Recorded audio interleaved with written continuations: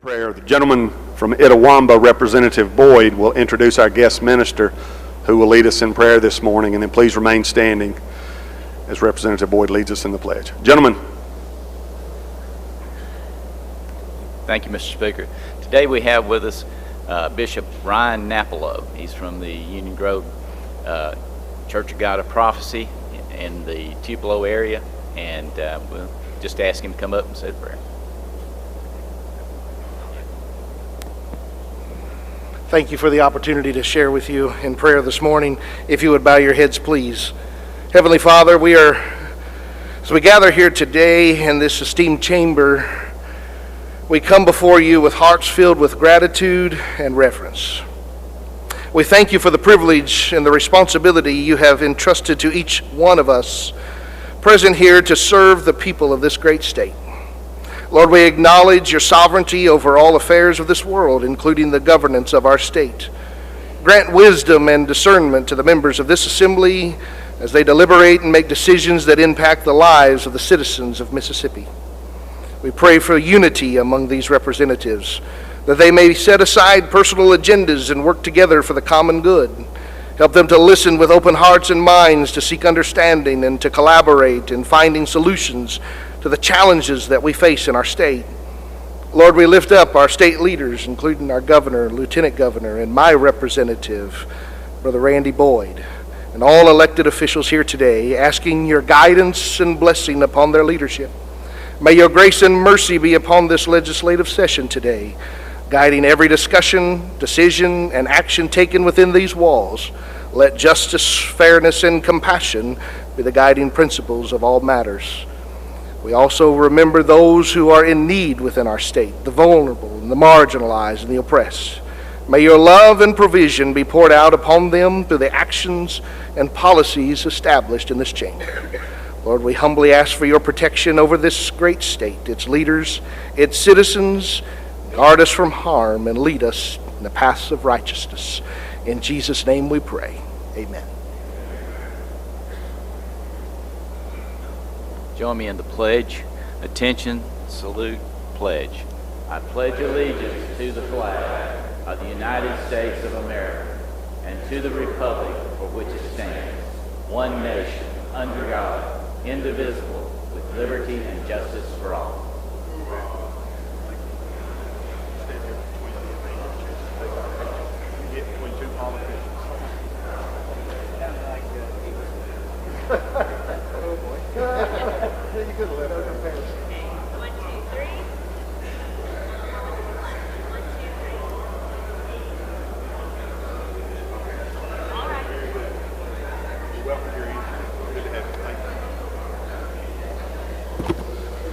Open the machine, Madam Clerk.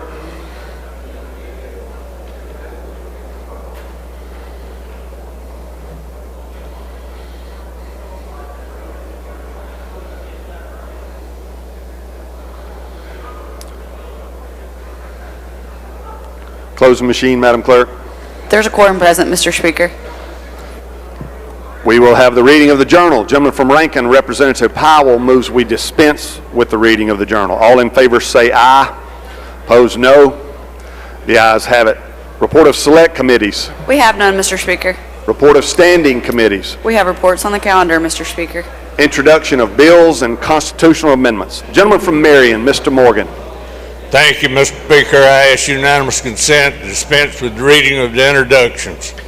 Is there objection to this? Hearing none, Mr. Clerk, we will follow that procedure. Resolutions, petitions, memorials, and other papers. We have none, Mr. Speaker. Introduction of guests and visitors. All right, I don't see anyone seeking recognition to welcome our guests and visitors, so I will welcome our guests and visitors in both the North and South galleries. Thank you all for being here, and welcome to your capital.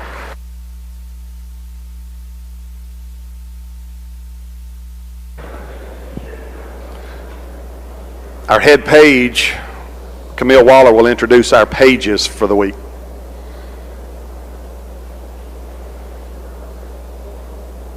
Thank you, Mr. Speaker. We have 22 pages this week. Our pages are Rena Alford from Jackson, Isabel Anthony from Starkville, Bo Bearfield from Ripley, Jillian Breland from Brandon, Jordan Brock from Caledonia, Philip Browning from Madison, Isabella Klein from Bridgeland, Orlando Griffin from Jackson, Madison Holcomb from Moss Point, Trinity Hunter from Edwards, Stella McKay from Madison, Sienna McMillan from Madison, Finn Moorhead from Brandon, Emery Pollard from Raymond, Harper Scott from Madison, Jacob Scott from Madison, Braden Shields from Steens, Jaden Slaughter from Jackson, Marvin Summers from Jackson, Addison Tatum from Madison, Celeste Tatum from Madison, and Lauren Tatum from Madison. Thank you.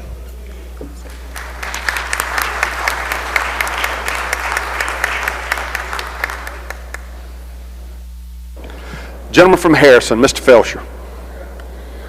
Speaker. You're recognized. In the South Gallery, I have my friends Leslie Buckler and Heather LeBlanc with Oceans Health. They're here for Mental Health Day. Let's give them a round of applause. Welcome, ladies. All right, gentleman from Rankin, Chairman of Rules will be recognized to introduce our special guest in the North Gallery.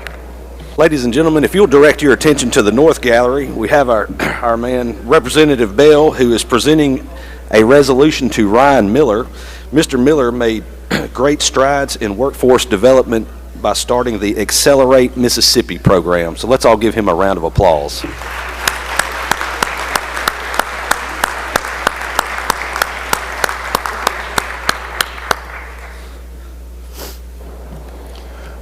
Ryan, we appreciate your service. You've done great things for our state.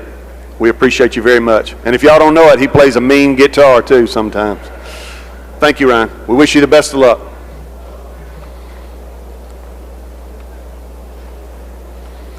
All right, we will go to the calendar.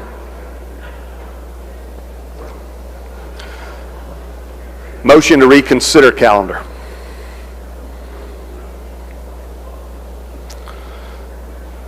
Gentleman from Simpson, Mr. Wallace.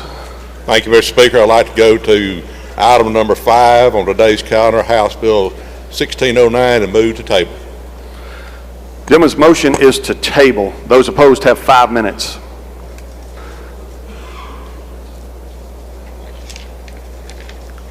I see a few names on my board that I think are seeking recognition for something else. So no one wishes to speak to the gentleman's motion. If you favor the gentleman's motion, indicate by saying aye. Aye. Opposed, no. The ayes have it. The ayes have it. Gentleman from Rankin, Mr. Yancey. Thank you, Mr. Speaker. I move to go to item 6 and move to table in order to reconsider the vote by which it passed for the purpose of an amendment.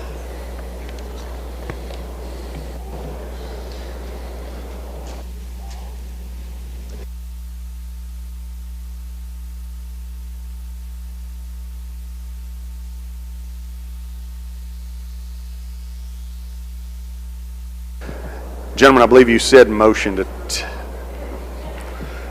tell us what you want to do from the well. So I'd like to go to item 6 and to reconsider the vote by which this bill passed, construction contracts, and offer an amendment. This is, and here's the amendment, by the way. So this bill deals Gentlemen, with... let me put the motion on the motion to reconsider. Sure. Those in favor of the gentleman's motion, would you indicate by saying aye? Aye. Opposed, no. The ayes have it. The ayes have it. The bill is back before the House. You're recognized, gentlemen. Okay, it's House Bill 1301. This is the bill that deals with construction contracts, and we're trying to get an agreement between the bankers and the contractors and subcontractors. And so what this amendment would do is it deals with retainage. How much money can one retain from the other, owner to contractor to subcontractor, throughout various stages of a project.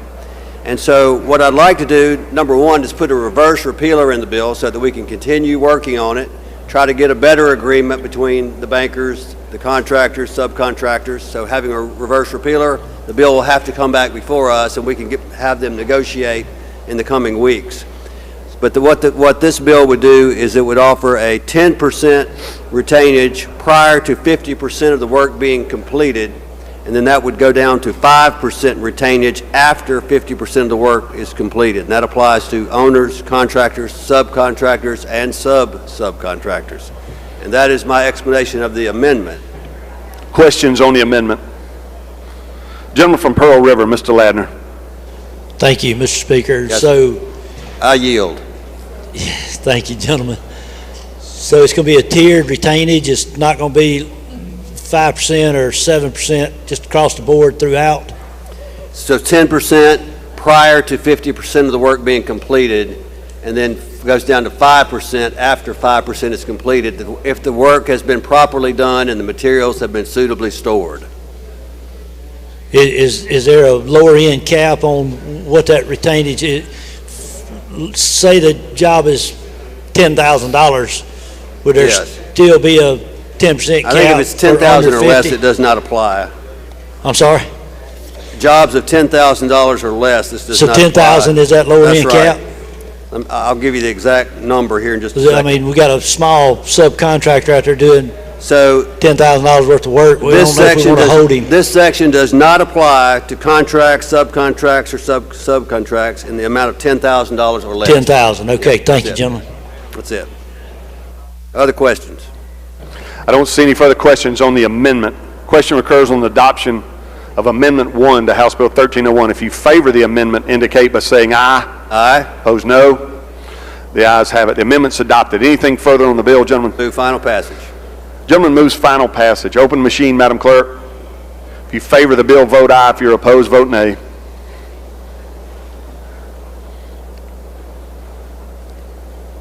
Has everyone voted? Has everyone voted? Close the machine, Madam Clerk. By a vote of 107 yeas, 5 nays, bill passes. Any chairman wish to take up any other item on the motion to reconsider calendar? Excuse me, gentleman from Hines, Mr. Gibbs. For what purpose? Mr. Speaker, I have an introduction. You're recognized. Mr. Speaker, I would like to introduce our doctor of today. We have Dr. Anthony Cloy, who is with us, who practices family medicine at UMMC Family Madison. And we just want to thank him for coming today and appreciate him for joining us. Thank you, Doc.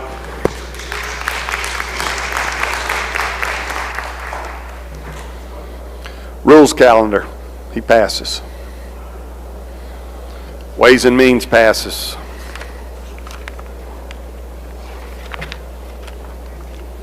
Laid on the table, subject to call.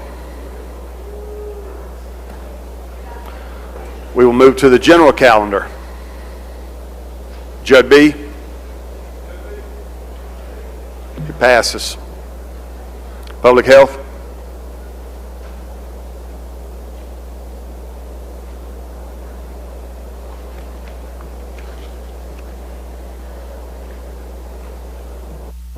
Thank you, Mr. Speaker.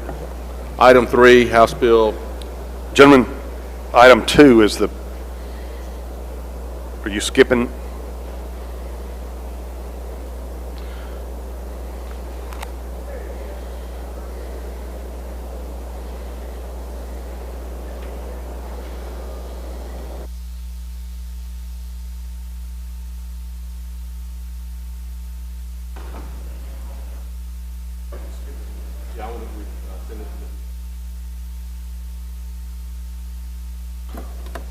Sorry, I had an old calendar. Item 2, I'd like to send it to the heel of the calendar, Mr. Speaker. So you want to skip the bill? Yes, sir. I got you. And with consent, I'd like to bring up item 11, House Bill 1640. Gentleman's asked for unanimous consent to move down and take up item 11. Is there objection? All right, gentlemen, you're recognized for item 11. The usual motion with committee substitute. Gentleman calls the bill up, moves the rules be suspended, the bill considered engrossed, read a third time, and placed on final passage. All in favor say aye. Opposed, no. The ayes have it. The gentleman also moved to adopt the committee sub for consideration in lieu of the original bill. If you favor that, indicate by saying aye. Opposed, no. The ayes have it. You're recognized, gentlemen, to explain the committee sub. Thank you, Mr. Speaker. House Bill 1640 involves mental health, and it's again our continuing effort to make it more efficient and to keep our citizens out of jail and getting the proper treatment. And the first part of this moves the screening part of a commit. When a family member goes to the Chancery for a commitment, many times the writ or the affidavit is served before they ever are evaluated. This moves the pre-evaluation screening to the beginning of that process.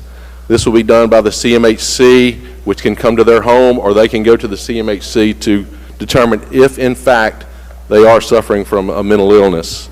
So that part just moves prior to the writ or the affidavit ever being served. The second part of this, it requires the community mental health centers to provide monthly reports to the Board of Supervisors. This would include the number of occupancy percentages reported by the CSUs, the number of individuals held in jail after the commitment process has been initiated, and the number of individuals the community mental health center provided treatment for while in jail.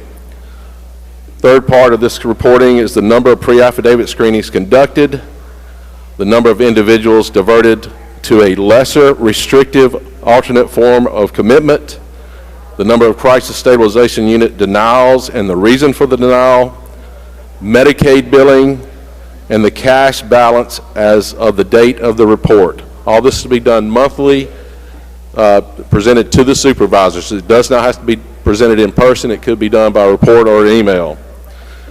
Third part of this, which I think is one of the most important, is a jail or detention center may not be used for custody unless the CMHC has explored and exhausted the availability of all other appropriate facilities, such as CSU, the local hospital, any Department of Mental Health certified location, and only in jail if the Chancery specifically authorizes it due to responses of violence by the patient.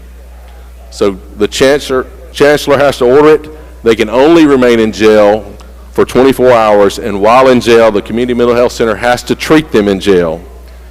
An additional 24 hours can be requested only if the violence is not being contained at that point and the Chancellor allows it. And this had to be requested by the Community Mental Health Center.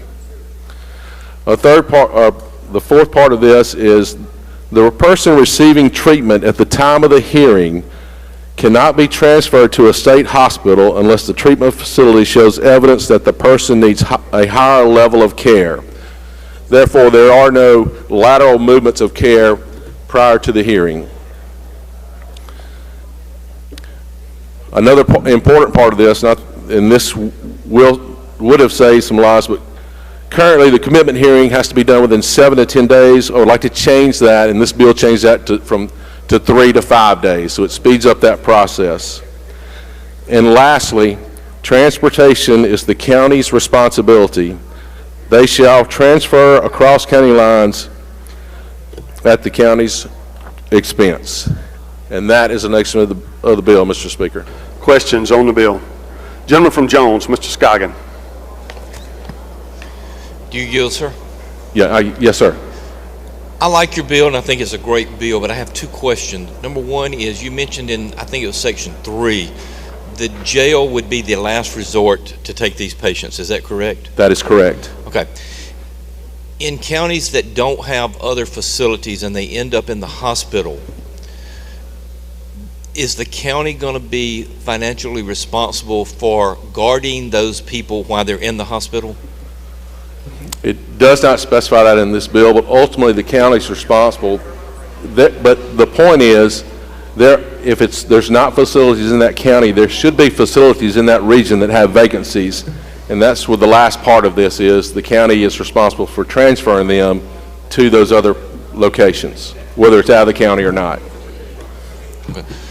So if they do end up in the hospital and the county's going to have to be responsible for securing the people there and taking care of to make sure they're safe, then they're going to have to be guarded. Would you think that's correct?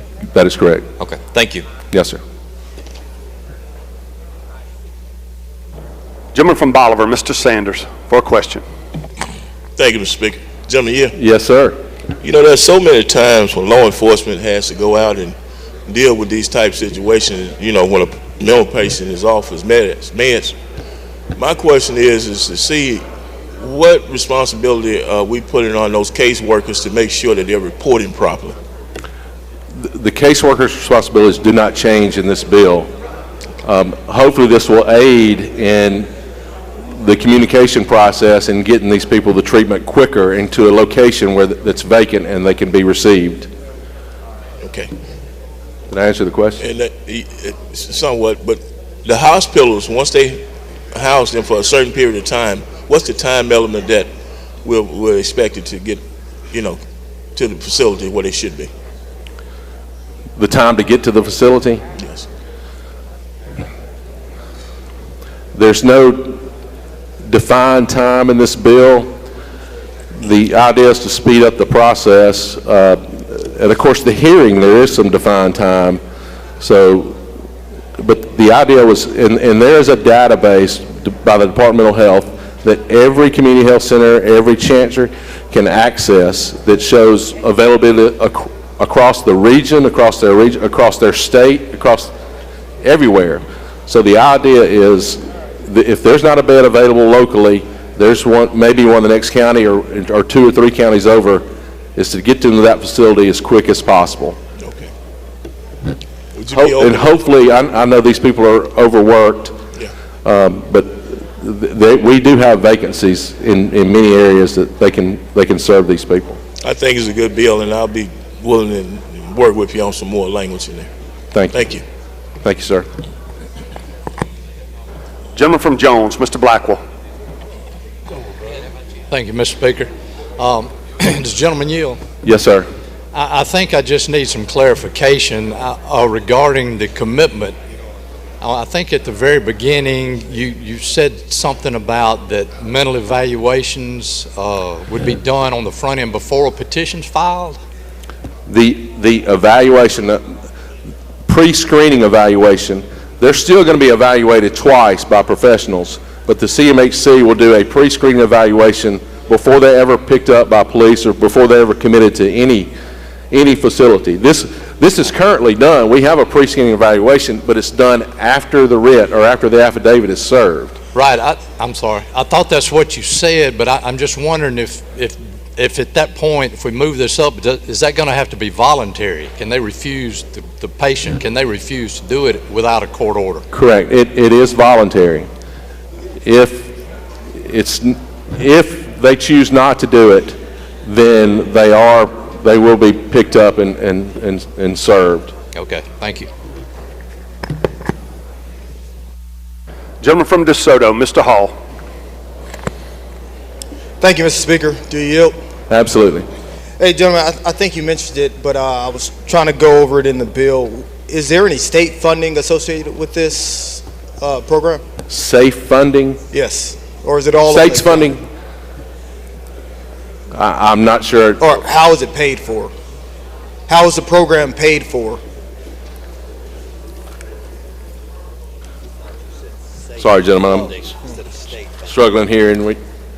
Is the state picking up the tab, or are the counties responsible for paying? The county's responsible up to a certain level. If they move to the state hospital, obviously the state is responsible. Fair enough. And if they can't, do they have the option to move it just directly to the state level, or is it after a certain funding level? You have to show there are no lateral movements. Look, the counties are already responsible for the CMHCs, along with the state and some private industries. But the county is responsible for the transportation and to find the facility where they can be. If it's across county lines, so be it. That's the point, is to get them treated as quickly as possible. If the CMHC determines they cannot or don't have the proper facilities to do it, then it can be transferred to the state at that point, and then the state will be responsible. Thank you, gentlemen. Yes, sir. Thank you. Gentleman from Marshall, Mr. Faulkner. Thank you, Mr. Speaker. Mr. Chairman, you yield? Absolutely. You made mention about if a patient is transferred to a facility, that will have to be done only when a level of higher care is shown. Explain to me what you mean by that. All right, that's, in some instances, hospitals or certain facilities just want to move a patient on to a state hospital. And this requires that they show proof that they can't treat this person anymore, or this person needs a higher level of care that they don't offer. Then they can move on to the state hospital. That's the purpose of this. So who are they showing this to? The judge or to who? The Community Mental Health Center shows it to the Department of Mental Health. Okay. And my final question, is there any cost to the families of the committed patient? There's no cost to the families? No. None whatsoever? No. Okay, thank you, Mr. Chairman. Yes, sir. Thank you. Lady from DeSoto, Ms. Remack. Do you yield? Yes, ma'am. This bill, could you clarify who is footing the bill for the hospital bills for the mental health patients? Is it the counties? It is not the counties. If they don't have insurance, then it's the hospital.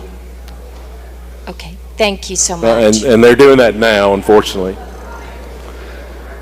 Thank you. Thank you. Gentleman from Rankin, Mr. Newman.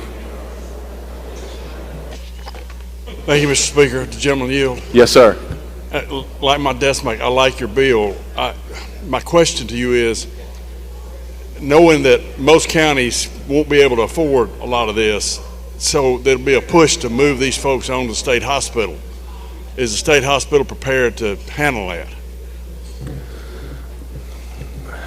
Let me back up. If you're referring to the transportation part, it's cheaper to transport someone than to keep them in jail. Two, the state hospital, the idea is to get these people treated, and that's from a lawsuit that involved the state. It's not necessarily for long-term care. The state hospital only has 55 long-term care beds, so the idea is to get them treated as quickly as possible. So if you can treat it locally, this bill really holds your feet to the fire that you treat them. But if they need the higher level of care that's documented by the Community Mental Health Center, which is paid for by the supervisors of that region, part of it, then that's where they're to be treated. Okay. I know that the state hospital always seems to be full. It always seems to not be able to handle anybody. And that's my only question. Part of this bill was to exhaust all options prior to the state hospital, and there are CSUs across our state, and many are full, but many are not. And that's been an issue since we passed 1222 last year. It's the communication process and really research what is available for community mental health patients. And this bill kind of tightens that up and requires, okay, there's nothing else available, then we'll take them to a state hospital because we don't have the care for this person. But yes, there is something available in DeSoto County. Let's send them to DeSoto County and get them treated as quickly as possible. I appreciate your dedication to this issue. Thank you very much. Thank you for the questions. Gentleman from Covington, Mr. Sanford. Thank you, Mr. Speaker. Gentlemen, yield. Absolutely. Would you look on line 674 for me?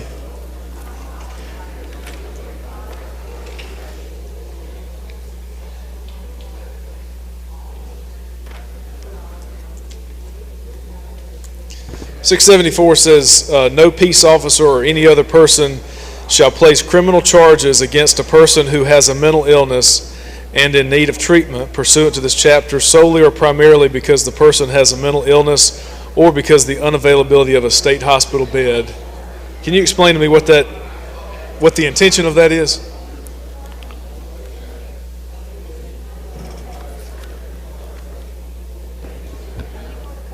Would you read that again, sir? It's not. If I'm looking at the right version now, I'm looking at the strike-through version, so maybe a different line. Lady from Jones says it's line 660. 6 what? 660. All right. Sentence begins with no peace officer.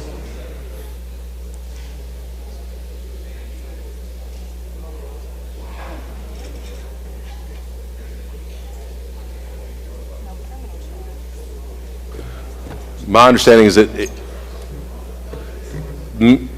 you cannot charge someone because they're mentally ill for a crime. When is that determination made? This will be after the pre and then both evaluations and after they're committed. I guess the chancellor, and I'm not an attorney, I would assume the chancellor would make that determination, the judge. Okay, other question, I may have missed part of the explanation of the bill, so I may be asking you to repeat something, but the purpose of this, so far as I understand it, is to create a pre-screening process before commitment. That is correct. And then it also says that if the person, they can't be held in the county jail for longer than... You should not be in jail unless the judge says you're violent. That's it. So are you held in jail until the judge makes the determination of whether you're violent or not? Well, that's the purpose for the pre-evaluation screening. They do that before the writ or the affidavit's ever done, before you're ever picked up. If you choose not to do the pre-evaluation screening, then yes, you will be picked up. So you could end up in jail. So we're creating at least a 24-hour waiting period before somebody can go get picked up. Is that right? Because the pre-screening period has to take place within 24 hours. Within 24 hours, yes. Okay. And if the judge finds that they're violent, they can only be held for 24 hours in which they receive treatment from the CMHC while in jail. And if they are determined that they're violent, then what? They're still treated, and if they maintain the violence, they can ask for a continuum another 24 hours, but at some point they will be calmed down and sent to the appropriate location. Okay, thank you. Gentleman from Lowndes, Mr. Kareem. Thank you, Mr. Speaker. Gentlemen, will you yield? Yes, sir. Gentlemen, I'm listening to the debate, and one thing that I'm kind of concerned about, which I understand where you're going with the bill, and I appreciate it. Do you have anything in your bill? I was reading through the bill about law enforcement being trained to deal with these patients when they interact, because that's their first interactions with law enforcement. So are we making someone in the department able to relate or train or deal with these individuals? Yes, sir. Thank you for the question. That is not in this bill. Last year in 1222, we passed where every law enforcement officer in the state has 8 years to receive mental health first aid training. And so that process has started. 2 weeks ago, we graduated our first group. But within 8 years, every law enforcement officer, or 7 now, every law enforcement officer will have received the basic training in mental health. And a CIT officer will be part of every agency. So, and that's in every department across the state? Every department across the state, yes, sir. Okay. Thank you, sir. Thank you. Gentleman from Washington, Mr. Hines. Thank you, Mr. Speaker. Gentleman, yield. Yes, sir. First of all, thank you for bringing this legislation forward. Currently, now when a crisis breaks out in the community, they send a CIT team out to do an evaluation and assessment. Is that correct? That is correct. And upon that assessment, the determination will be made if this person is violent or non-violent. Is that correct? Absolutely. And after that determination is made, we will find out if they need to be in a facility for evaluation versus a facility for incarceration. Is that correct? That is correct. So all this does is make sure that a person who needs to be evaluated would not be incarcerated. Am I correct? That is correct. And so this, in essence, what you're trying to do is streamline the process, essence, right? Yes, trying to continue to try to make this more efficient and prevent anyone from committing someone just because they're mad at them. I mean, is it not true that sometimes those people who have some form of mental health crisis have not been taking their meds or something like that, and it's clearly just a lack of medication rather than anything else? Most of the time, that is the case. Okay, so this would allow those people to be put back on their medications and not incarcerated. And the jurisdiction would have the authority to press charges or not press charges. Is that correct? That is correct. All right, thank you, gentlemen. I think you have a good bill. Gentleman from Choctaw, Mr. Hood. Gentleman Yule? Yes, sir. Gentlemen, I appreciate what you're doing with this bill, and I know that you're trying to streamline some mental health procedures, but I have one question.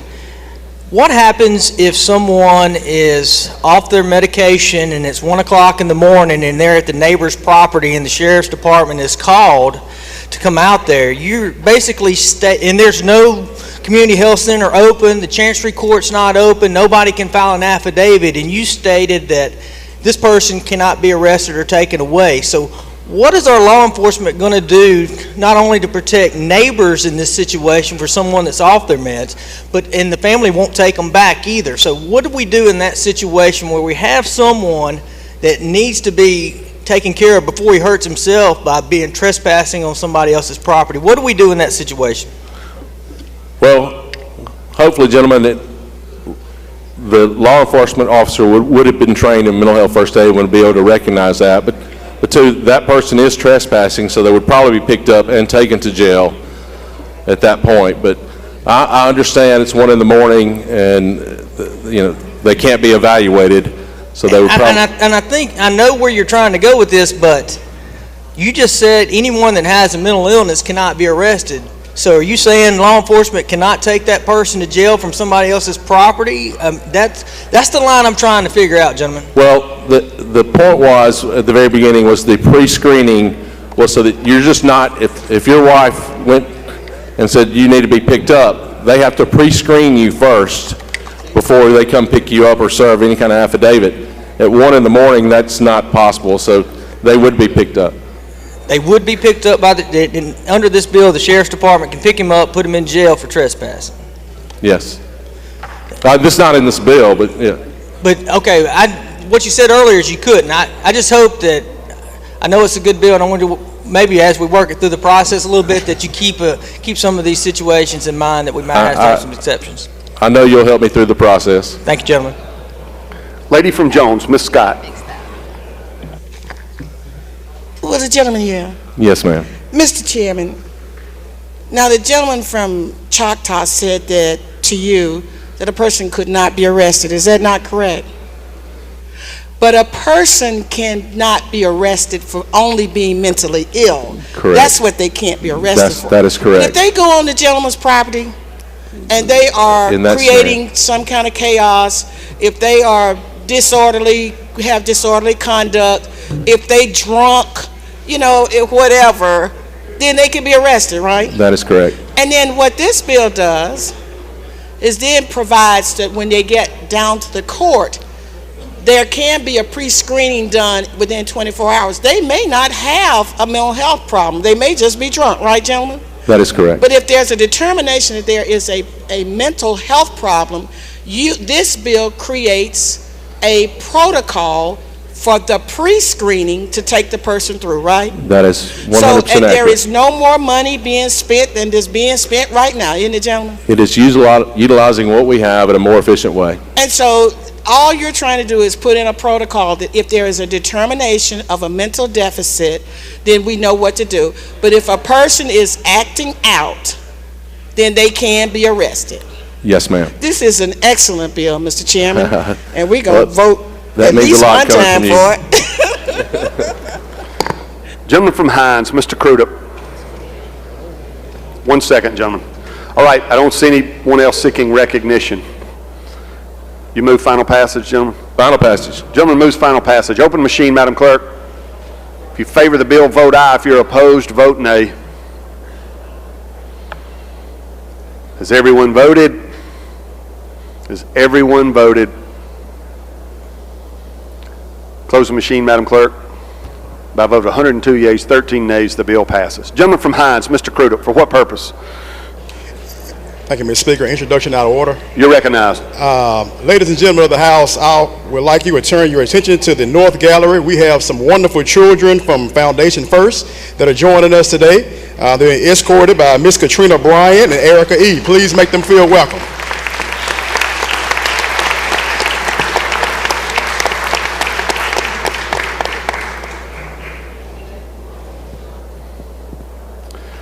Gentleman from DeSoto, Mr. Hall. Introduction, Mr. Speaker. You're recognized.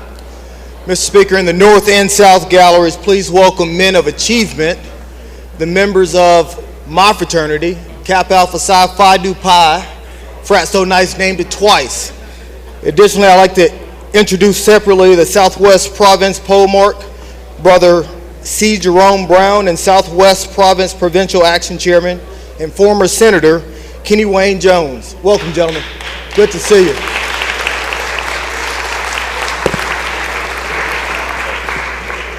Gentlemen, they wouldn't let you have a red coat? They must not think too highly of you. Just saying. All right, Chairman of Public Health, you have something further? Well, I would like for items 10, House Bill 1222, and item 12, House Bill 1100, to retain their spot on the calendar, please. Is there objection?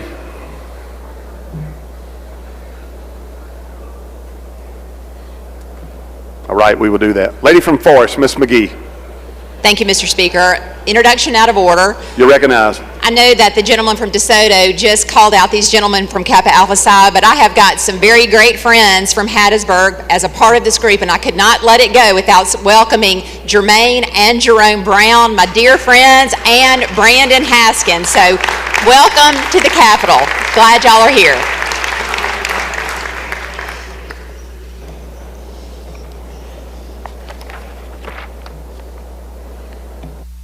All right, we will return to item 3, education.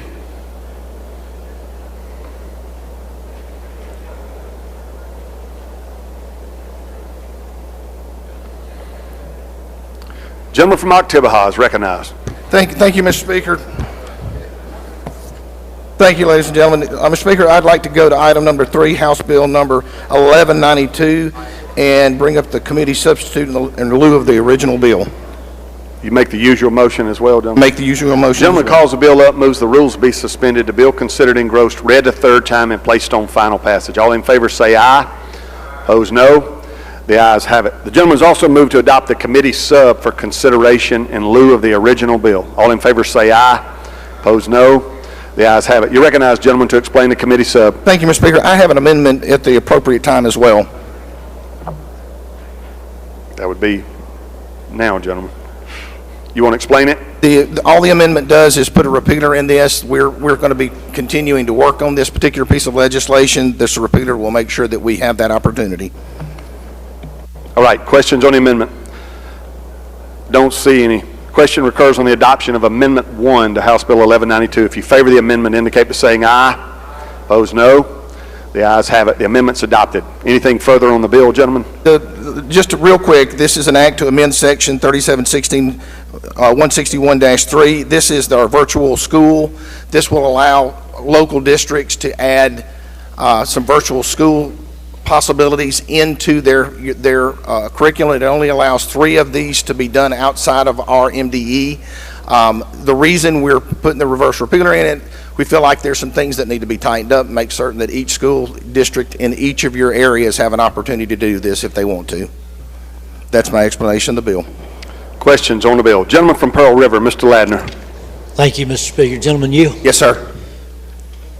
Are there any virtual schools in the plans right now? I mean, have we got any plan to go this route yet? As far as I'm aware, I have not been told there's any particular school out there, so no, sir, I cannot point to a particular one. All right, so this virtual school, will it be, say, Hancock High School? Will it allow them to do certain courses online, or entire courses, or entire studies? Or? This will, well, the intent we have is to make certain, specifically like, let's say chemistry, or a high math, or frankly, any particular area that we're having trouble with, to have that school district that's doing a good job with that be able to go online and be able to put it online and help other school districts. And just for full disclosure, I mean, it's not limited to just public schools. This would probably be something that could be used for your homeschoolers or anybody. So I don't want to be misleading in any way, shape, or form. That would be the intent. Got you. Thank you, sir. Yes, sir. Gentleman from Jefferson, Mr. Harness. Coming up. Thank you, Mr. Speaker. With the gentleman yield. Yes, sir. This bill could you define local sponsor? Local sponsor is going to be on line 73. Locally sponsored virtual public school means a full-time public school established pursuant to this section, which uses technology in order to deliver synchrony and another big word, instructions to students via the internet in a virtual. Basically, it's your local school district. Could you tell me the local sponsor? Is it the local school district or is it a private entity? It will be a local school district that would have to contract with somebody that helps them do that. So it would be your local school district contracting with someone. With contracting with a private entity is Could be, yes, sir. Through the funding. Now, if the school district's capable of doing this on their own, I'm not requiring them to use anybody. But if they have to have somebody come in to help them put these things together, then absolutely they'd have to contract with a private entity. Now you say 3 slots. What are the 3 slots? They're not defined. Then that's what I'm trying to make certain they're not defined. I want to make certain everybody has a shot. Okay, every school district has a shot. But there could only be 3 throughout the state, so I want to be very clear. So only be 3. Well, who's going to make that determination? MDE. Okay. And are there guidelines in this bill that make that determination, Chairman? It would be set up for companies that more than likely there's companies already doing this. So the MDE is aware of who some of these companies are, but MDE would have to okay and ratify that they are qualified to do this. So what is the general purpose of the bill? Is this a pilot program type of bill? Want to see? This is just to see if there is a need and how many people will take advantage of this and come in and try to use it. I don't think there's a carte blanche to replace our public schools with this. I can't imagine that's the reason we're only doing 3. And this is going to go to the district through MDE, the funding, or MDE completely oversees the funding? MDE, it will go through MDE, and MDE will manage that. All right, thank you, gentlemen. Yes, sir. Gentleman from Rankin, Mr. Newman. Thank you, Mr. Speaker. Gentleman Yield. Yes, sir. I'm a little bit confused, sir. There's only 3 school districts can do this in the state? Right now, the way this bill is written, we can only do 3 school districts, or allow 3 school districts. We don't know, right now, keep in mind, MDE has a virtual school that they run out of MDE. This would be run out of a public school, one that's doing real well, that would go out here and actually try to make this happen in their district. Hopefully it will give us an opportunity for some of the districts that don't have maybe a chemistry teacher or somebody like that we could use this system to be able to use that good teacher across the state. So the way I read it, it was like there would be 3 per district. No, sir. And we do have a reverse repeater in this to make certain that we are making sure that there's no confusion. So that's one of the reasons we're going to keep tightening it up. But this is only for 3 schools across the state. But only 3 public schools? Correct. Yes, sir. Thank you, sir. Yes, sir. Lady from Pearl River, Ms. Wilkes. Thank you, Mr. Speaker. Gentlemen, will you yield? Yes, ma'am. Thank you. Just a question. So is this for students to go like all virtual? Would they have that option, or just for like a chemistry course or something? Or could they do entire Either curriculum? direction. So they could actually not even come to the classroom? Well, there are kids that are already doing that. And you have kids that are sick that could use this program. You've got homeschool children that could use this program. Right. It was just a matter of whatever fits for that particular kid. I can't imagine this is going to be a situation where you have hundreds of or thousands of kids. I think this is going to be more for specific issues, and more than likely there's going to be a lot of public school using this to help them find a teacher that they need. It's a critical needs type thing as far as I'm concerned as well. Okay, sounds good. Thank you, sir. Yes, ma'am. Gentleman from Forest, Mr. Watson. Thank you, Mr. Speaker. If the chairman will yield. Yes, sir, always. Okay. This does come before this body as a recommendation from the Department of Education. part of it does. Part of Okay. it is exactly what you said. Part of it is adding language in here for the. Because in public education, there is a lot of money out here, and I'm just concerned that this is being proposed to help enhance the quality of education in the state. Yes, sir. You're there. Okay. The whole point of this is to make certain that school districts that can, at least from my standpoint, the whole point of this is to make certain that we're having a good teacher be able to teach across the state. All right. And this bill does propose an actual virtual school as opposed to a virtual classroom. Yes, sir. You're there. Yes, sir. Because right now, we actually have virtual classrooms going on now. Yes, sir. Particularly after the pandemic. Okay. Yes, sir. Do you know you've been in this body quite a few years, haven't you? Sometimes longer than I expected to be, but yes, sir, I've been here a while. Do we have virtual attendance in the Mississippi House of Representatives? We do not. We do not? No, sir. Do you think we should have it? I don't know that we'd have anybody show up if that was the case, so I don't know that would, although some of the people around here might think that was a great idea. Okay, but we can watch the proceedings of the legislature at home. Yes, sir, we sure can. Thank you, sir. Thank you. Gentleman from Pearl River, Mr. Ladner. Thank you, Mr. Speaker. Gentlemen, further yield? Yes, sir. All right, 2 questions I forgot to ask. You said there's 3 schools statewide. Is that 3 districts or 3 virtual schools? 3 virtual schools. All right, who will pick the school they use, like my district? Will they get to pick the school, or does MDE pick the school? The school district will have to have an interest in it, first of all. Then they would go to MDE and say, look, we have an interest in this. This is what we want to do. This is what we want to achieve with this. And then after they are chosen, they would have to contract with somebody to help them. Because there's a lot of technical stuff that goes along with this as well. So it's a process. So once these 3 virtual schools are picked, then that's who my district will have a choice of. Yes, They'll sir. have a choice of those 3 only. Yes, sir. Thank you, gentlemen. Yes, sir. Lady from Hines, Ms. Summers, for a question. Thank you, Mr. Speaker. Would the gentleman yield? Yes, ma'am. Okay, I'm trying to wrap my head around this. So a school district, if this bill passes, a school district will notify MDE that they would like to contract with a virtual school. They will be the virtual school. They're going to have help putting the technical stuff together to make this come together, because there's companies that help do this. But yes, So the school district would turn into a virtual school? The school district will have a portion of their school be a virtual school. Will have a portion of their schools be virtual schools? In other words, it would be a parallel track. In other words, they're not closing the school. They're just doing something that is in addition to.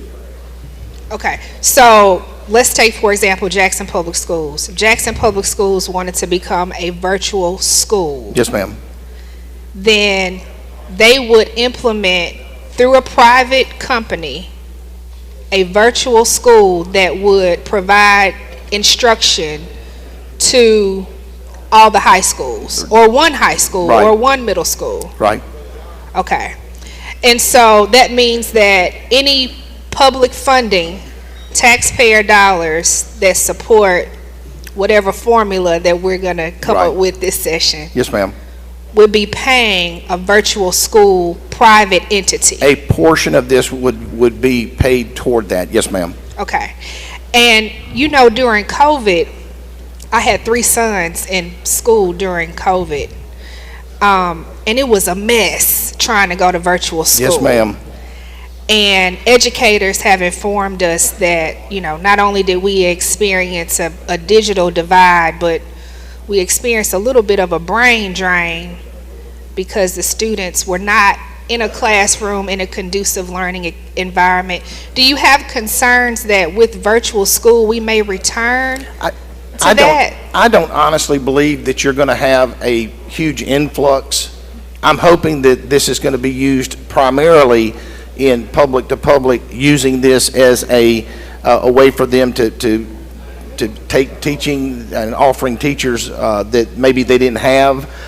My intent is for this to kind of be a catch-all to help all of our school districts be able to maintain a certain level of teaching ability that, and also I will add on to this, I do think that if we have a child that cannot come to school, this would be a wonderful way to make certain that they are at least staying with their classmates in some way, shape, or form, whether that be because of illness or whether that be because their parents have taken them out and they're homeschooling. So my intent is to make sure we're capturing as many kids as we can.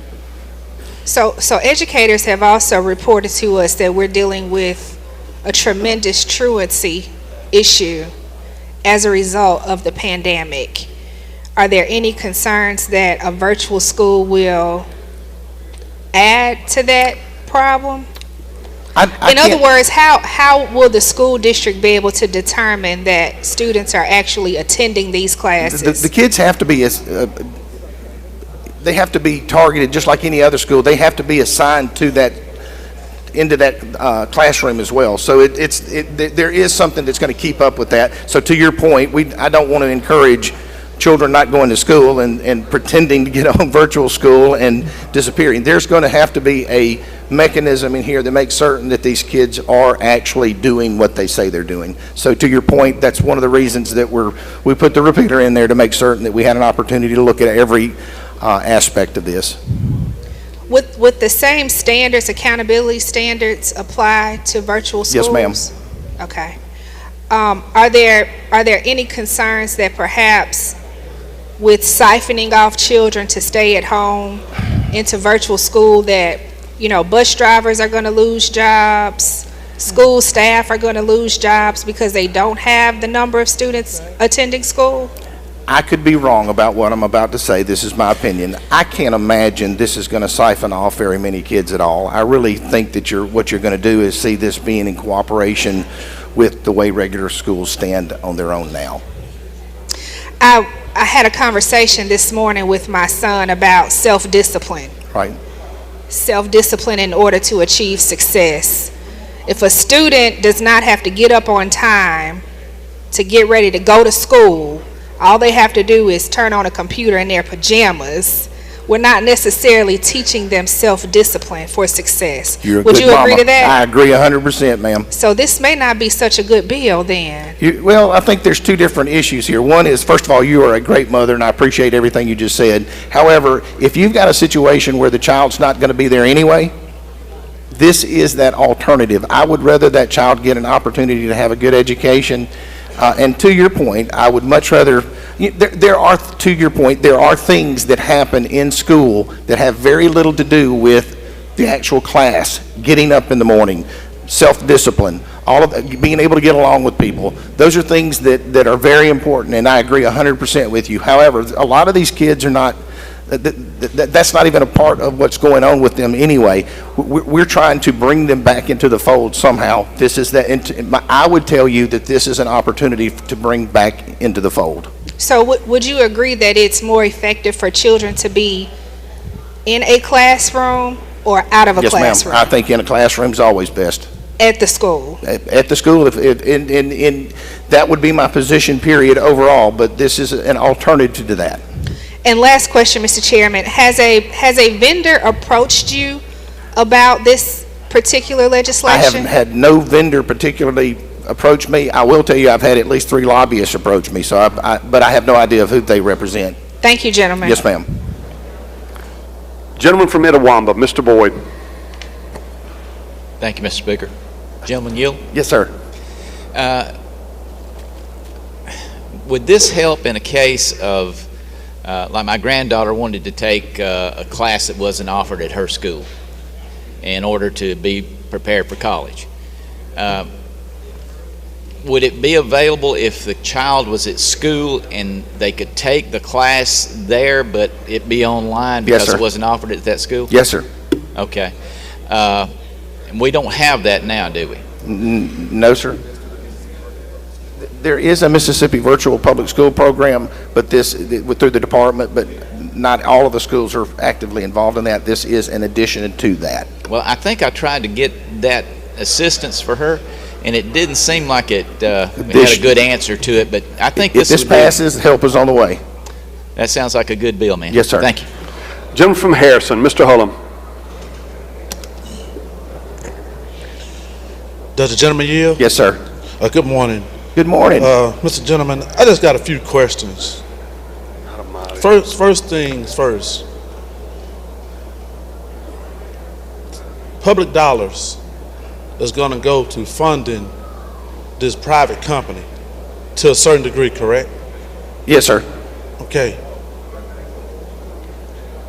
Is it correct that we cannot use public school dollars to fund private schools, gentlemen? This would go to the local public school district that sponsors the program. Okay. I'm going somewhere with this. Please follow me. Also, with broadband, virtual schools, we saw through COVID, we see what's going on right now with the broadband being disruptive in certain parts of the state.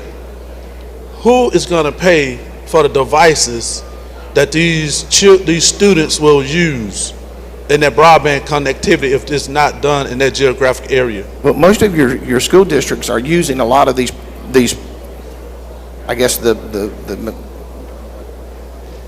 I'm sorry, one-to-one devices. I'm having a hard time with the language, but they've already got a lot of this stuff.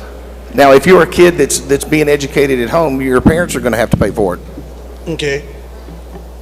So that means the state is going to provide additional funding for the schools that's chosen for this process for that equipment? No, sir. So who's going to buy the equipment? They've already got but the bulk of this equipment's already been purchased. Now, that's not to say that in the future there's not going to have to be additional, and to your point, there's going to be additional equipment purchased, but that's not where we are right now. I mean, a lot of these schools already have it. Okay. Next thing, I just got two more questions. The next thing, are you aware of the issues that the Mississippi Department of Education having with cybersecurity at this point, standing up infrastructure, and we're going to go to a virtual school? Who is going to vet these schools virtually to make sure that our kids are being taught by a predator, not being taught by someone to human trafficking or AI generated type issues? Well, to your point, these are public schools that this is the same people that are teaching these children in these schools today are going to be the people that are going to be on this virtual school. But I'm just going from what you told me, what you told us. You said that it'll be the school's going to partner with a private entity. My sticking point is the private entity. The schools contract with private entities every day. We have schools that do all kinds of contracting with private entities, whether that be buying copy paper from your local paper place. That is a contract. Yeah, but that's still a commodity. We're talking about a commodity, which you manage commodity, but we're talking about teaching people. And these are teachers that are already teaching. From this private entity? No, sir. No, well, there may be let me back up. There may be a teacher that's an expert at something but my intent is for this to use the teachers that are in the local school district as well. Okay, and my last point is this. Through this entire pitch for this bill, we had some very good points in it. It cuts at the heart of the matter of making sure all kids are educated in some form or fashion. But one of the main important verbiage that's being used is I, me, what I personally think. I'm not sure, but I would assume. So in saying all that, that's you personally. Can you consider a pilot program or something like that so we can make sure this thing get tracked or a task force to do this before we implement throughout the state? This is 3 schools. It's not going to be a statewide 10,000 schools. This is three schools that are, and I would suggest to you that this is already that. So you're saying it's a pilot program already being done with these 3 schools? Because I understand it's 3 schools. This is what this bill does. Okay. Creates a pilot program. Yes, sir. All right, thank you. Gentleman from Washington, Mr. Hines. Thank you, Mr. Speaker. Gentleman, you. Always. Quick question. You know, we've been having conversations about access to broadband. So, you know, in some areas, you don't get 5G. You get 1G, 2G, 3G, or no G. What was the consideration about the access to broadband? This bill does not cover the broadband side of this at all. Now, to your point, we're gonna have to continue making efforts to make sure our school districts have access to broadband. That's a no-brainer all the way around, so I agree with you. Okay, and here's my concern. Let's just say there's a family with 4 students in it. Have a 12th grader, a 10th grader, an 8th grader, and a 6th grader. And they only have 2 devices in the house. And they can only afford 2 devices in the house. How does that affect the ability of those kids to participate in the learning? If these are children that are being homeschooled, then they're going to have to purchase these additional equipment to be able to get on there unless they take turns. But there's nothing, the school districts that will use this already have a lot of this equipment there at the school. I mean, there are computers at the school. So how does this affect the kids who are being, virtual learners? How does it impact them to participate in extracurricular activities like the band, glee club, soccer team, football team? The virtual school is not going to have anything to do with the extracurricular type stuff. This is mainly, you're predominantly going to be your math, English, science, that kind of thing. Okay. Thank you. Yes, sir. Lady from Hines, Ms. Yates. Thank you, Mr. Speaker. Will the gentleman yield? Yes, ma'am. I just want to make sure that I understand this as we're walking through it. Maybe I've misunderstood something, but I don't think that I have. What we would have is we would have an entity that is being paid to come in and install technology in the schools. That's correct. And then we would have our existing teachers in those schools utilizing that technology to teach students. Yes, ma'am. That's a far better explanation than what I did just a minute ago. So that's a lot better. Okay, so with respect to public dollars being used for private entities, it would be no different than using public dollars to hire a private company to repair a roof at a public school. That is correct. Thank you. This is not taking... Gentleman from Marshall, Mr. Faulkner. Thank you, Mr. Speaker. Chairman, you yield? Yes, sir. You said in your explanation that there's 3 districts that will be authorized if this becomes a law. How do we arrive at 3? I was going to answer a different question than you just asked. I think that was just the number we came up with. It was not a magic number. I think that was just a good number that we could come up with to see if this was going to work. To see if it's going to work? Just see if, we obviously don't want to go out here and do 1,000 of these.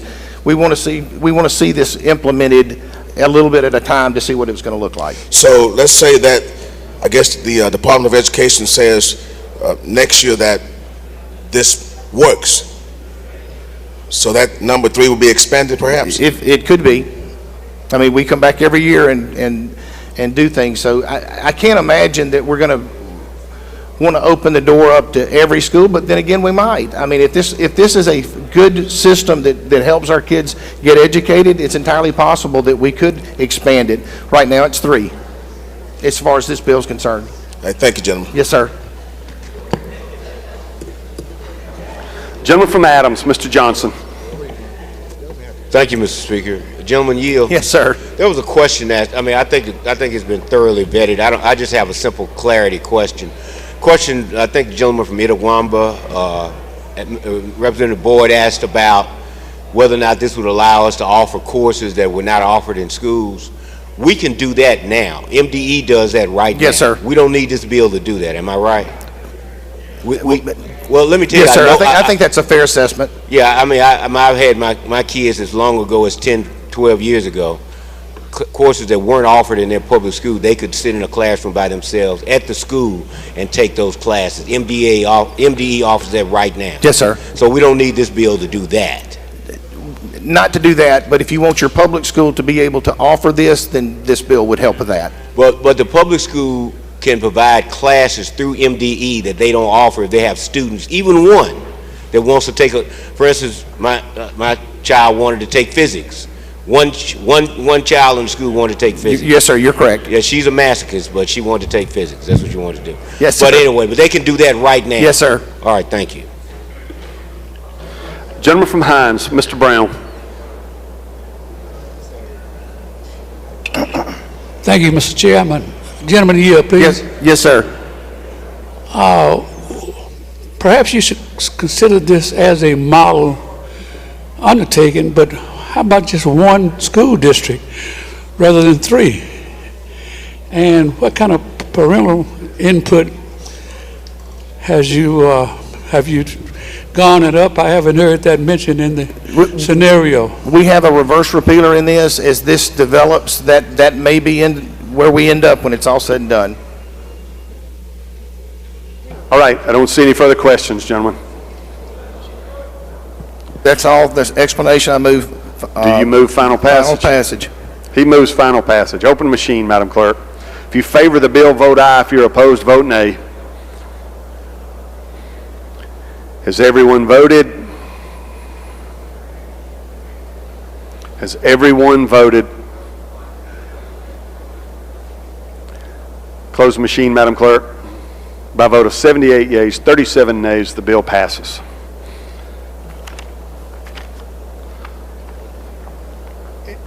You have another bill, Mr. Chairman?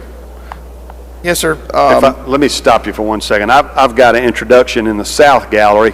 If y'all would help me welcome some friends of mine, Maggie and Jamie Hendricks and their son Fitz. He's celebrating spring break this week, and they are here with us seeing what we do.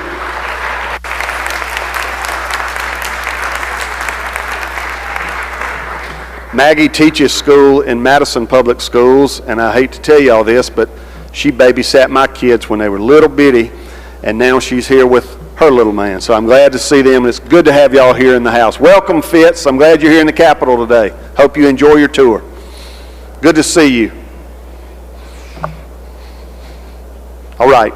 Mr. Chairman, you're recognized. Thank you, Mr. Speaker. If we could go to item number 4, House Bill number 765, call it up and make the usual motion. Gentleman calls the bill up, moves the rules be suspended, the bill considered engrossed, read the third time, and placed on final passage. All in favor say aye. Opposed, no. The ayes have it. You're recognized, Mr. Chairman. I would ask that the Vice Chair be allowed to explain. Vice Chairman is recognized to explain the bill. Thank you, Mr. Speaker. Am I having an amendment at the proper time? You want to offer it now? You going to explain it? You're recognized to explain the amendment. All right. Thank you, Mr. Speaker. The amendment to House Bill 765 simply adds the language for the Winter Read Teacher Loan Forgiveness Program into this bill. There was a repealer up for that bill this year that unfortunately in the craziness of the session got killed in committee that should have been taken out because the program will expire in July. So this amendment just adds the teacher loan forgiveness language and the repealer into this bill as well. Questions on the amendment? Don't see any. Question occurs on the adoption of Amendment 1 to House Bill 765. If you favor the amendment, indicate by saying aye. Opposed, no. The ayes have it. The amendment's adopted. Anything further on the bill, gentlemen? The bill itself is also just a repealer extension for the Critical Need Teacher Shortage Act of 1998. So it doesn't make any changes to that bill. It just extends the repealer to 2027. Questions on the bill? I don't see any, gentlemen. All right, move final passage. He moves final passage. Open the machine, Madam Clerk. If you favor the bill, vote aye. If you're opposed, vote nay. Has everyone voted? Has everyone voted? Nay. Close the machine, Madam Clerk. By a vote of 120 yeas, 0 nays, the bill passes. Anything further, Mr. Chairman? Mr. Speaker, if we could skip number 5 and 6 and hold their place on the calendar. Chairman's requesting 5 and 6 be skipped and hold. Is there objection? All right, we will do that, gentlemen. Anything further? And education yields.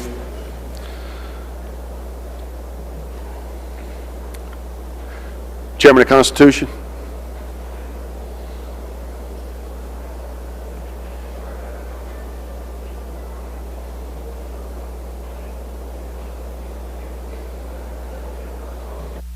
Gentleman from Simpson, you're recognized.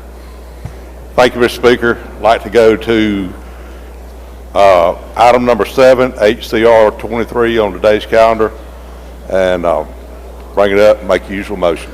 Gentleman calls the bill up, moves the rules be suspended, the bill considered engrossed, read the third time, and placed on final passage. All in favor say aye.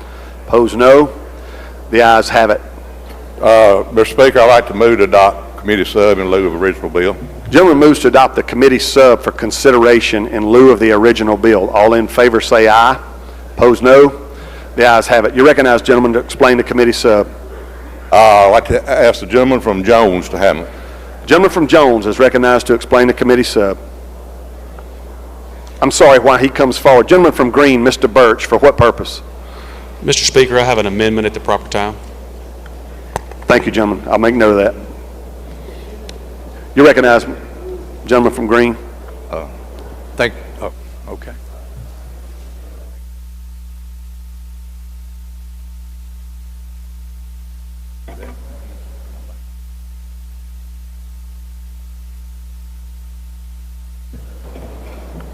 Thank you, Mr. Speaker.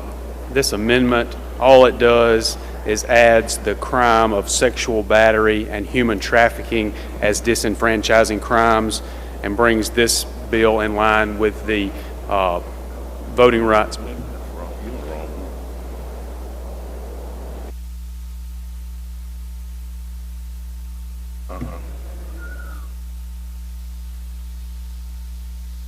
Citizens. Right, but this is added in there as disenfranchising crimes. Yep. Okay.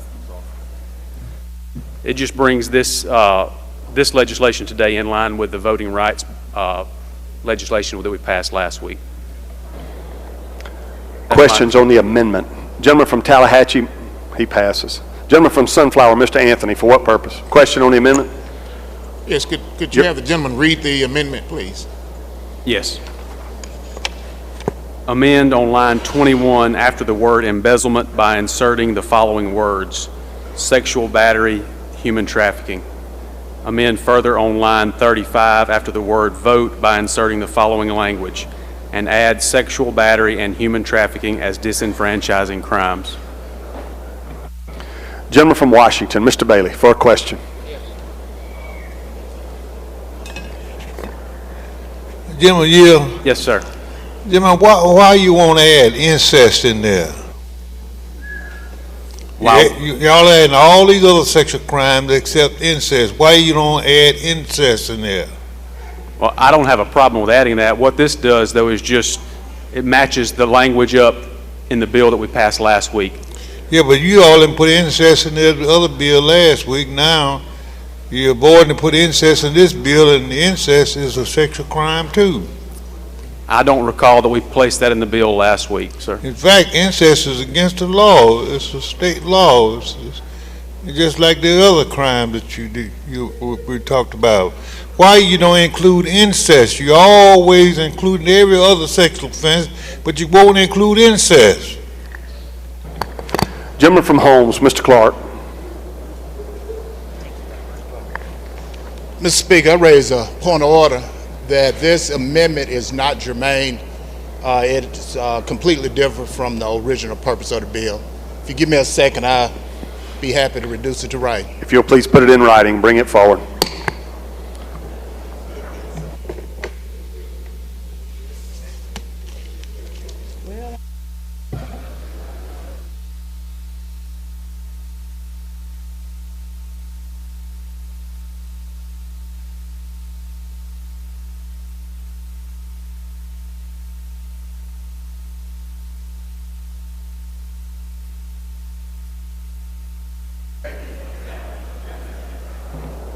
While we set this aside and look at it, does the Chairman of Business and Commerce wish to take up his bill?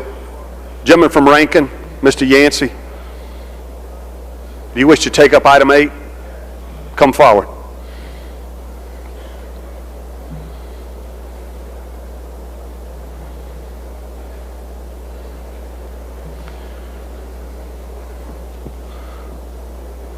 We're going to take up this bill, and then we will recess for lunch and come back at 1, and I'll take the gentleman's point of order. I'll have a rule when we come back, and we will proceed after that. So, gentleman from Rankin, you're recognized for item 8. I'd like to go to House Bill 8. Item number 8, House Bill 1344, make the usual motion. Gentleman calls the bill up, moves the rules be suspended, the bill considered engrossed, read the third time, and placed on final passage. All in favor say aye. Aye. Opposed, no. The ayes have it. And gentlemen, you believe you got a committee sub. Was that right? You want to adopt? I'd like to adopt the committee sub in lieu of the original bill. Gentleman moves to adopt the committee sub for consideration in lieu of the original bill. If you favor that, indicate by saying aye. Opposed, no. The ayes have it. You're recognized to explain the committee sub. So what this bill does, it's a Secretary of State bill, requires domestic and foreign nonprofits to file an annual report by May 15th of each year on whether or not they've received any public funds, and they have to file a status report as to who they received those funds from. The committee sub says whether it has received public funds, and if so, a listing of any government entity that distributed the public funds. That's what the bill does. Happy to yield for questions. Gentleman from Itawamba, Mr. Boyd. Thank you, Mr. Speaker. Mr. Chairman, you yield? I do. I just wondered, is this going to have any effect on our churches or some of those that are incorporated? Are they going to have to file this paperwork?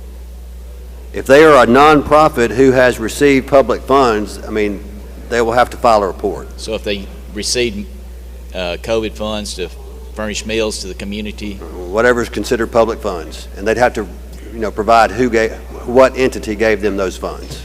Okay, thank you. Gentleman from Pearl River, Mr. Ladner. Thank you, Mr. Speaker. Gentlemen, yield. I yield to you again, Mr. So is this nonprofits who only receive public funds? If a nonprofit receives all private donations, do they have to file a report? They wouldn't have to file a report, but they wouldn't have to file this report. Would not have to file a report. So tell me this, how in-depth will this report go? Will they have to show where they spent these public funds? They'll have to show the name of the nonprofit and the state or country or other foreign jurisdiction where it came from, the name, email address, street or physical address of its registered agent in this state, the address of its principal office, the name, titles, and business address of its principal officer, and a brief description of the nature of the business. Okay, so they're not going to include in their report where they spent those public funds? They just have to report where they got it. Okay. One other question, gentlemen. What would be the penalty for a nonprofit who does not file this report?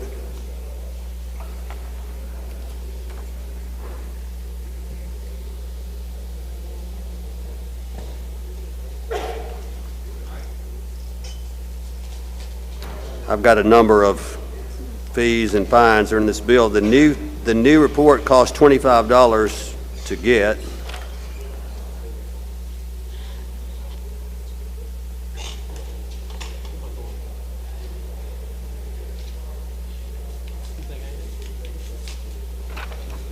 One second, I'm getting to the fee, to the penalty portion. If a status report does not contain the information required by this section, the Secretary of State shall promptly notify the reporting domestic or foreign corporation in writing and return the report to it for correction.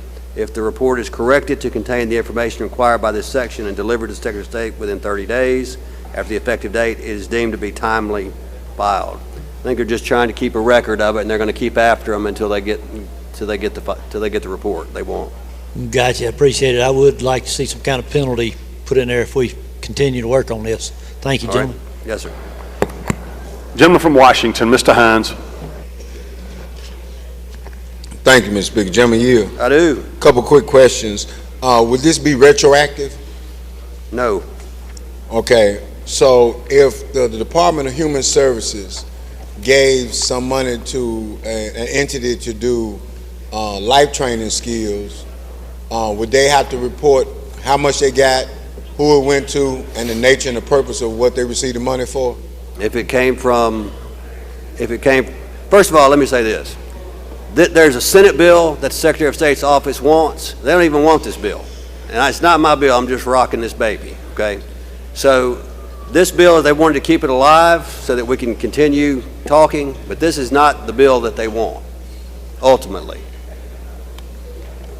So ask your question again, I'll try to answer it.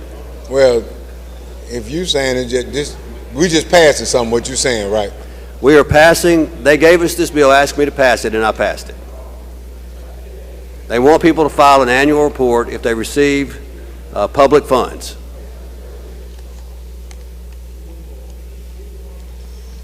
So I commit to you that you won't see this bill again if you pass it. Or if you kill it. I don't care. Gentleman from Smith, Mr. Tullis. Will the gentleman yield? I do. I've got just two quick questions. It's my understanding there were some churches that received COVID funds during the COVID. In that situation, they would be required to file an annual statement, correct? Sure. Okay. Once, and this is, if they receive funds for just 1 year, the next year they would not have to file an annual statement. That's correct. Okay, thank you. All right, I don't see any further questions, gentlemen. I move adoption. Gentleman moves final passage. Open machine, Madam Clerk. If you favor the bill, vote aye. If you're opposed, vote nay. Has everyone voted? Has everyone voted? Close the machine, Madam Clerk. By a vote of 94 yeas, 20 nays, the bill passes. All right. We will recess until 1. Any member have any announcements before we recess for lunch? I don't see any. I'll recognize the gentleman from Rankin for the motion. I move the House stand in recess until 1 p.m. Motion is the House stand in recess until 1 p.m. If you favor that motion, indicate by saying aye. Opposed, no. The ayes have it. The House will stand in recess till 1 p.m.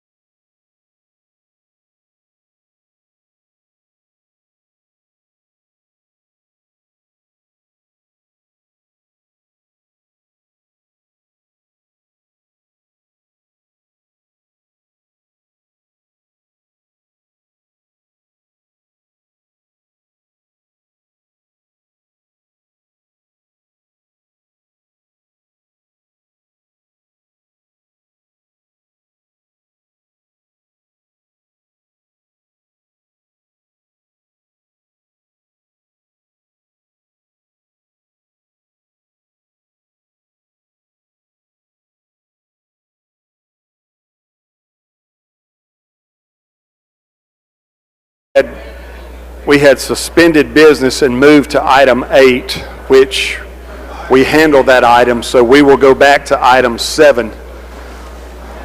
Senior gentleman from Holmes had issued a point of order with regards to the amendment on HCR number 23.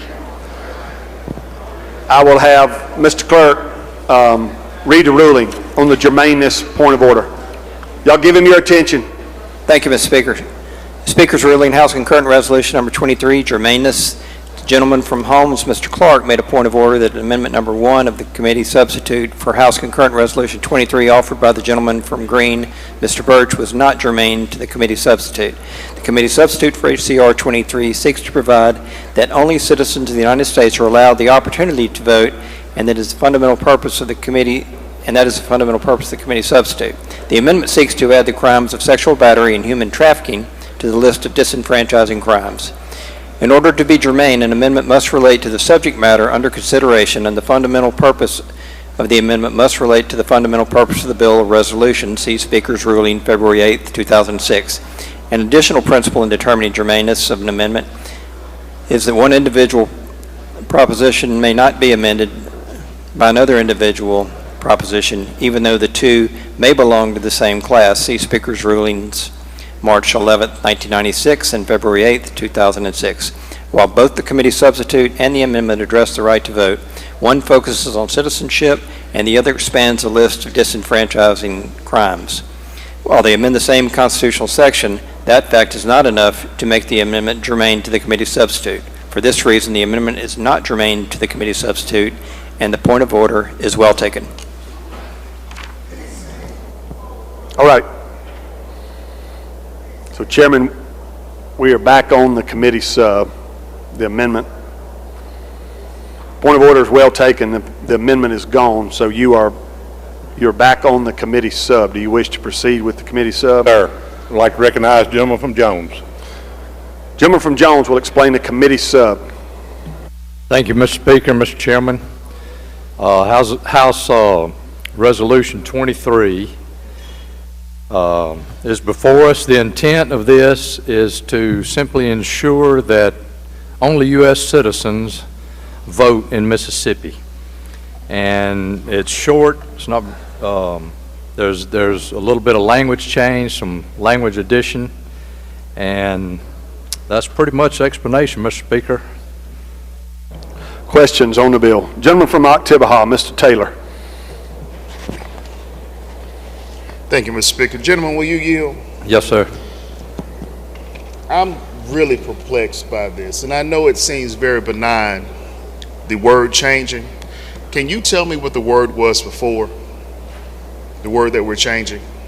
We're adding, if you look at starting on line 21 through 23, we added who may vote in an election for state and local office or at statewide or local referendum. Okay. Who are those individuals? Who are those individuals? Yes. In other words, what I'm reading is that there's a word change from everyone to only. Is that correct? No, sir.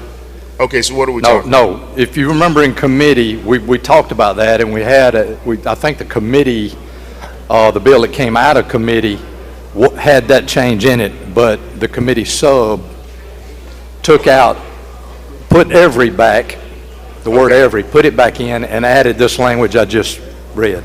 Okay, and I apologize for me misunderstanding. It was a lot of noise when you were reading the bill. Yes. Can you just tell me very briefly what this bill does again? I'm sorry. This bill is to ensure that only U.S. citizens vote in Mississippi. Is the language not already there?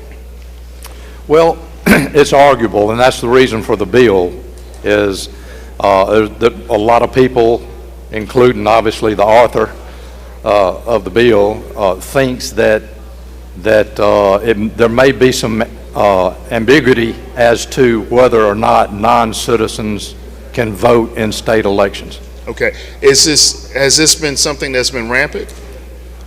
Have you seen it in other states? Well, yes, sir. Yes, sir. There are several other states that it's happening in. that non-citizens are being allowed to vote in some state and local elections. I believe this was New York.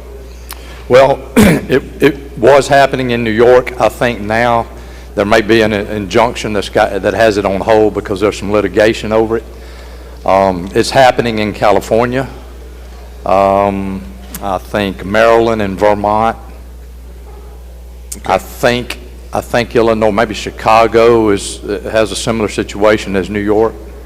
I think my heartburn is that I never knew who this bill was going to either empower or disenfranchise from voting. Can you speak to that?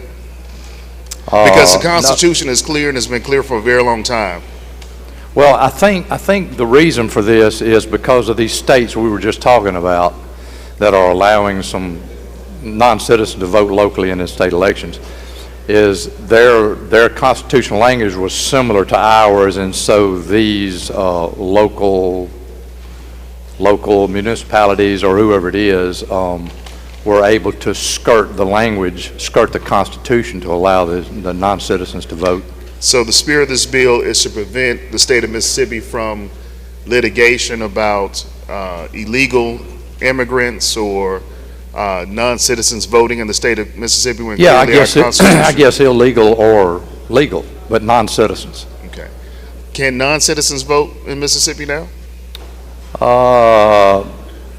To my knowledge, there are none voting. I don't know of any place that there have been any voting, but as I said, our constitutional this section is somewhat similar to some other states, New York, whereby it has been skirted.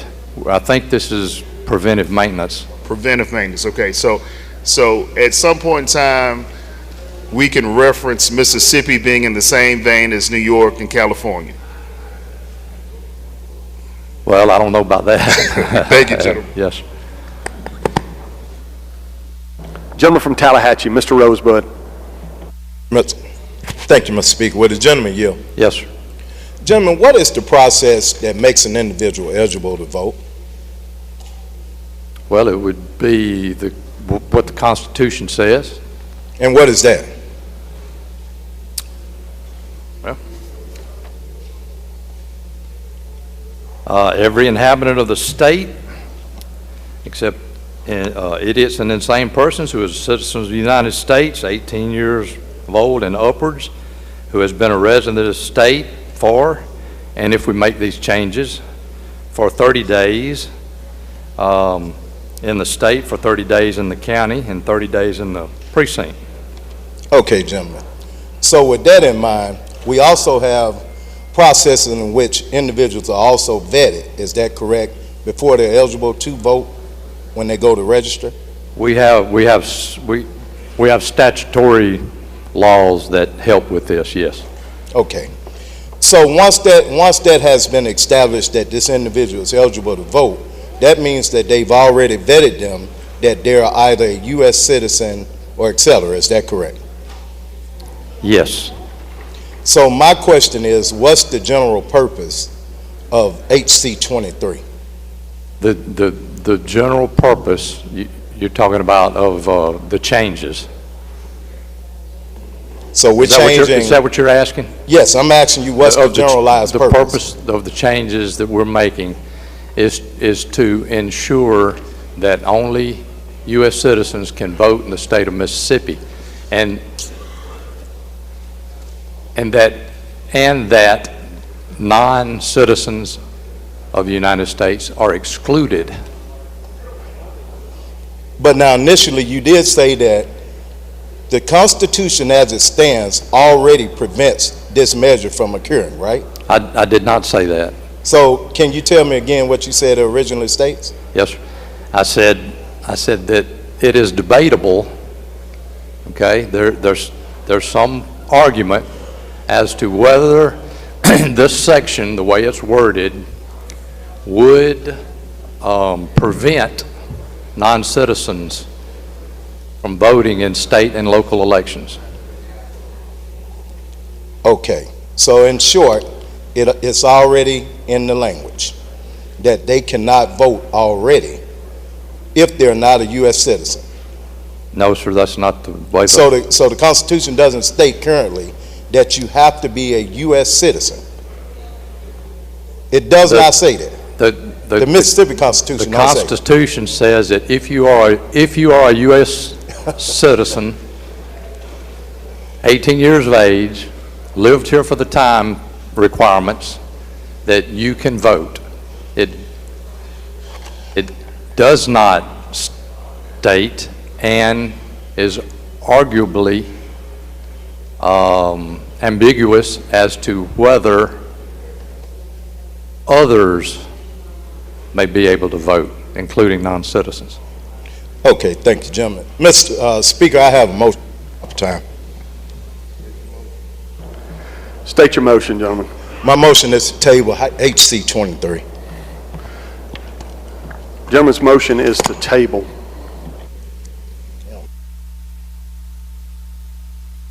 Those opposed have 5 minutes.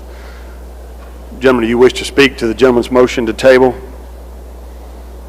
Mr. Chairman.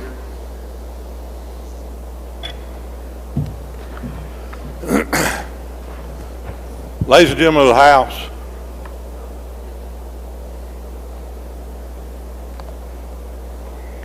you know, I'm pretty goddamn passionate about people having the right to vote. I want every one of them that has that right to be able to execute that right to vote. Just like if you went and voted today, you had that right. Now, if you are not a U.S. citizen, if you are not a resident of the state of Mississippi, you can't vote. You shouldn't be allowed to vote. You have to show a photo ID when you walk up there to that polling precinct. That right there states that you're a citizen of the United States and that you're a citizen of the state of Mississippi or whatever other state there is that you are living in. Now, to sit here and try and think that we're doing something wrong, to say that a non-citizen, an illegal immigrant, has the right to vote, I disagree with you 100%. There's men and women that bled on the sands of Iwo Jima at D-Day in Normandy, France, to give every one of you in here that right. But they did not do it so that an illegal immigrant can vote in an election. I don't care which one it is. That's all I got to say, and I ask that you do not support that gentleman's request.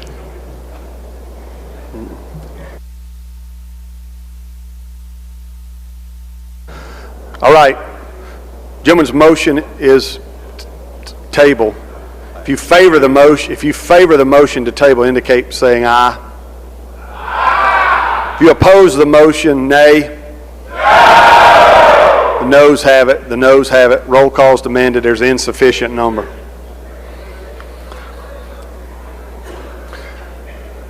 Gentlemen, do you yield for further questions? Yes, sir. Sir? Yes, sir. He yields the podium. Do you move final passage? Move final passage. He moves final passage. Open machine, Madam Clerk. If you favor the bill, vote aye. If you're opposed, vote nay. Has everyone voted? Has everyone voted?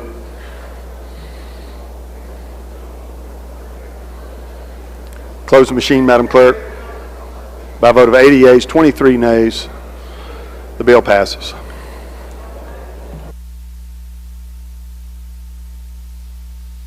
All right, that moves us down to item 9. Chair Lady asks that it hold its place on the calendar and skip it. Is there objection? I'm sorry, gentlemen, I didn't see you. Did you have your button pushed? Gentleman from Hines, for what purpose? Mr. Speaker, request to hold HB 728 to retain its place on the calendar. I got you. Thank you. Thank you, gentlemen.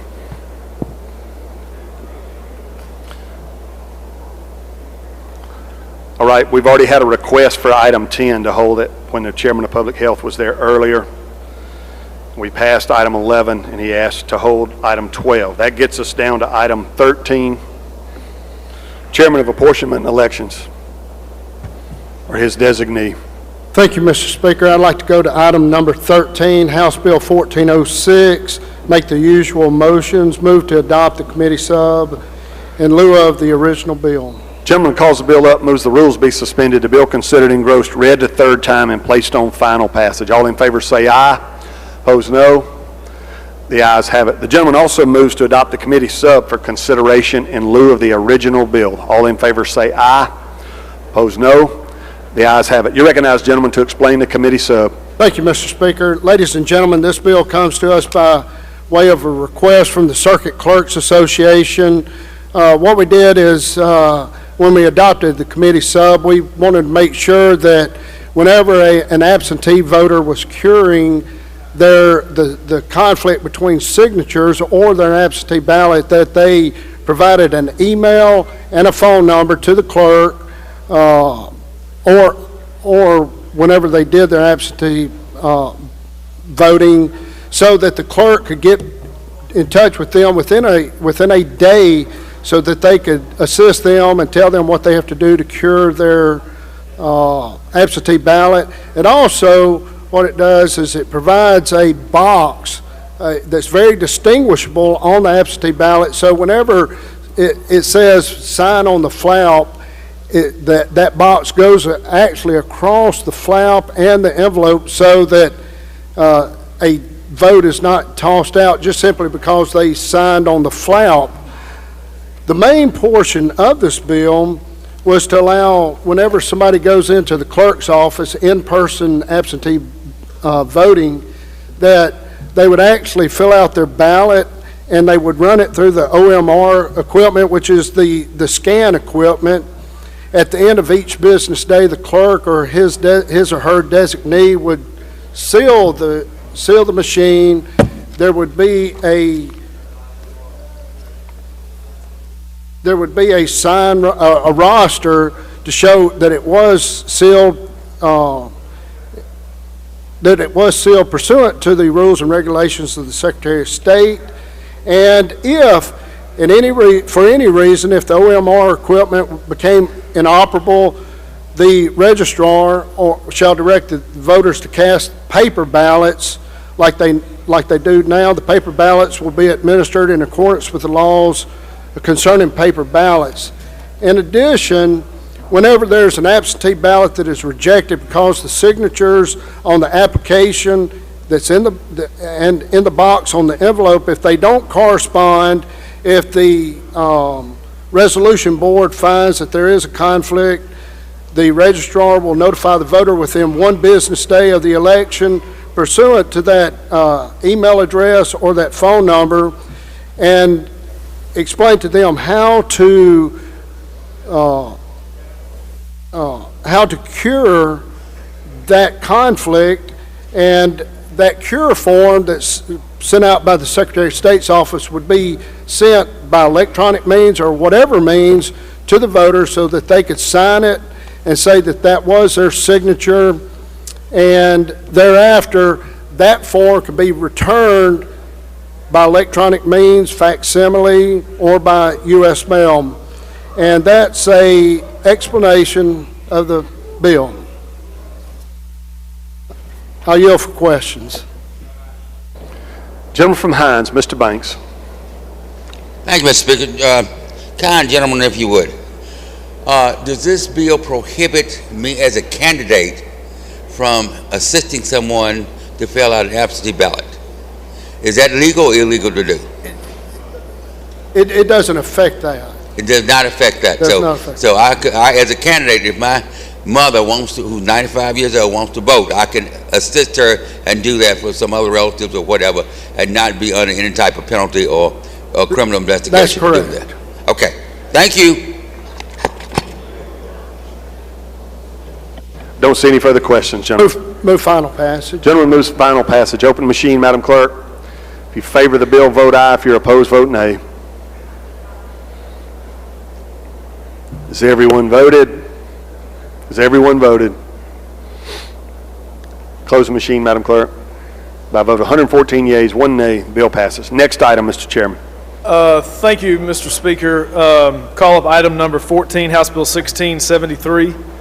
Make the usual motion. Gentleman calls the bill up, moves the rules be suspended, the bill considered engrossed, read the third time, and placed on final passage. All in favor say aye. Opposed, no. The ayes have it. You're recognized, gentlemen. Thank you, Mr. Speaker. House Bill 1673 concerns legislative vacancies. This comes to us at the request of the gentleman from Lamar, who's not paying attention. I was going to get him up here.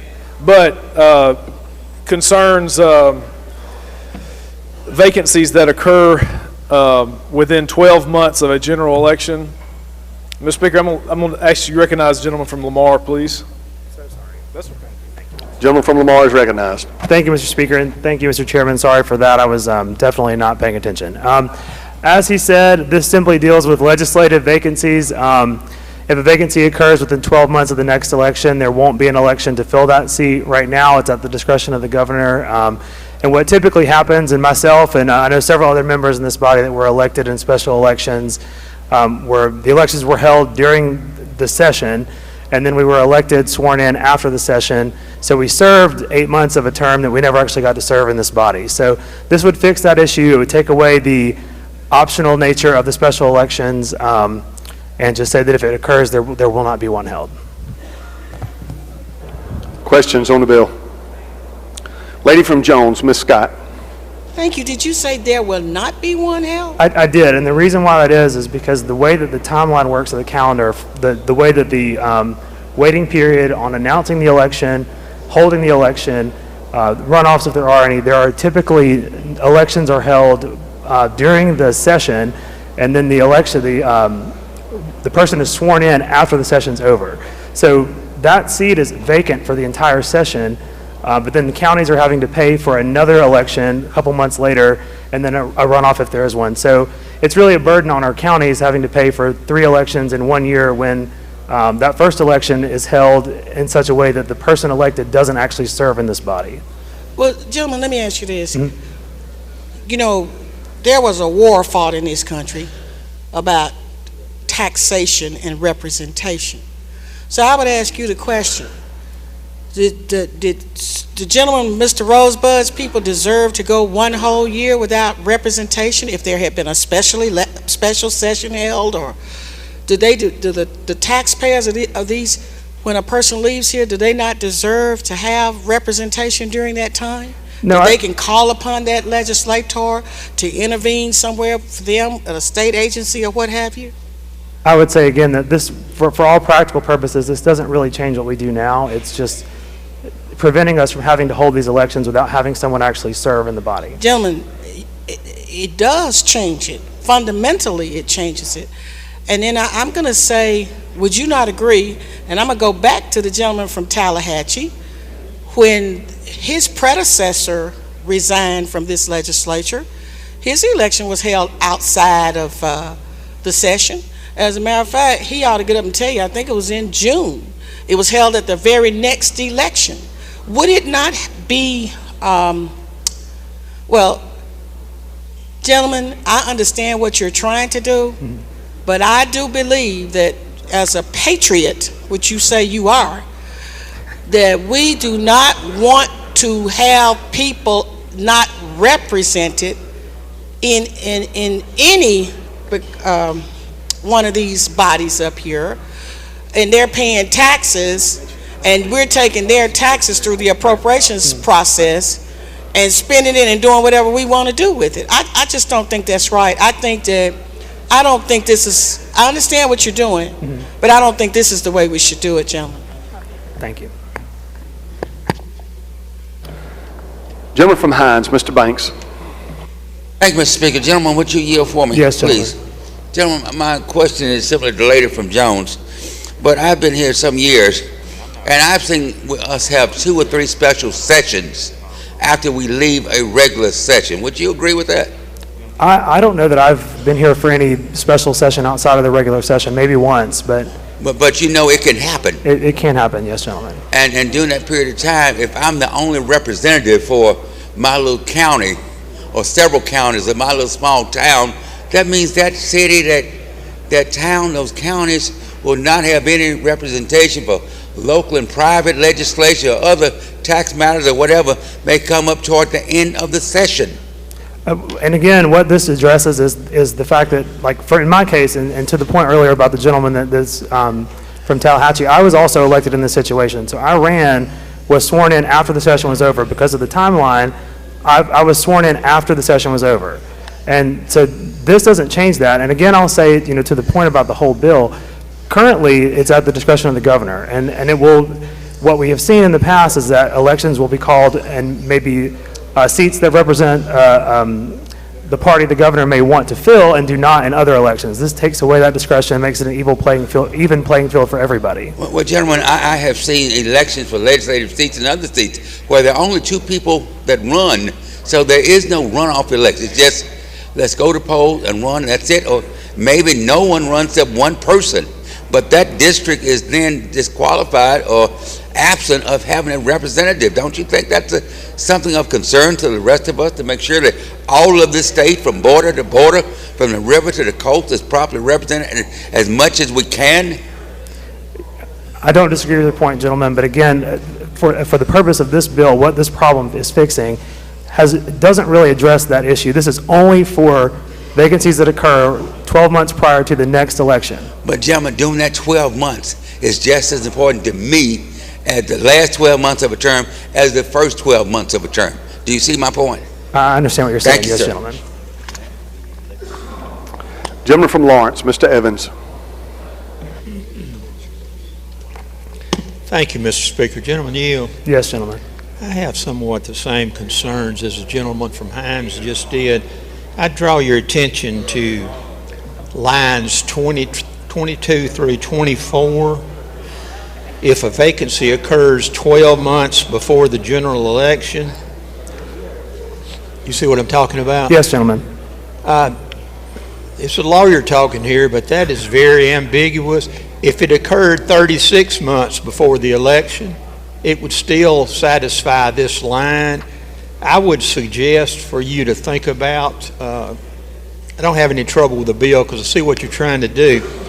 If the change was, if a vacancy occurred 12 months or less before, then this would come into play.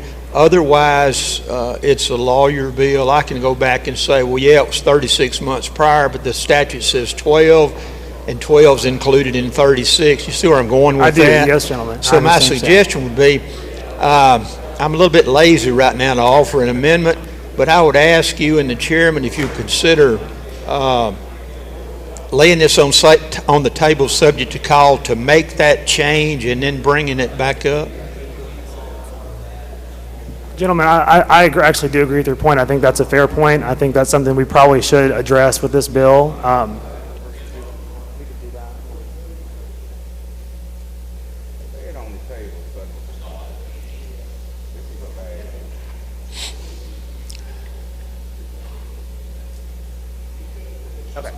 Thank you, gentlemen. I see your point. I'm going to take that motion. I'm going to make a motion to lay this on the table subject to call and make that fix.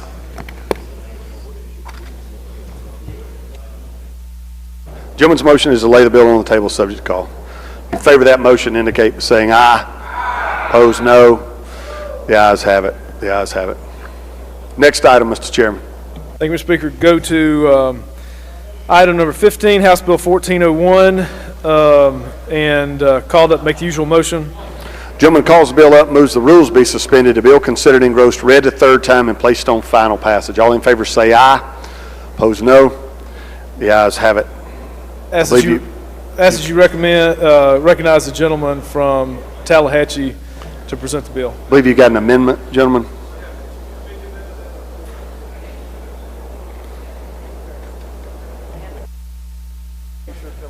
You need to do that committee amendment first.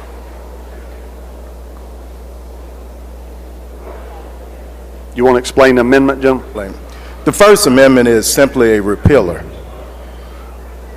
a reverse repealer. All right. Questions on Amendment 1? I don't see any. Question recurs on the adoption of Amendment 1. If you favor the amendment, indicate saying saying aye. Opposed, no. The ayes have it. Amendment 1 is adopted. Next amendment, gentlemen.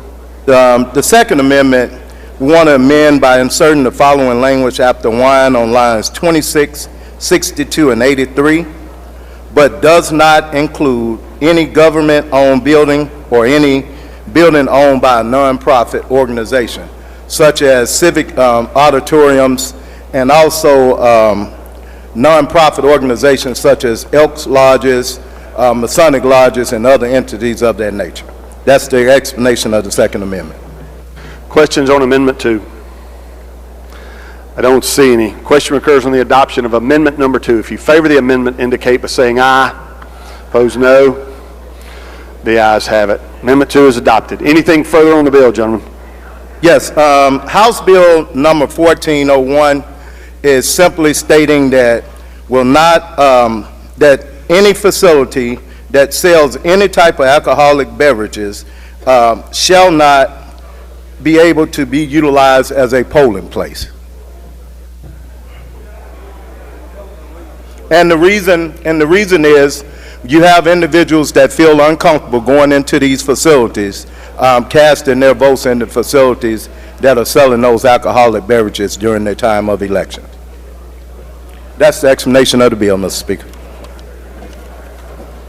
Questions on the bill? Questions. I don't see any, gentlemen. Do you move final passage? Oh, I'm sorry. Gentleman from Jones, Mr. Blackwell, for what purpose? You're recognized. Gentleman yield? Yes.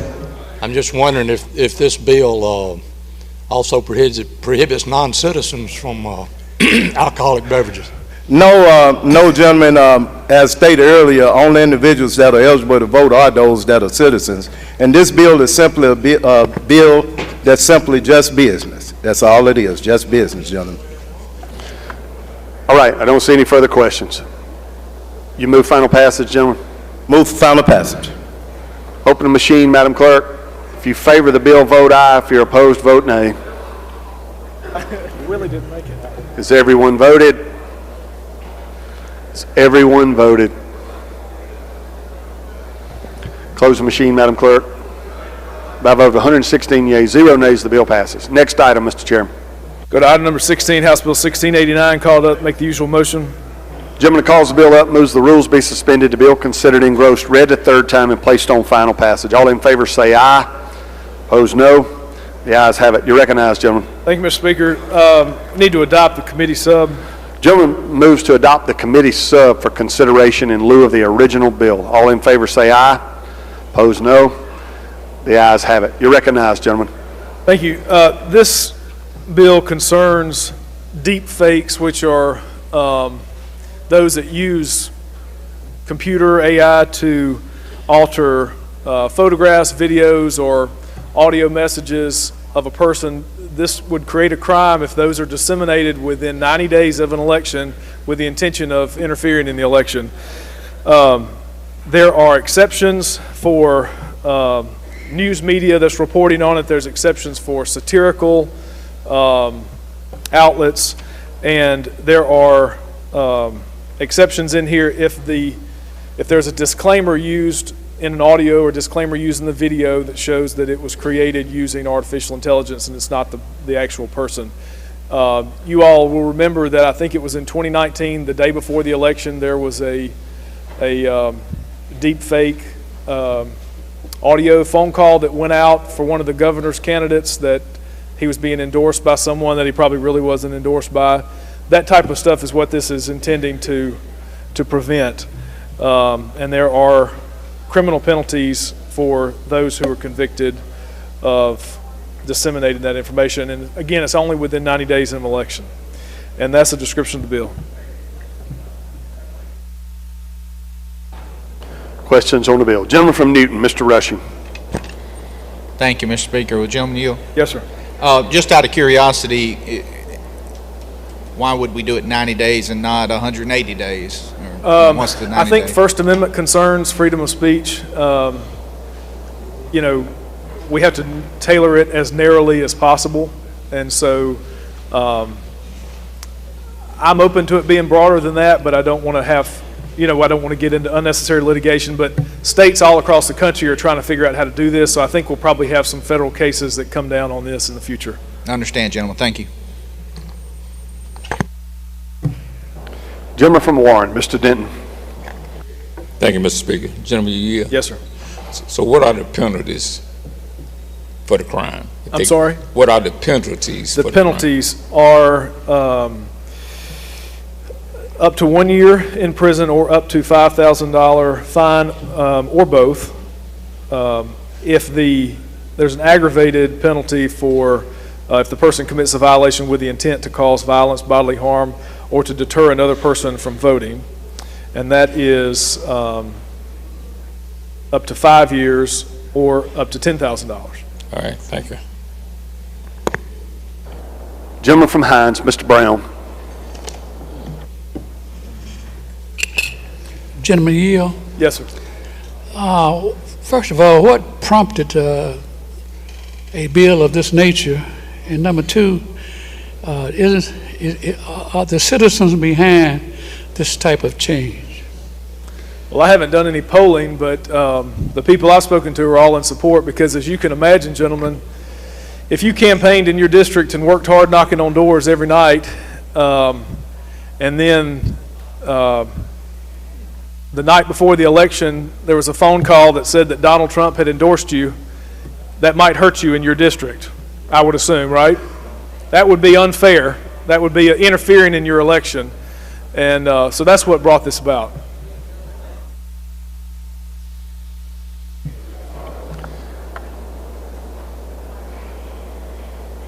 Do you have further questions, gentlemen?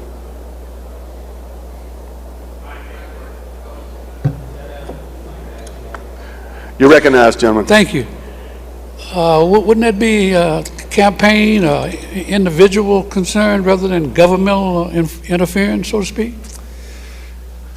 I think the government has an interest in ensuring that there's not disinformation and interfering in an election. The purpose of an election is that people can debate ideas and debate policies. But if you have people intentionally interfering and causing innocent people to believe that someone is doing something that they're not supposed to do or affiliated with someone that they're not, that interferes with a free and fair election. That's the government purpose.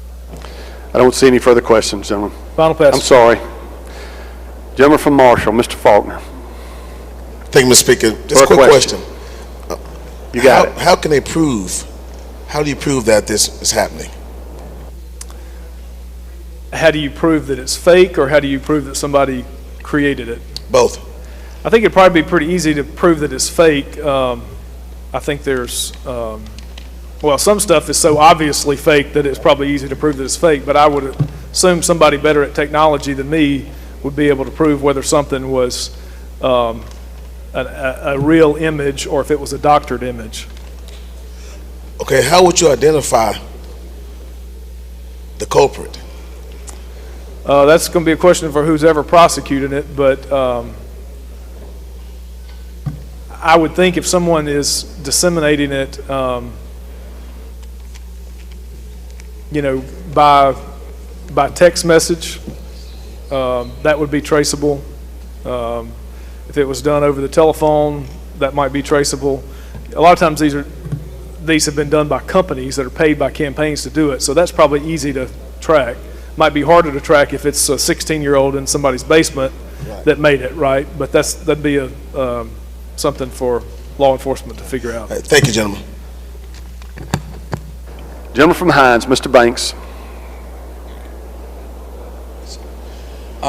In this bill, and you keep saying fake, I want you to tell me what's the difference between a fake and a falsehood as relates to this bill? A falsehood versus a fake, what's the difference here? Well, I guess to me a falsehood is more of a statement. A fake would be more of a production, an image or an audio, video. It could be a graphic representation of something. Sure. But that wouldn't necessarily be a falsehood, would it? I guess I'd have to check the dictionary, but I mean, I'm trying to question the First Amendment, and I know we have the right to say things, and I've seen dirty campaigns, and I understand what you're trying to do here, and I like what you're trying to do, but I just want to make sure that in doing this, we are talking about falsehoods versus, hey, you know, they say, Earl Banks wants to raise taxes, and you see my hand just throwing taxpayers' money, let's say, into a fire. That would be a fake, but would it be a falsehood? Those are my questions I have for you, gentlemen.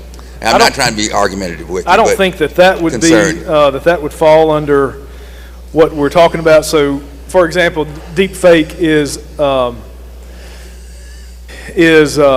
identified, is defined as something that a reasonable person would believe depicts speech or conduct of an individual who did not engage in that speech or conduct as presented. Okay. So something, and I know what you're talking about, some of the mailers that you see, yeah, right, shows somebody doing something they're not supposed to. Yeah. A lot of that is so obviously not the case.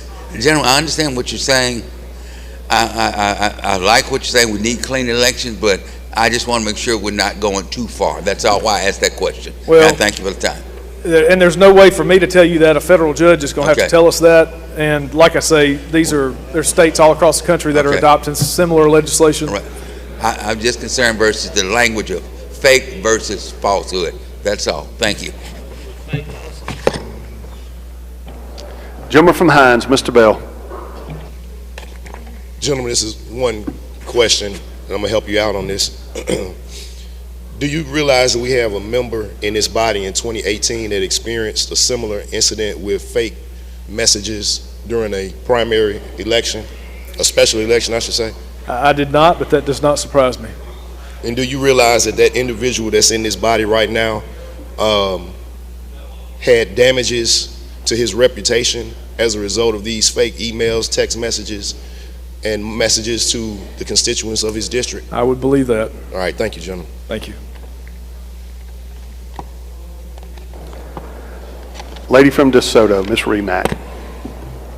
Sorry, do you yield? Yes, ma'am. I have a question about the enforcement or the investigation. Is the local DA's office going to enforce these atrocities, or is it the Attorney General's office? I think either one would be able to prosecute. Thank you. All right, gentlemen. Don't see any further questions. Final passage. Gentleman moves final passage. Open the machine, Madam Clerk. If you favor the bill, vote aye. If you're opposed, vote nay. Has everyone voted? Has everyone voted? Close the machine, Madam Clerk. By a vote of 116 yeas, 1 nay, the bill passes. Chairman of AET, gentleman from Warren, you're recognized. Thank you, Mr. Speaker. I'd like to go to item number 17, House Bill 1273, and make the usual motions. Gentleman calls the bill up, moves the rules be suspended. The bill considered engrossed, read a third time, and placed on final passage. All in favor say aye. Opposed, no. The ayes have it. You're recognized, gentlemen. Thank you, Mr. Speaker. Ladies and gentlemen, this is a cleanup bill for DPS. It's got several moving parts in it. Section 1 and 2 is dealing with firearms for Capitol Police. It does not do any damage to the bill that we did earlier with firearms for police officers. We double-checked that. Section 3 deletes a repealer.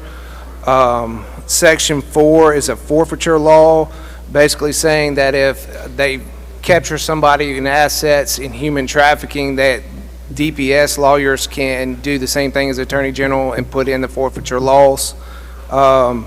Section 5 and 6 establish a task force for the state medical examiner, and 6 deletes the council. The council was not very active, so we're going to establish a new committee to help the commissioner with the state medical examiner. Section 7 allows DPS to enter into a lease agreement. They're moving to a new building.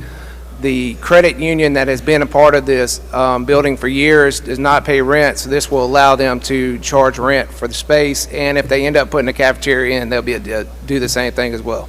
That's my explanation of the bill. Oh, it does have a reverse repealer in the bill. That's my explanation of the bill, Mr. Speaker.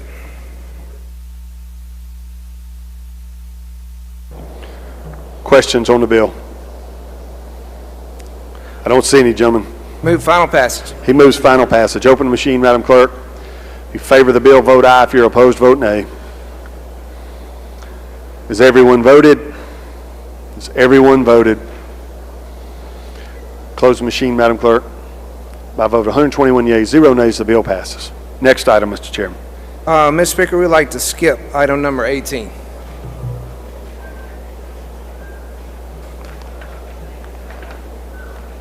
And AET yields the floor. Chairman of Insurance. Thank you, Mr. Speaker. I'd like to go to item number 19 and pass over that item if possible and ask it retain its place on the calendar. 1408.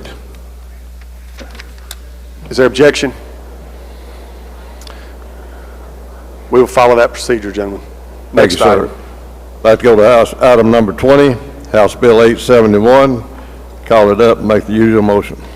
Gentleman calls the bill up, moves the rules be suspended, the bill considered engrossed, read the third time, and placed on final passage. All in favor say aye. Opposed, no. The ayes have it. You're recognized, gentlemen. I'd like to recognize the gentleman from Warren to handle the bill. Gentleman from Warren is recognized to explain the bill. Thank you, Mr. Speaker. Thank you, Mr. Chairman. Ladies and gentlemen, this is the bill excluding dentistries from balanced billing. Dental policies now basically work where they have balanced billing, so they give you so much money per year, and then after that, you have to pay for it out of pocket. So the balanced billing bill that we did a couple years ago puts the whole industry basically out of whack, and most dentists are not taking it anymore. So all this does is exclude the practice of the dental insurance policies from the balanced billing. That's my explanation of the bill, Mr. Speaker. Questions on the bill? I don't see any, gentlemen. Move final passage. He moves final passage. Open the machine, Madam Clerk. If you favor the bill, vote aye. If you're opposed, vote nay. Has everyone voted? Has everyone voted? Close the machine, Madam Clerk. By a vote of 121 yeas, 0 nays, the bill passes.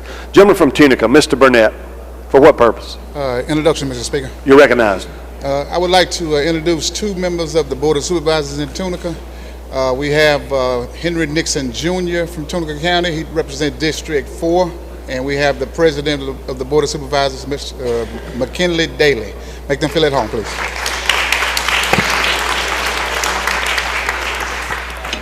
Welcome, gentlemen. Good to have you here. Judd A.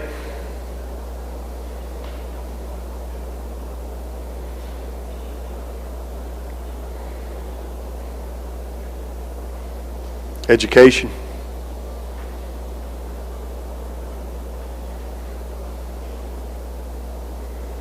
No.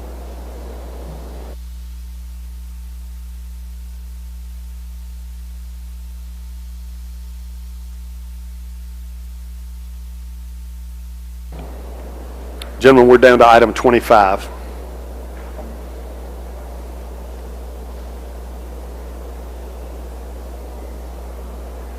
Do you wish to take those items up?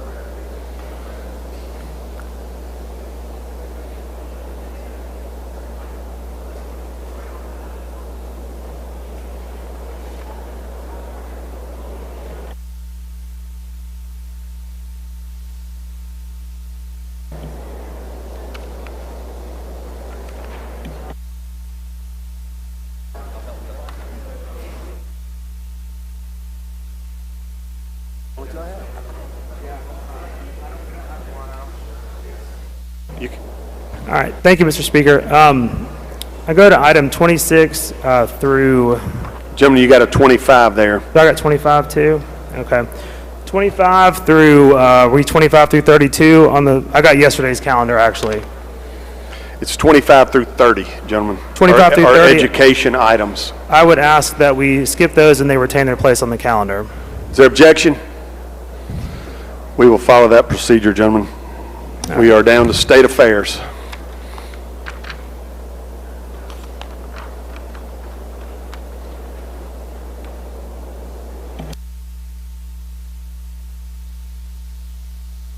Gentleman from Jackson is recognized. Thank you, Mr. Speaker. Ladies and gentlemen of the House, I'd like to go to item number 31 on today's calendar. House Bill 430, call it up and make the usual motion. And Mr. Speaker, it is a committee sub. Gentleman calls the bill up, moves the rules be suspended, the bill considered engrossed, read the third time, and placed on final passage. All in favor say aye. Opposed, no. The ayes have it. Gentleman moves to adopt the committee sub for consideration in lieu of the original bill. All in favor say aye. Opposed, no. The ayes have it. You're recognized, gentlemen. Thank you, Mr. Speaker. Please recognize the gentleman from Rankin to handle the bill. Recognize the gentleman from Rankin to explain the committee sub. Thank you, Mr. Speaker, Mr. Chairman. Ladies and gentlemen, this is going to be our direct ship bill for the year. We finally got it here. What this will do is it will allow distributors to ship directly to a consumer's house. They must obtain a direct shipper's permit. It requires the shippers to keep records for 3 years and must give those records to the DOR upon request. The packaging must say contains alcohol, signature of person 21 years or older for delivery. Here's an important thing for you. You cannot ship to the consumer anything that ABC Warehouse currently has. In other words, your package retailers are fine. They should not have any problem. We've actually worked with them on this situation, so that's the important place. Maximum of 9 cases of wine or 9 cases of distilled spirits. There will be a levied of tax of 15.5%, which is lower than wholesale, but this is retail we're talking about right here. And I have an amendment at the proper time. You're recognized to offer your amendment. Does the clerk have a copy, gentlemen? She's got it. Okay. Okay. We're going to add language, a county that has not voted in favor of coming out from under the dry law and inserting lieu of, therefore the language, in an area in which the sale of alcoholic beverages is not legal. This is protecting your dry counties, but your wet cities can still get it. Questions on the amendment? Some of you had already sought recognition for interrogation. Question on amendment? Yes? No? I don't see any questions on amendment. Question recurs on the adoption of Amendment 1. If you favor the amendment, indicate by saying aye. Opposed, no. The ayes have it. The amendment's adopted. Anything further on the bill, gentlemen? You have another amendment? You're recognized to explain the amendment. Okay, this is another amendment. We had this in another direct ship bill, but we took up a different bill instead. This amendment will allow your local package stores to sell online to consumers. So in other words, you can, instead of having to go to your liquor store, you can have it shipped to you. It's just kind of leveling the playing field for the package stores. Questions on Amendment 2? I don't see any. Question recurs on the adoption of Amendment number 2. If you favor that amendment, indicate by saying aye. Opposed, no. The ayes have it. Amendment's adopted. Anything further on the bill? Yes, sir. I want to add, we've worked with the package retailers' representatives to write most of this language. We've got to deal with them to get it done, hopefully get it through the Senate. I do want to add this part to it. If the initiative process finally goes through, the package stores are going to get run over. Y'all know it as well as I do. The big money's going to come in, and they're going to open this stuff wide open. So we're trying to piece this together so our local package stores don't get run over. Now I'll take any questions. Questions on the bill. Lady from Hines, Ms. Yates. Thank you, Mr. Speaker. I just had a quick question to clarify something that you said. Sure. You said that this only applies to things that ABC does not currently have? Correct. And when you say currently have, does that mean if it's out of stock, I can order it from elsewhere? Or? Not necessarily. Let me explain it this way. Your high-end wines will say sea smoke. You get an allotment. The state only gets an allotment of 100 cases. Mm-hmm. When that allotment is over with, you can direct ship at that point. Thank you. Gentleman from Jefferson, Mr. Harness. Would the gentleman yield? Yes, sir. Gentlemen, how can I get a permit? $100. Go to ABC or DOR and you go through the process of that. Now that's a shipper's permit. Now to get an ABC permit, that's a different situation. I'm trying to get a shipper's permit for your bill. How do I get that? How do you get the shipper's permit? Yeah. You just apply for it with. Okay, thank you. Gentleman from Harrison, Mr. Haney. Thank you, Mr. Speaker. Gentleman yield? Yes, sir. Go back when you said what has to be on the package when it's being delivered, if you don't mind. Okay. It must say this on the package, contains alcohol, signature of person 21 years or older required for delivery. Is that smart, putting contains alcohol on something being shipped? Well, I mean, we just want to make sure they know what's coming. I see where you're going with, but, you know, if theft happens, it happens. Things get missed every day, but I was...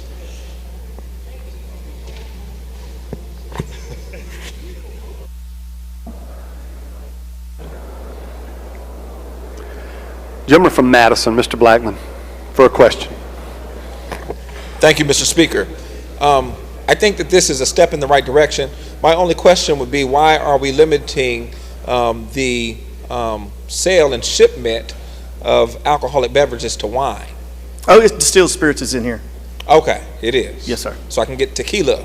Yes, sir. Delivered. Okay. Tequila, bourbon, vodka, anything like that. Yeah, but only if ABC does not carry it. So I only drink scotch. Thank you so much. Okay.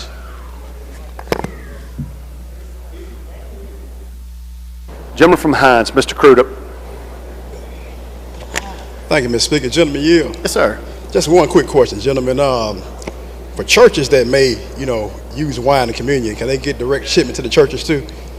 If you want it delivered to them, I guess you can. All right, thank you, gentlemen.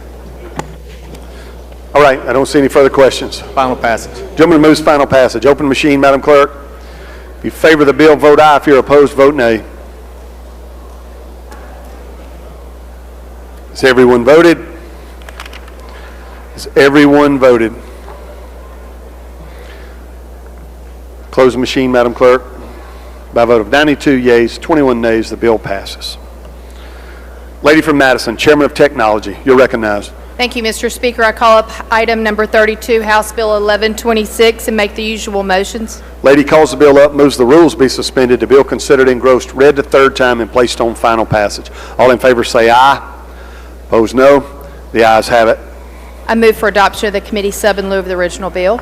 Lady moves to adopt the committee sub for consideration in lieu of the original bill. All in favor say aye. Opposed, no. The ayes have it. You're recognized to explain the committee sub. Thank you, Mr. Speaker. Many of you may remember in December of 22, a 16-year-old young man took his own life after a random sextortion encounter on Instagram with someone from Nigeria. The AG's office is asking us to simply put guardrails around social media apps to keep this from happening to others.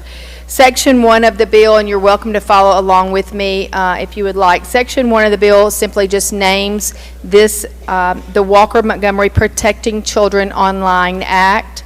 Section 2, I specifically want to note that a known minor is a child younger than 18 years of age. Section 3 defines digital service provider as one that allows users to create, post, and share content with other users on digital service. This bill does not apply to service providers that provide access to the internet, such as Comcast, AT&T, and C Spire. Section 4, this bill makes efforts to protect children on social media by requiring digital service providers to verify the age of a person creating an account, and it also requires them to obtain express parental consent before a minor can create an account. Section 5 requires digital service providers to limit how much personal identifying information they can collect on a minor.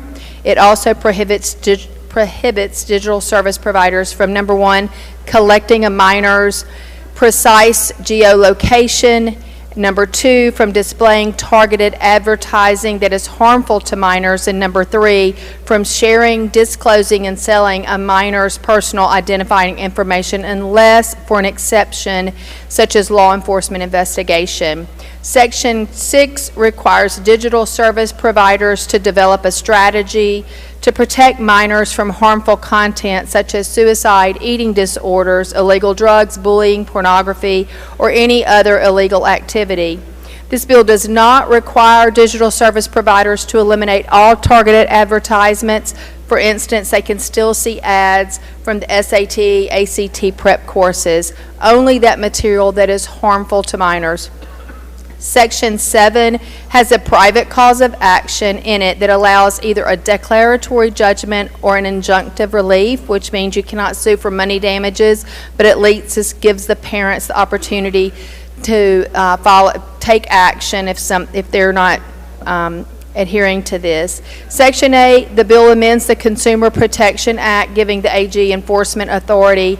And if there are no questions, the gentleman from Pearl River has an amendment at the proper time.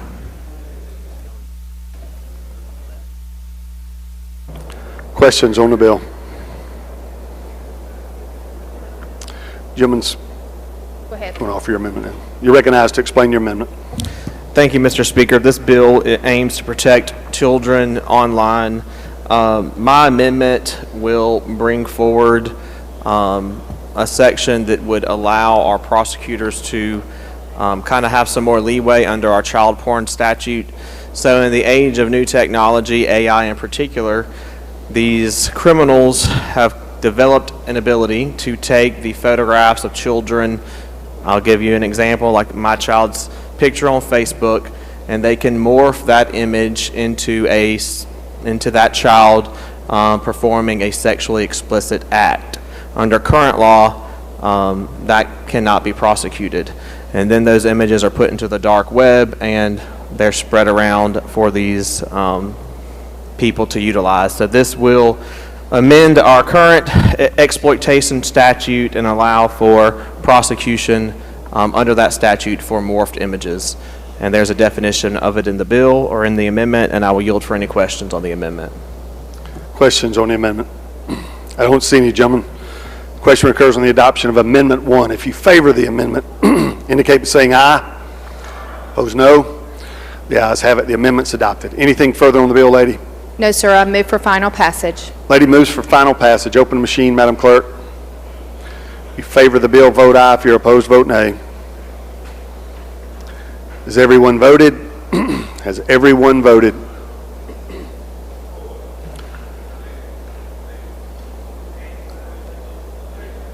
Close the machine, Madam Clerk. By vote 121 yeas, 0 nays, the bill passes. Gentleman from Union, Mr. Creekmore, for what purpose? Order. You're recognized. Thank you, Mr. Speaker. In the South Gallery, I'd like the House to recognize and make welcome two lovely ambassadors from the city of New Albany, Miss Betsy Hamilton and Miss Billie Jean Stroud. Please stand. Welcome.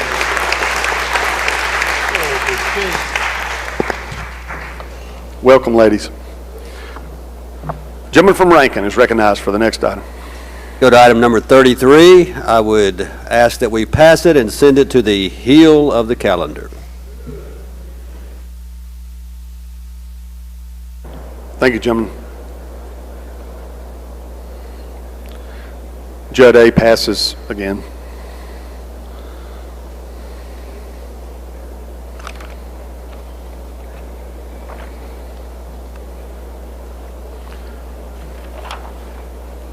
Judd B.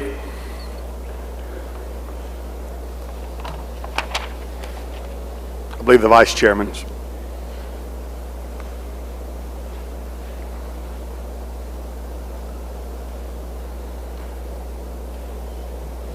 Gentleman from Pearl River, you're recognized. Thank you, Mr. Speaker. Item number 45, House Bill 900. I'd like to call that bill up and make the usual motions. Gentleman calls the bill up, moves the rules be suspended. The bill considered engrossed, read the third time, and placed on final passage. All in favor say aye. Opposed, no. The ayes have it. You're recognized, gentlemen. Thank you, Mr. Speaker. I have a committee substitute to adopt. Gentleman moves to adopt the committee sub for consideration in lieu of the original bill. All in favor say aye. Opposed, no. The ayes have it. You're recognized to explain the committee sub. Thank you, Mr. Speaker. House Bill 900 is the Families' Rights and Responsibilities Act. The bill just underscores this state's commitment to recognizing that the parents have the paramount right for the raising of their children. In particular, the bill provides that children may not receive, and a child is defined as anybody under the age of 18, may not receive medical treatment, medical surgeries of any kind without the consent of that parent, except, of course, in emergency circumstances, and that our providers in this state are required to provide access to parents for the children medical records upon request. That is a very simple explanation of this bill, and I will yield for any questions if there may be some. Questions on the bill? Gentleman from Jones, Mr. Scoggin. Thank you. Gentlemen, you yield? Yes, sir. If I'm not mistaken, current law right now states that a 16 or 17-year-old that comes to the clinic with sexual issues, for example, they want to start birth control or they've been exposed to an STD, does not have to have parental consent. Is this changing that? It is. Under 18, you're required to get parental consent. Thank you.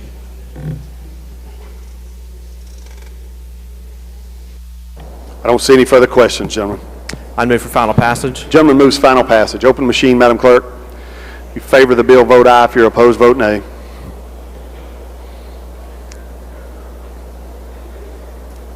Has everyone voted? Has everyone voted?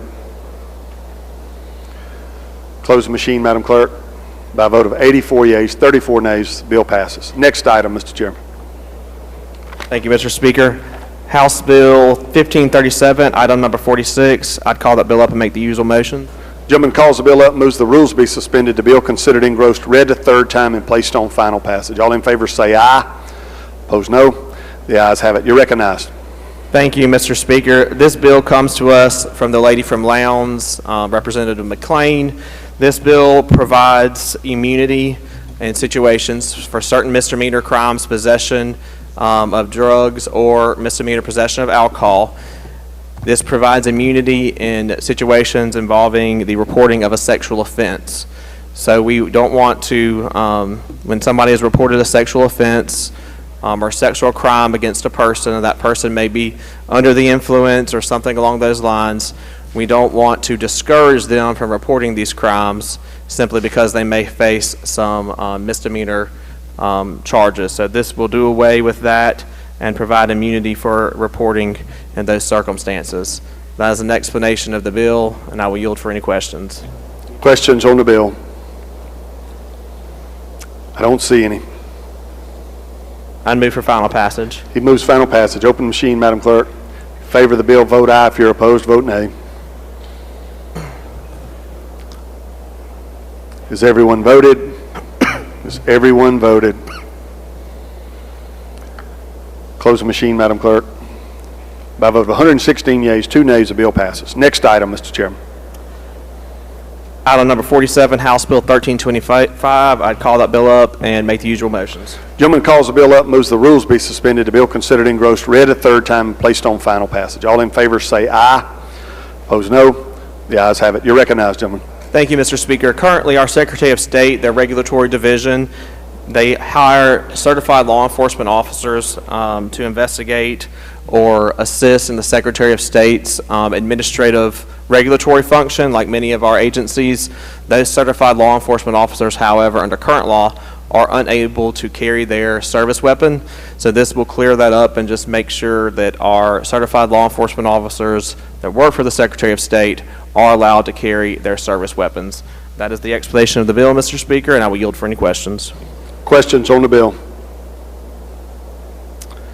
I don't see any, gentlemen.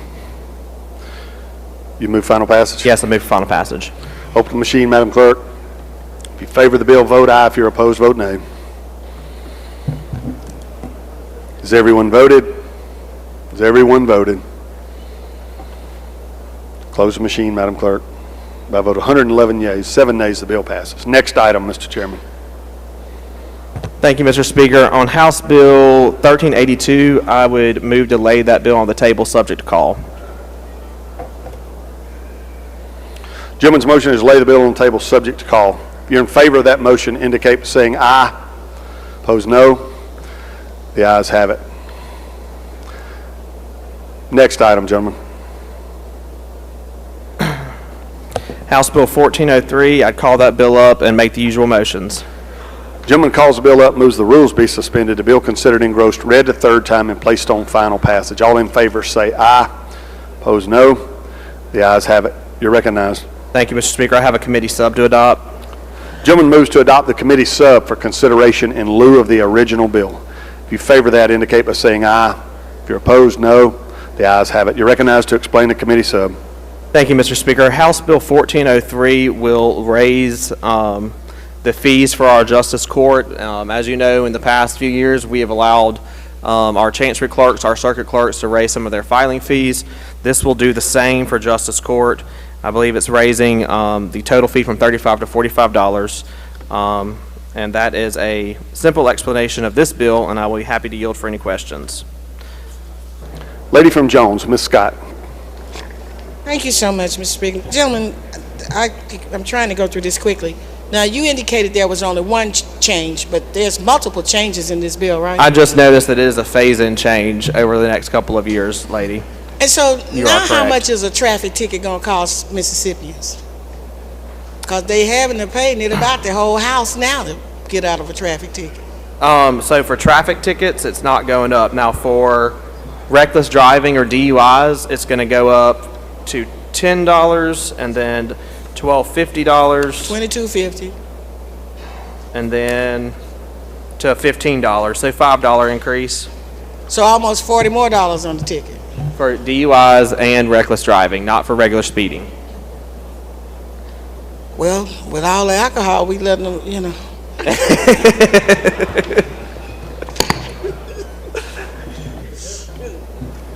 I don't see any further questions, gentlemen. I'd move for final passage, Mr. Speaker. Open the machine, Madam Clerk. If you favor the bill, vote aye. If you're opposed, vote nay. Has everyone voted? Has everyone voted? Close the machine, Madam Clerk. By vote of 98 yeas, 19 nays, the bill passes. Next item.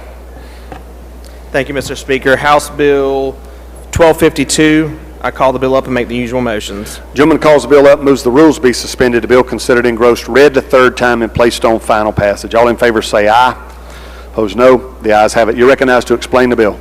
Thank you, Mr. Speaker. This bill will allow for the non-adjudication of certain implied consent felony violations, and that will only be limited to circumstances in which someone has successfully completed an intervention court program. That is the short and simplest explanation of this bill, and I'll be glad to yield for any questions. Questions on the bill? Don't see any, gentlemen. Move for final passage, Mr. Speaker. He moves final passage. Open the machine, Madam Clerk. If you favor the bill, vote aye. If you're opposed, vote nay. Has everyone voted? Has everyone voted? Close the machine, Madam Clerk. By a vote of 117 yeas, 0 nays, the bill passes. Next item, Mr. Chairman. Thank you, Mr. Speaker. House Bill 691, I'll call the bill up and make the usual motions. Gentleman calls the bill up, moves the rules be suspended. The bill considered engrossed, read the third time, and placed on final passage. All in favor say aye. Opposed, no. The ayes have it. Thank you, Mr. Speaker. I have a committee sub. I move to adopt. And the gentleman moves to adopt the committee sub for consideration in lieu of the original bill. All those in favor say aye. Opposed, no. The ayes have it. You're recognized to explain the committee sub. Thank you, Mr. Speaker. House Bill 691 moves to reform the Mississippi Board on Law Enforcement Officer Standards and Training. We are going to add some additional members to this board, totaling 9 members. In addition to that, we are going to give them a little bit of power as far as enforcing the standards that they promulgate to ensure that our law enforcement officers, not only are they required to adhere to these standards that they promulgate, but that the authorizing board is able to enforce those standards. They can conduct investigations, pull certificates if they find that an officer has violated any of those standards. Basically, we're trying to give some teeth to our to our law enforcement standards and training to make sure that we're, of course, like any profession, make sure that they're being properly held accountable. And that is an explanation of that bill, and I will yield for any questions. Gentleman from Adams, Mr. Johnson, for a question. Thank you. Will the gentleman yield? Yes, sir. I think it's a great thing that you're doing this, but you all given any consideration for pay increase for law enforcement officers? If you're going to train them better, we ought to try to attract more people, better people. I agree, gentlemen, and I know that we've had bills brought forward over the past couple of years. I think the ultimate goal in this body is to try and do that, but I'm not on appropriation, so I can't really Do you know? commit to that. Do you know if you have a bill in this committee? We can talk about whether or not we can find some code section to do some of that. Thank you. Thank you, gentlemen. Don't see any further questions, gentlemen. I move for final passage. He moves final passage. Open machine, Madam Clerk. In favor of the bill, vote aye. If you're opposed, vote nay. Has everyone voted? Has everyone voted? Close the machine, Madam Clerk. By a vote of 119 yeas, 0 nays, the bill passes. Next item, Mr. Chairman. Thank you, Mr. Speaker. House Bill 1024. I'd call that bill up and make the usual motions. Gentleman calls the bill up, moves the rules be suspended. The bill considered engrossed, read the third time, and placed on final passage. All in favor say aye. Opposed, no. The ayes have it. You're recognized to explain the bill. Thank you, Mr. Speaker. House Bill 1024. This is a DHS bill. It would allow for their fraud investigative unit to be able to recoup the cost of investigating circumstances of fraud. That is a short explanation of the bill. Now yield for any questions. Questions on the bill. Lady from Jones, Ms. Scott. Will we get our $200 million back if we pass this bill? I hope so, but I don't know. Well, I'm trying to figure out what, the gate is open now. If we not, with these fraud investigators, are they going to, gentlemen, or Mr. Horan or whoever introduced and got this bill together, with $200 million being missing, and I'm serious now about this, what do these fraud investigators investigate? Lady, they investigate circumstances of fraud through DHS, which would include the programs they administer, including those programs through TANF. And if we missing $200 million, have we got any kind of report or anything from these fraud investigators? I don't. As it relates to $200 million being missing? Not in this bill, lady, no. In life, in any circumstance, have you seen a report from the DHS fraud investigators about the $200 million being missing? No, Your Honor. No, ma'am. Just O'Meara. No, ma'am, we do not. I have not seen that. I do know that they're under litigation and investigation, so I'm sure that's probably why. And then, but they want us to give them some money for investigative costs, and the biggest scandal in the history of this state, we don't have a report from them. In their defense, the individuals we're on the DHS right now are not the individuals who were there when this occurred. Thank you, Jim. Gentleman from Lawrence, Mr. Evans. Thank you, Mr. Speaker. Gentlemen, yield. Yes, sir. Gentlemen, have y'all by any chance checked with the AG's office to make sure she's okay with the DHS investigating this kind of stuff? The DHS already investigates it, gentlemen. But have you checked with the AG's office to make sure that the AG's office is okay with it? I do not get in the habit of checking with the AG's office to see if they're okay with something that's already happening. No, sir. So that office hasn't, at least up to this point, evinced any umbrage toward y'all for this bill. I'm sorry, gentlemen. Repeat your question. I said, the way I'm interpreting what you said, at least up to this point, the AG's office has not evinced any umbrage toward any of y'all for advancing this bill without consulting with them. I have not heard from the Attorney General's office on this bill. Thank you. Don't see any further questions, gentlemen. Move for final passage, Mr. Speaker. He moves final passage. Open the machine, Madam Clerk. If you favor the bill, vote aye. If you're opposed, vote nay. Has everyone voted? Has everyone voted? Close the machine, Madam Clerk. By a vote of 113 yeas, 0 nays, the bill passes. Next item, Mr. Chairman. Thank you, Mr. Speaker. House Bill 1074, I'd call that bill up and make the usual motions. Gentleman calls the bill up, moves the rules be suspended. The bill considered engrossed, read the third time, and placed on final passage. All in favor say aye. Opposed, no. The ayes have it. Thank you, Mr. Speaker. I have a committee sub to adopt. The gentleman moves to adopt the committee sub for consideration in lieu of the original bill. All in favor say aye. Opposed, no. The ayes have it. You're recognized to explain the committee sub. Thank you, Mr. Speaker. I'd recognize the lady from Hines to explain the committee sub. Lady from Hines is recognized to explain the committee sub. Thank you, Mr. Speaker. Thank you, Mr. Chairman. I have an amendment in lieu of the committee sub.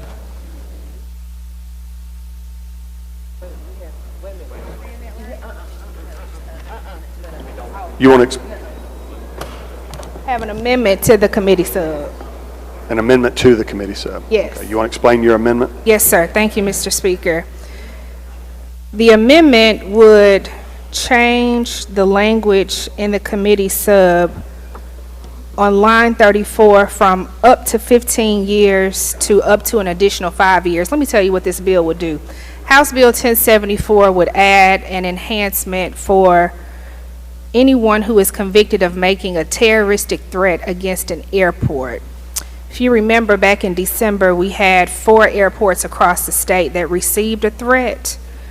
And so what we're wanting to do is add an enhancement of up to additional 5 years.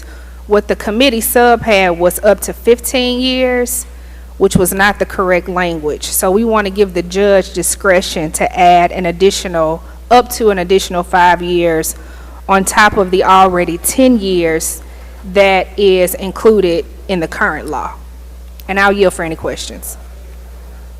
Questions on the bill? Lady from Jones, Ms. Scott.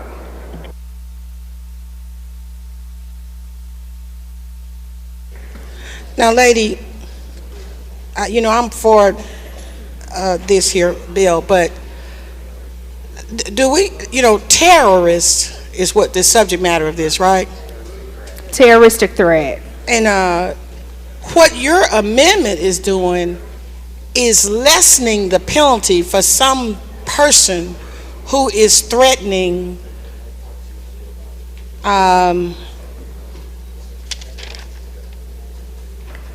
imminent commission of an offense or making a threat to intimidate or to coerce by intimidation the policy of a conduct or a unit of government, of an educational institution, of a business, or of the civilian population.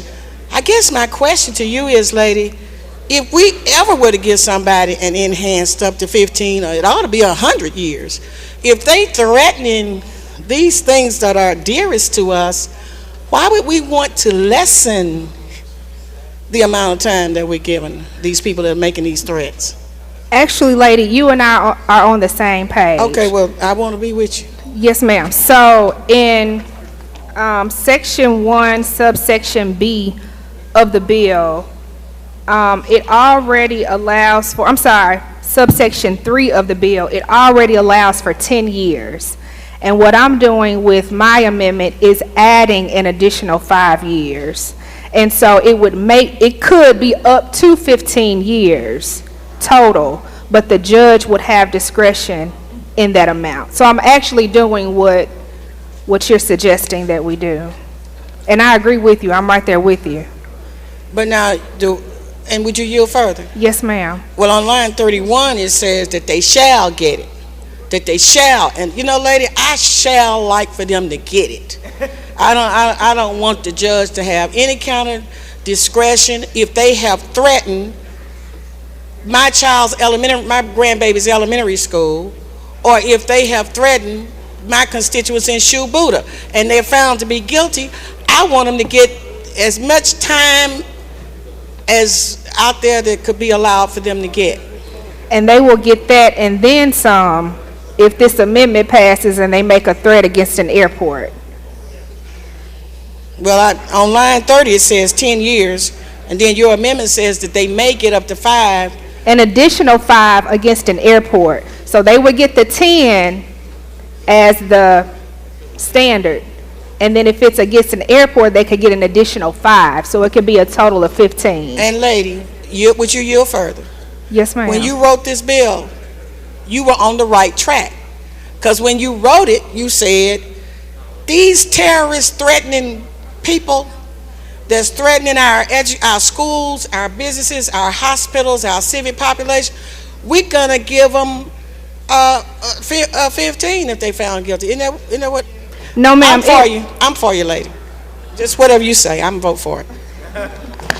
Thank you, lady. All right, I don't see any further questions on the amendment. Question occurs on the adoption of Amendment 1. If you favor the amendment, indicate by saying aye. Opposed, no. The ayes have it. The ayes have it. The amendment's adopted. Anything further on the bill? No, sir, Mr. Speaker. Move for final passage. Lady moves final passage. Open the machine, Madam Clerk. If you favor the bill, vote aye. If you're opposed, vote nay. Has everyone voted? Has everyone voted? Close the machine, Madam Clerk. By a vote of 121 yeas, 0 nays, the bill passes. Next item, Mr. Chairman. Thank you, Mr. Speaker. House Bill 1351, I would move to lay that bill on the table subject to call. Gentleman's motion is to lay the bill on the table subject to call. All those in favor of that motion indicate by saying aye. Opposed, no. The ayes have it. The ayes have it. Judge B yields for now. Forestry.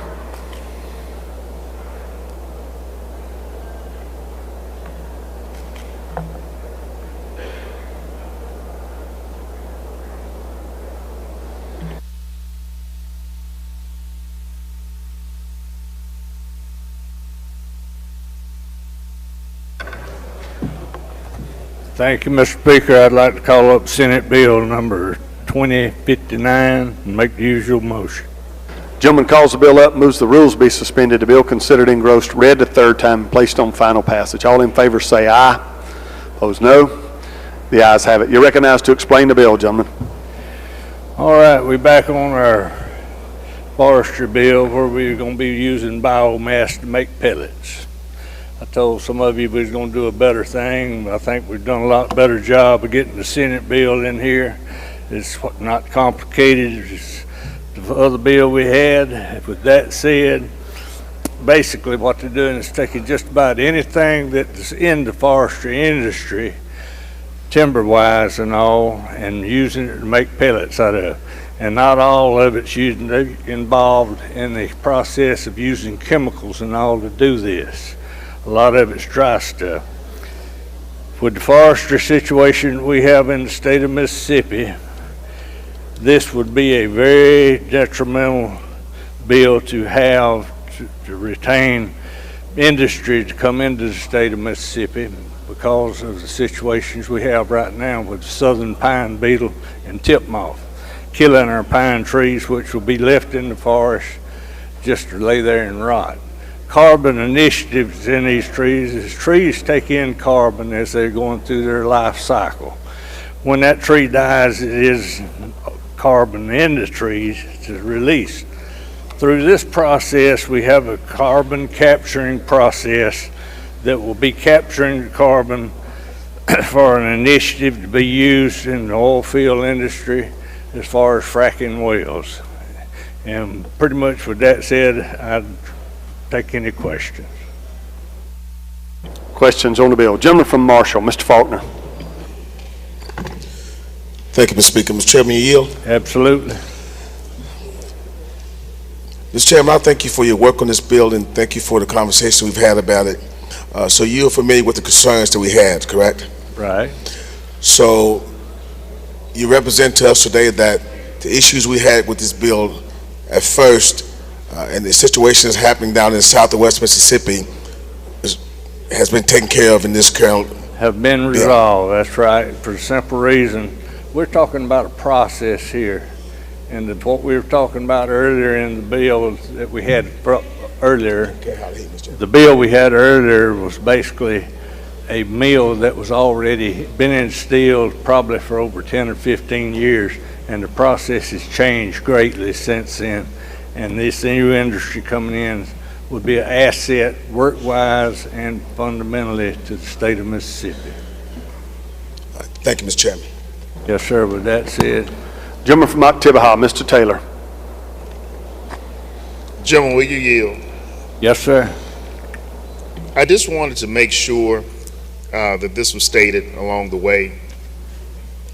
So you're purporting to us that there's a process now in place that'll make wood pellets carbon neutral?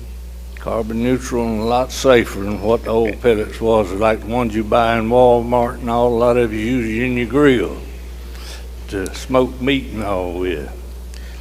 Because I think the part that I was dismayed with, and I found this company is actually from the United Kingdom, energy giant, they call it, and this was in Gloucester, Mississippi. Are you familiar with Gloucester? No, the mill we were referring to earlier was in Gloucester, yes, in Gloucester, Mississippi. Yes. The Drax Group. And it goes, and this article defines this this biomass and bioenergy deal that is wood pellets, worse than fossil fuels in terms of releasing carbon emissions.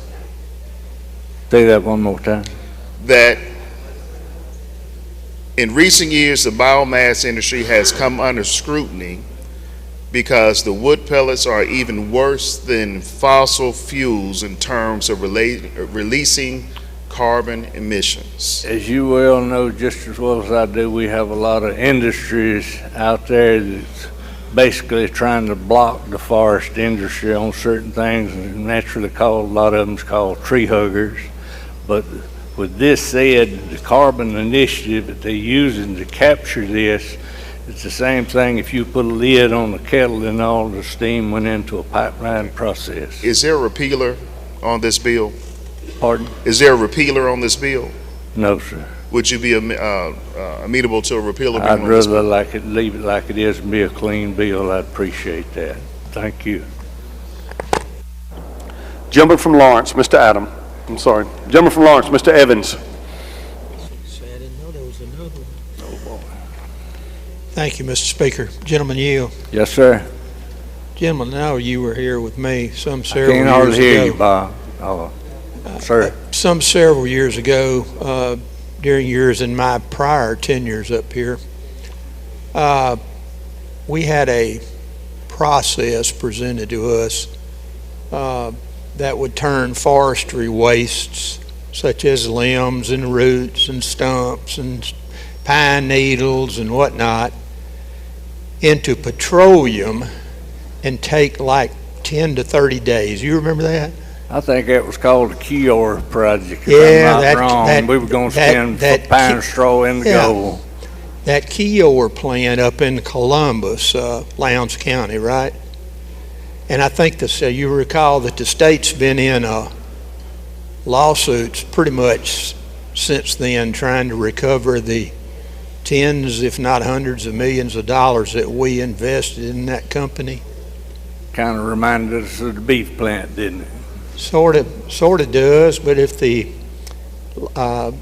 ex-rep from Tallahatchie was still here, he'd remind you quick that there's about 500 jobs that are going on in the beef plant now. I mean, y'all heard him say that about 1,000 times, but nevertheless, yes, it sort of reminds you of a scheme, right? I think I can answer your questions where you headed with this, and no state money in this, none whatsoever. Okay. When you use biomass to make energy, that means necessarily that you're going to burn the biomass, doesn't it? Yes, sir. We're using a lot of natural gas processing, creating electricity and all, and this company seems to think that they can convert some of that natural gas over to pellets. Okay, but when you use natural gas to burn biomass, you include the burning of the biomass, don't you? Yes, sir. And if the biomass indeed is waste forestry products, I agree with you what you said earlier, that trees take in carbon.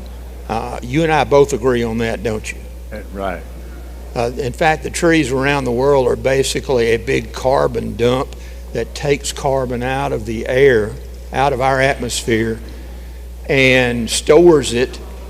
And the trees, on the other hand, produce oxygen, which pretty much makes it possible for you and I to be here talking about this today. Take in carbon dioxide and give off oxygen, right. When the trees are cut, certainly they're no longer producing oxygen, right? Right. And when they're burned, the carbon that they had stored is no longer stored. It comes out as a result of the burning process, right? Residual, that's right. Okay. The same way with natural gas. When you burn natural gas, you are producing carbon that goes back into the atmosphere, right? Right. So I think one of the biggest paper mills in the South is located in Lawrence County. And as you well know, that's where I live. And I'm not trying to do away with the forestry products and the timber business. But what I am trying to do is make sure that my grandchildren, when they have grandchildren, that they'll have air that's clean to breathe whenever that comes. You and I won't be here to see that, but we will have people that we care about will be here to see that. Can you not understand that people like me, even though I live in the midst of a forestry industry, look very askance at what I consider to be a scheme in this bill, not a scheme by you, but a scheme by the people that are trying to get us to do this, a scheme to sort of replicate in a large sense Keyor or some of the other ones that were glad to get our money. But when we finally had a chance to see what the product was, that we wished we hadn't done it. Right. Well, what you said about the paper mill in Lawrence County, I've got that paper mill to the north of me and one to the south of me in Marion County. It takes 300 loads of logs per day to keep those mills operating on a 24-hour basis. And that's between Marion County and what's in Bogalusa and north of us. That's 600 loads of wood a day. And for every load you see going down the highway, we need to have 7 more behind them. Okay. And that's 600 loads of wood that has the carbon stored in them released, right? That's right. Okay. Have y'all, when putting forward this bill, had a chance to have anybody that has scientific knowledge of the carbon sequestration process look at the bill and make any statements about it or judgments? We have, and if you look into it and look through the process, we've had the Mississippi Loggers Association supports the bill. Forestry Association also supports the bill, Mississippi Farm Bureau, and more. Okay. All those companies, the forestry program, the Mississippi Loggers Association, the forestry programs, Mississippi Farm Bureau, all those have what we all, if we're being honest, would refer to and recognize as a vested interest, don't they? In other words, they have a pecuniary or economic or monetary interest in a bill like this being passed where they could make more money, right? Well, the private landowners in the state of Mississippi own the majority of the timber. Okay, and the landowners certainly that are growing the trees that are sequestering the carbon until the trees are cut and burned, right? Well, this company, I believe they've done enough processing all and study that they're going to do us a good job because they started off in the Carolinas and they've been doing great over there. I understand. Gentlemen, I know you and I aren't going to cause each other to change our minds, but I appreciate the fact that you would stand up there and let us talk about it in the meantime. Certainly you understand that I have a concern, although I do live in a big forestry area, that I do have other concerns other than the pecuniary interests of a company that drives log trucks on 27. Thank you for your answers, Thank you. Gentlemen. Yes, sir. Gentleman from Adams, Mr. Johnson. Speak on the bill. He requests to speak on the bill. All right, I don't see anyone else with questions. While he comes to speak on the bill, I recognize a gentleman from Tishomingo, Mr. Carpenter. Thank you, Mr. Speaker. Your introduction out of order. You're recognized. Ladies and gentlemen, tomorrow night when you're eating the ribeye steaks, look up in the North Gallery. These 3 guys will be cooking them. Keevy Ligon, Mark Allred, and Terry Rory. Make them welcome.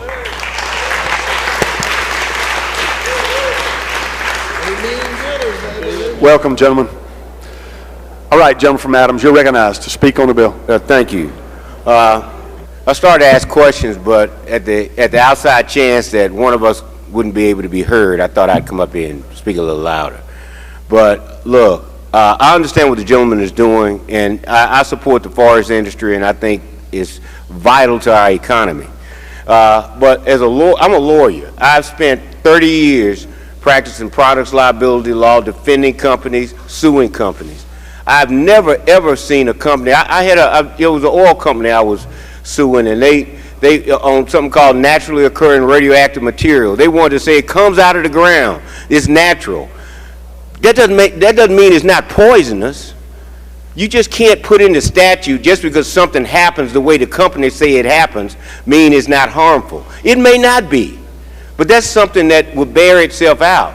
For us to come in here and say, and put into statute that something is what it is because the company says it's what it is, it just goes against everything that I was taught as a lawyer, that as citizens that you have built to understand that if something happens to you, you have somewhere to address this issue. What we're doing is saying that if this is not carbon neutral, if it causes a problem, if there's a byproduct that causes something that's not good for you, we're putting in the statute says, well, they said in the Mississippi legislature where there is not one, not that I know of, one scientist in here that can verify any of this information, they say it's safe. That's just not how it works. You know, we had one of my colleagues gave an example to talk about Ford Pinto. He had the wrong company, but it was a Ford Pinto. But a Ford Pinto, it's like Ford coming and say, we made it so it's safe. That's just not how it works. All I'm asking is, the gentleman, I think, is sincere in all of his assertions about the forest industry and what we're trying to do. But for us to codify the fact that something is what it is because somebody told us that's what it is, that's not what we're here to do. That's just not how this works. He talks about, I grew up in a town, it naturally survived off the International Paper Company. We loved it. I mean, we had 3 and 4 generations of people who worked there. It was a great company, great corporate park there in town, but it smelled awful. It was terrible. And I don't know what it was putting in the atmosphere. I don't know what it was putting in the Mississippi River. I don't know what it is. But if they had have come to me and said, we want a bill that says that smell coming off the plant smells good and that there's nothing harmful about it, because I would ask, why are we saying that? Because we said so. And so my only problem with the bill is that they essentially are taking the fox that you're supposed to keep out of the hen house, keep them out. The fox is saying, don't worry about me. I'm not taking any chickens, any eggs, or anything. Why? Because I told you I wouldn't. Now, where those eggs went and where those chickens went, I don't know, but I didn't take them. And that's what this bill is doing. So I would suggest to you that I think the gentleman's intentions are fine, and I'm going to support the forest industry. But you can't just come and put in the law and say, because it's a wood product, it's good. It's good for the economy, but everything they do can't be good. They hadn't made that company yet. Not one. So I'm just asking you to vote against the bill because I don't think we ought to be protecting companies in the law when they have more than enough resources that if they do something wrong, they can go to court and protect themselves. But you don't want to show up in court because something poisonous got released by a company and they say, well, Judge, they can't sue us because the legislature said we're safe. The legislature says we're safe. Based on what? Based on the fact that the gentleman from, where you from? That he said, which I believe he believes because somebody has affirmed it for him, but I'm just saying that's just not how the law works, and that's not how it ought to work for you. So I would ask you to vote against the bill. We can come up with something better than this. Thank you.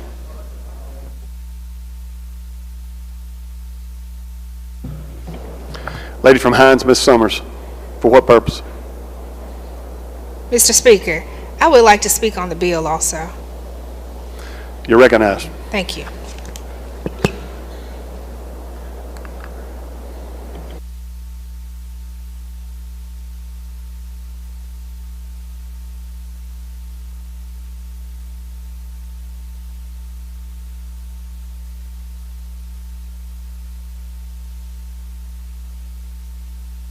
Ladies and gentlemen of the House, last week we passed a House bill that was similar to this bill around making biomass carbon neutral. The issue with this particular legislation is that for our children and our grandchildren and future generations to come, they will have to live with this increased pollution that will not be no longer called pollution if we pass this legislation. I believe that this legislation is a way to avoid some companies that are located in the state of Mississippi from being fined for emitting pollution based on the wood pellets that actually we don't really benefit from. We send all of this biomass over to Europe and they make all the money from it. But there's a company in the state of Mississippi that was fined $2.5 million. It was the largest fine by MDEQ in the state history because of the emissions, the polluted emissions that's coming from this company's process. They got fined again last year for the same thing because the permit that they have does not allow for the level of emissions that they are putting into the air. If we make biomass carbon neutral, what we're saying is it doesn't matter how much you put in the air. It's not going to be considered illegal again. It's not going to be considered pollution. And I would just say that you should keep in mind what our children and what our grandchildren will have to live with. There are communities that are located near these facilities that are only separated by a fence. They're called fence line communities. And these people, they can go and put their finger on a desk in their house or on a TV, and what comes up on their finger is black dust that they are breathing in every day. It's causing children to develop asthma. It's causing people to develop cancer, and they are dying and they're getting sick. And so what I would say to you, ladies and gentlemen of the House, is before we pass this legislation, we need to get some facts and data from scientists that understand what this issue is. The gentleman from Adams County is right. We don't need to put something in statute that's going to have devastating harms to us and to our children for generations to come. So I would ask that you vote no against this bill. Thank you.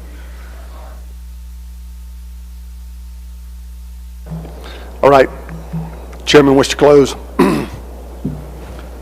What the gentleman from Adams told you is absolutely true. This stuff comes out of the ground. It's deadly poison. I worked in the oil field, and I'm going to just give you this for an example. We went to Alabama, Atmore, Alabama, and worked on a H2S well. If you don't know what a H2S is, it's deadly poison. You walk into it or it gets out, you ain't going to walk out of it or you'll have memory loss for probably the rest of your life.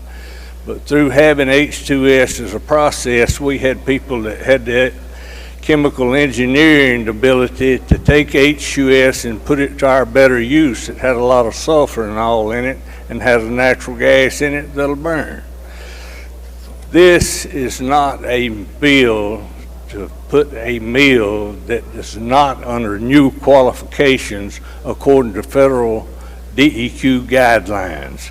This bill, and it's already in here, there's about a page and a half of it, it'll take just a minute to read it, is under DEQ federal guidelines, which I truly say that they precede the state DEQ more than anything I've ever seen in my life because of dealing with Pearl River. You can call the state DEQ and they'll turn you down, but the rest of it will let it go.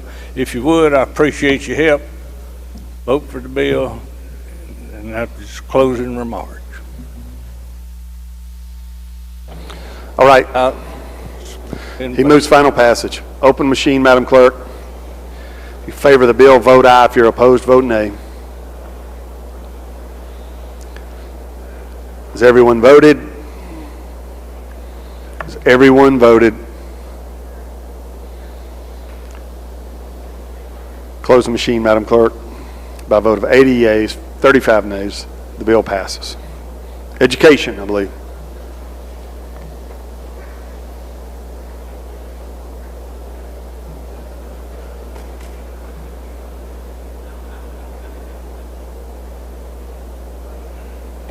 Gentleman from Oktibbeha, you're recognized. Thank you, Mr. Speaker. If we could go to item number 56, House Bill number 1258, call it up and make the usual motions. Gentleman calls the bill up, moves the rules be suspended. The bill considered engrossed, read the third time, and placed on final passage. All in favor say aye. Opposed, no. The ayes have it. You're recognized, gentlemen. Thank you, Mr. Speaker. I'd ask that the gentleman from Forest be recognized. Gentleman from Forest is recognized to explain the bill. Thank you, Mr. Speaker. Thank you, Mr. Chairman. What this bill does is propose to amend the general law addressing 16th section leases to permit the school board in Hattiesburg to amend certain 99-year leases by extending those 99-year leases by up to 25 years in order to enhance economic development in the Broadway Drive, Pine Street area. What we have is a number of very old leases that will be expiring in 20, 25 years, and they are affecting economic development in that particular area. And as I said, the only thing this bill does is permit the amendment of those bills so that we can enhance and attract other businesses in that particular area. Mr. Speaker, that's an explanation of the bill, and I'll address any questions that members may have. Questions on the bill. Gentleman from Hines, Mr. Banks. Gentlemen, I'm sure you'd yield. Oh, yes, sir, Mr. Banks. All right, I understand what you're trying to do. I'm sure you have taken into account that you are going to revise the prices that these people pay. Oh, yes, it would be for additional consideration. And who's going to set that? School board or the superintendent or secretary of state or all the above, or the gentleman who represents that district that's at the wheel right now? The board of trustees of the school board. Okay, and I'm sure you are this close to getting it passed, right? Yes, sir. Thank you, sir. Gentleman from Hines. Gentleman from Marion, Mr. Morgan. Thank you, Mr. Speaker. Gentlemen, you. Yes, sir, I will. Just to make this perfectly clear, the 16th section land that we're talking about is not gathered in forestry or anything at this point. It's basically almost in the center of Hattiesburg. That's correct. And it's kind of covered with asphalt. That's correct. Kerr McGee contaminated that area, and it's commercial and industrial property. I just wanted to clarify that because a lot of people thought we was fixing to take forestry 16th section land, making long-term leases. That's not what's happening. No, sir. Don't see any further questions. Move final passage, Mr. Gentleman Speaker. moves final passage. Open the machine, Madam Clerk. If you favor the bill, vote aye. If you're opposed, vote nay. Has everyone voted? Everyone voted. Close the machine, Madam Clerk. By a vote of 116 yeas, 0 nays, the bill passes. Next item, Mr. Chairman. Mr. Speaker, if we could skip number 57 but hold its place. Is there objection? We will follow that procedure, gentlemen. And we could skip number 58 as well, but it can go to the bottom.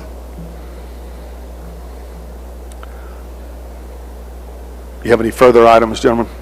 Mr. Speaker, if there's no objection, I'd like to go back on our calendar to number 25, House Bill number 595, and call up, make the usual motions. Is there objection? I don't hear any, gentlemen. Thank you, Mr. Speaker. I'd like to call it up and make the usual motion. This is the Boy Scouts, Girl Scouts, allow them to speak in students regarding civic involvement and the principles of improving. And I would like to call up the committee substitute, Mr. Speaker. Gentleman calls the bill up, moves the rules be suspended. The bill considered engrossed, read the third time, and placed on final passage. All in favor say aye. Opposed, no. The ayes have it. Gentleman also moves to adopt the committee sub for consideration in lieu of the original bill. All in favor say aye. Opposed, no. The ayes have it. You're recognized to explain the committee sub, gentlemen. Ladies and gentlemen, all this bill does is allow the Boy Scouts and the Girl Scouts to come in and speak to the school districts. This bill also has an added additional part to allow the school districts to talk about school safety. That's the two things this does. There's nothing more, nothing less. It doesn't cost any money. That's my explanation. Questions on the bill? Gentleman from Harrison, Mr. Hullum. That the gentleman yield? Yes, sir. Gentlemen, I got two questions. First question, are you aware that the Boy Scouts of America has been sued for a whole lot of money? No, sir. You might want to look into that. That's why the Big Brother Big Sisters is limited to what they can do in the state of Mississippi, because they're a subset of the Boys and Girl Scouts of America. Well, the Boy Scouts of America. Next question. Isn't it the principal's job to oversee the schools and the school board who come into that school with the superintendent to speak to these kids? This merely allows them to do it. You said just what I wanted you to say, because why are we at the state level directing the principal what to do with their local schools? Gentlemen, we come up here every day and require different things and that's not to be a smart remark. It's just we do it every day.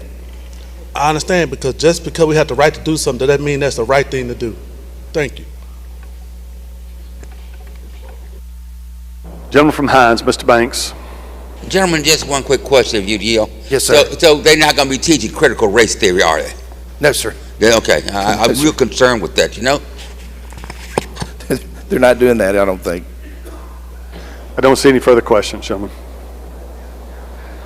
Move final passage. He moves final passage. Open the machine, Madam Clerk. Favor the bill, vote aye. If you're opposed, vote nay. Has everyone voted? Has everyone voted? Close the machine, Madam Clerk.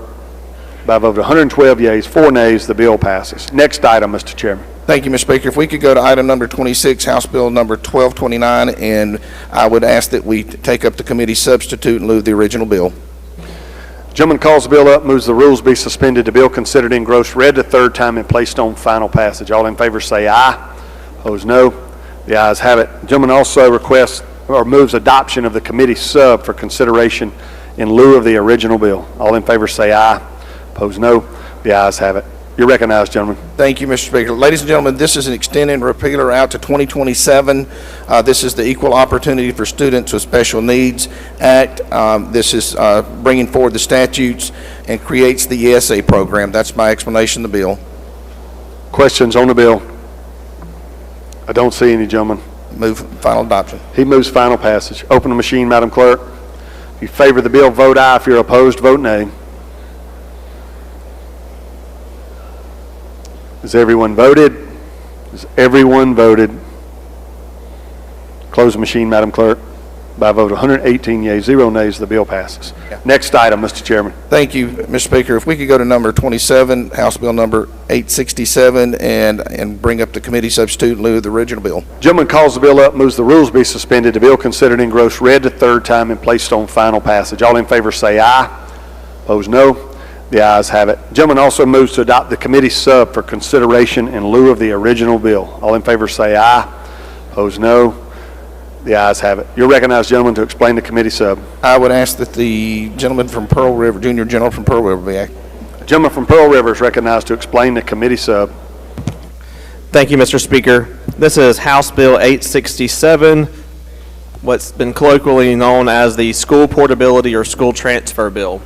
Under current Mississippi law, in order for a student to transfer from their physical district where they reside to another district, public school only, they have to get the consent of not only the receiving district, but also that sending district. That sending district is currently allowed to veto the parent's choice to go to a different public school district.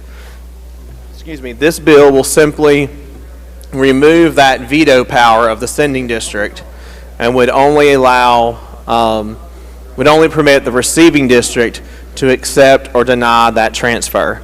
Some things we have kept in this bill, the receiving district will still be allowed to charge the tuition as they do under current law, and that's to make up for that ad valorem portion that they're not paying. We've also added a section here to address some concerns with sports.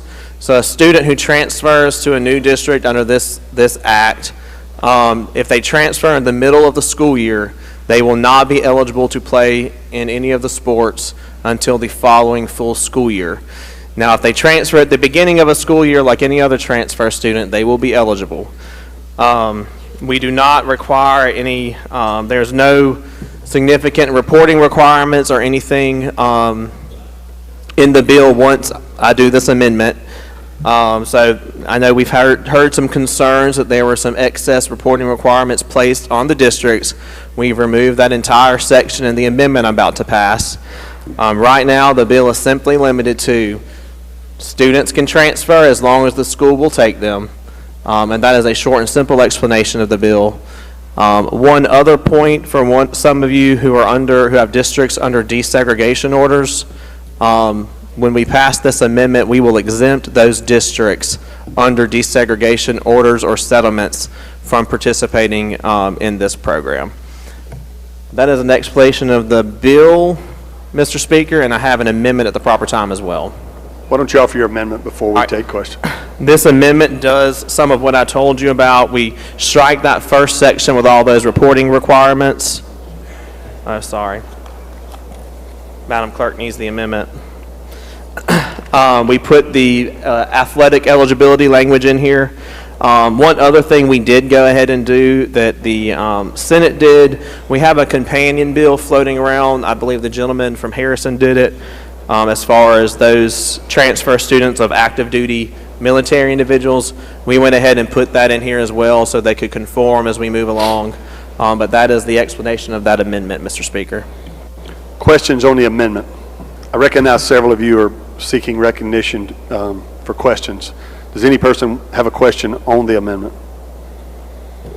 I don't see any. Question occurs on the adoption of Amendment 1. If you favor the amendment, indicate it by saying aye. Opposed, no. The ayes have it. The ayes have it. The amendment's adopted. Any further explanation on the bill, gentlemen? All right. Gentleman from Washington, Mr. Hines, for a question. Thank you, Mr. Speaker. Gentleman Yield. Yes, sir. So you said this eliminates the veto power from the leaving school. They have no input on the child. Is that correct?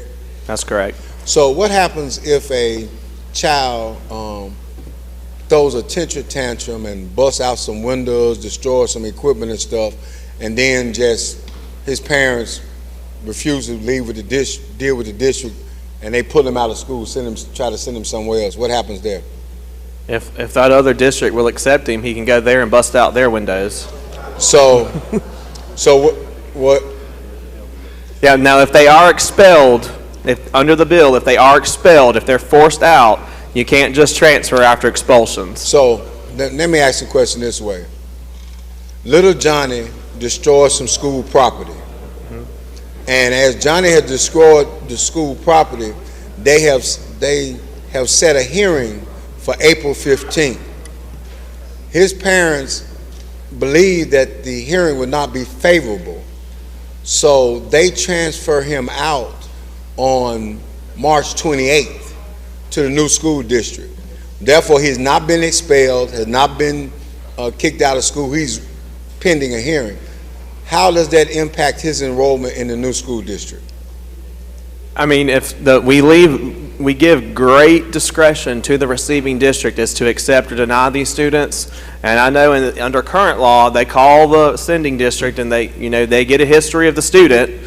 So that receiving district would say, I don't know if I want a kid that's going to bust out all these windows at my district, and they very well can deny that transfer. Well, that would make, in a perfect world, that'd probably be right. But what happened if little Johnny's uncle is the superintendent at the neighboring county school district that we're going to transfer little Johnny to? So little Johnny gonna get a pass because his uncle is there. How do we make the district that has been damaged whole? The only recourse that district has is holding the transcript of vetoing that child transferring. Making the district whole. What do you mean by making the whole? For the damage? Right. I believe that is outside the scope of this bill. It couldn't be outside the scope of the bill, gentlemen. Those are things that. Would you not agree with me? Those are things that happen in the district every day. Kids tear up school buses, they steal computers, they do stuff to cafeteria equipment, they all kind of stuff. They get into a fight at a football, basketball game, and they do things that cause damage, and there's a monetary fee attached to that. So if that parent is wise enough or crafty enough to get that child out of their school district before hearing, how is that offended school district made whole? Sir, gentlemen, we have language in here that addresses disciplinary issues. I don't have the, put the bill in front of me, please. We're going to put a reverse appealer in the bill here in a minute.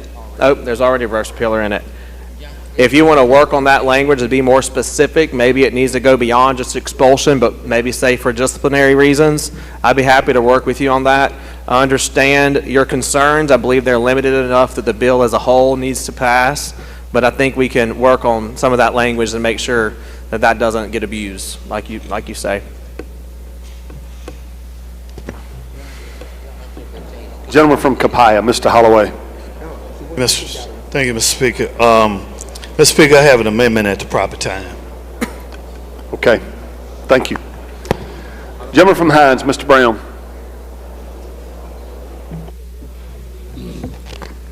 Gentleman yield. Yes, sir. Thank you. Gentleman number one, how will this impact the current athletic association that governs these students, particularly the ones that are athletes? It seems to me that we are ramrodding them to non-existence and no input. The only limit on the athletic association and their standards is that they can still exclude a student who transfers mid-school year, but they will be eligible for that succeeding school year. We do not want to penalize student athletes for taking advantage of an act lawfully passed by this legislature. Well, it seems to me some of these athletic associations would be fighting this legislation because they don't want their students to be transferred to other. Well, I'm not in the habit of passing bills based off of what athletic associations want. And we haven't actually heard. Now, in their defense, I did reach out to them. What prompted this initiative? What prompted the initiative? What prompted this initiative? Just, this bill. What brought forth this bill? Hearing from parents throughout the state who, I'll give you an example of someone in my district who lives on the southern part of my district who drives to work in Gulfport every day, and when the time she has to leave for work, she's leaving before her kids are to get up for school. So her preference would be to see if she could take her kids to a school en route to her work in Gulfport. And I think that's a perfectly acceptable option for us to give parents if the district will approve it, of course. But I don't see a reason why we wouldn't allow that in those circumstances. Stop looking at me like that. Gentleman from Forest, Mr. Watson. Thank you, Mr. Speaker. If the chairman would yield. Yes, sir. I think we cleared up this point in committee, but I'd like to direct your attention to line 41, where the receiving district does not, acting through the board, does not rule upon it by that next board meeting. Yes, sir. I understand you're going to work on that language. I am. I want to work on that language as we move forward. I don't like the way it's currently phrased. I would like to give a little bit more discretion to the district receiving to take that under consideration, do proper research and all of that stuff. So if you would get with me and help me with some language, we can put that in here as it moves forward. I'll certainly do that, because the receiving district under this bill has to accept the student. Am I correct? That is correct. Okay, thank you. Gentleman from Marshall, Mr. Faulkner. Thank you, Mr. Speaker. Mr. Chairman, you yield? Yes, sir. So you said that you gave an example of why we have this bill before us, right? Yes, sir. My question is, why, let me ask it this way, has there been a problem that we know of where the sending district has vetoed a child's transfer? Yes, sir. I've heard several occasions of that occurring. So why would you suppose that is happening? A lot of times it has to do with money, gentlemen, unfortunately. Okay, that leads to my next question. So in this case, do the funding follow the child? That is correct. State funding, yes, sir. So the sending school district, how do they recover from with the loss of these funds? Hopefully they get, okay, the gentleman is telling me he has an amendment that might help with that, but well, Will you hold until we get this amendment passed? Thank you, I'll Mr. answer that Chairman. question. Thank you. Gentleman from Holmes, Mr. Clark. Thank you, Mr. Speaker. Would the gentleman yield? Yes, sir. Gentlemen, I got just two questions. The receiving district, will each district have a certain number of students each year that they'll be willing to accept non-resident students? Under our past amendment, they have wide discretion. Okay. They decide how many and all that on their own, pursuant to, as you know, under current law, they can take out of district transfers. So whatever they want to do, it's up to the districts. And I guess my concern, gentlemen, is have y'all thought about having anything in place that ensure that the selection process will be fair to everybody that's willing to, that's wanting to transfer over? Yes, I understand those concerns you're speaking of. I believe as this gets into place, we're going to have to look at how the districts are taking in the students and make sure there's not any discriminatory issues or anything along those lines, that they're not picking certain types of students over others. But to avoid putting too much of a burden on our districts right now, we want to let it pass as is, give them an opportunity to do it correctly, and then we'll see where we go from there. Because generally, usually the way these things work is somebody who knows somebody in administration or somebody on the local school board, and you can see how maybe 20 kids request the transfer and only 10 would get it. And possibly, depending on what district, what they're doing, could possibly open up these districts to litigation if they go too far. And that is, a lot of them could be doing, currently they're able to accept students now as far as the receiving districts are concerned, and hopefully what they're doing now has kept them out of lawsuits, and I hope they continue to do that. But I think this is going to kind of open up the floodgates. Have any thought been given to requiring the Department of Ed to promulgate some rules and regulations so we can have a uniform way of selecting these students throughout the entire state? No, sir. Like I said, we wanted to keep this as close to the current law and as close to what districts are allowed to do now as possible, without giving too much of a burden on those districts. Gentlemen, would you be opposed to a little light amendment? Light one. You're a lawyer and you just said something was light. That would simply require the Department of Education to collect certain demographic information on these students that's been accepted and just simply report it to this body each year. So MD collects it. We're not making the districts, I'm sure the districts will have to give it to them, Correct. But MD will collect it? They would give it to the districts, and they simply would report it to the fathers of this state. I am okay with that. That sounds like a good amendment, gentlemen. Okay, and one last question, gentlemen. Line 47 at the end of your committee substitute, I think. Yes, sir. That's the section that's dealing with the districts on the DSEG orders. Wait a minute. Line 47 of my committee substitute? On your amendment, I apologize. On my amendment.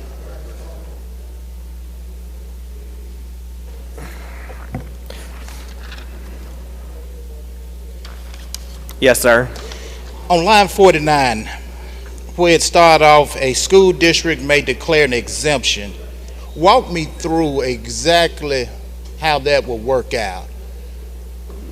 So basically they would just have to put in my opinion, and we may need to put some more details on this, they would just have to declare an exemption to the Department of Education that they're under a desegregation order, a settlement, or whatever, to be excluded from this act. And I guess my concern with that is, I think if we had stopped at that period, with that, if you have a school board or school districts, and these orders are so old, they're not aware of this new statute or that section, don't do it, and then they release or accept students, which will put them in violation of it. I hope our districts have counsel that are up to date with current law, especially our districts with desegregation orders. I would like to think so, gentlemen. Everybody's not as a learned attorney as you are, gentlemen. Oh, thank you, gentlemen. But I guess my concern is that we are almost giving a loophole to these districts to intentionally violate a federal court order, which we know supersedes anything we do here. So you want to just take out everything after the period on line 49? Yes. Bring the amendment. Thank you, gentlemen. Lady from Madison, Ms. Ford. Thank you, Mr. Speaker. Do you yield? Yes, yes, ma'am. I have a couple of questions, so please bear with me if you don't mind. The receiving district will receive some share of the ad valorem taxes from the other district for out of the district transfer student, correct? Not ad valorem. They receive the state portion. And then they're allowed to charge tuition to make up for any ad valorem that's missing. So would the district losing or allowing the students to transfer out pay a tuition or ad valorem share to the district accepting the transfer? If so, how would it be calculated? No, the sending district is not paying any ad valorem money at all. The only money moving with the student is the money we give them. Is there a cap? The Inspire money we're going to give them next year. Okay. Okay. Is there a cap on how many students a district would be allowed to release? No, ma'am. Would there be a deadline of 6 months to a year in which to apply for a transfer so that sending and receiving districts would have time to plan accordingly? No, ma'am. This is going to be a very small number. I don't believe it's going to be any more than what a district is currently seeing change in their enrollment numbers every year. How will a district be legally protected from potential lawsuits if it denies requests for transfer to its district? Same way they are now. They're not exposed to any additional liability than what they're already exposed to during their current processes to accepting or denying students coming into their districts. How often can a student transfer? Once. So tracking accountability for students that move back and forth will be extremely difficult. We're not moving back and forth. Yes. Okay. If parents have multiple children, can they choose multiple districts? No, ma'am. Okay. Well, how would this impact services to students with special needs? How will this what? Impact students with special needs. There shouldn't be any impact other than those circumstances where a special needs student may go to a district that they think might offer better services or might be closer to that student's medical providers or something along those lines. And when you're done, I have the corrected answer to another question you asked, but okay, continue. Council did remind me we don't have a limit as to, so siblings can go to separate districts. I don't understand why a parent would want to do that, but yes, they can go to separate districts. Thank you for your answers. Thank you, lady. Gentleman from Harrison, Mr. Haney. Thank you. Gentleman yield? Yes, sir. I wasn't sure if I heard the answer right. For example, some schools like Gulfport, you come in, they charge a out-of-district tuition. So can they still do that? Because we're paying higher bonds for our new buildings and different things. So someone coming from another district might not have the higher taxes. Can they still continue charging the out-of-state tuition? Yes, not out-of-state, but not out-of-state tuition, out-of-district, but out-of-district tuition. They keep their authority to do that. Yes, sir. They can still do that. Thank you. All right. I don't see any further questions, gentlemen. I have several amendments, Mr. Speaker. I said I didn't see any questions. I thought we were going to do amendments.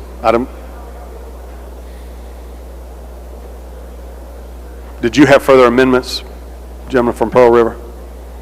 Council's saying, Mr. Speaker, I need to reconsider the vote by which Amendment 1 passed for purposes of an amendment. Gentleman's motion is to reconsider the vote by which Amendment 1 passed for purposes of amendment. If you favor that, indicate by saying aye. Opposed, no. The ayes have it. The ayes have it.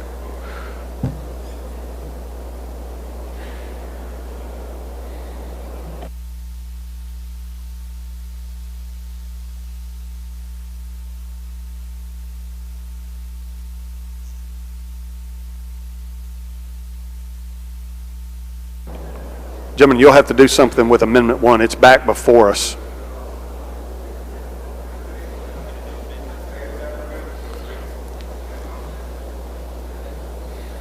We need.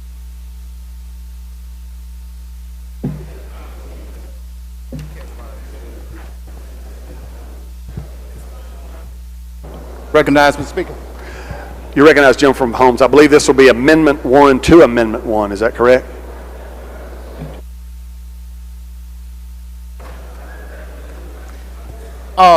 Ladies and gentlemen of the House, this is an amendment to the question I just interrogated the gentleman from Pearl River on. It's dealing with the section of the bill which deals with these districts that are under the desegregation order. If you look at the language at the very end of that section, it basically says that the district can make a request for an exemption of all places to the Department of Education. Well, in order to be exempt from a federal court order, a federal judge or the federal court in which that order is under would have to give you that exemption. So I'm simply deleting those two sentences, and I think it will, for the school districts, attorneys across the state, I think it'll be easy for them to deal with this section of the law. Mr. Speaker, that's a simple explanation of my amendment to the amendment. I'd be happy to entertain Questions any on Amendment 1 to Amendment 1. Gentleman from Covington, do you have a question on this amendment? You're recognized. Gentleman yield. Yes, sir. Gentlemen, can you give us a list of the districts that are under desegregation order? Gentlemen, I cannot, but during the consolidation debate about 7 or 8 years ago, I think that, believe it or not, at that time it was about 18 school districts across the state of Mississippi that was still under a desegregation order. It's a lot. Yes, sir. So if your amendment were adopted, we would have some districts that people living in that district could make use of the transfer law, and right over one district away would not be able to. I think that, no, my amendment is not changing any of that. That's my reading of the bill is that if you are in a district that is under a deseg order, then you're not allowed to do this. Now, it's some language that says you go to the Department of Education and you can exempt out. And that the legal reasoning just don't make sense to me, is that the only way that you can be exempt from a federal court order is if some federal judge grants you that exemption. I just don't think that the Department of Education have the legal authority to supersede a ruling of a federal court. Well, but that's the language of the First Amendment that we adopted that we're now trying to amend. It says the provisions of this section shall not supersede any provision of an enforceable desegregation court order. Correct. Now, that's still in the bill.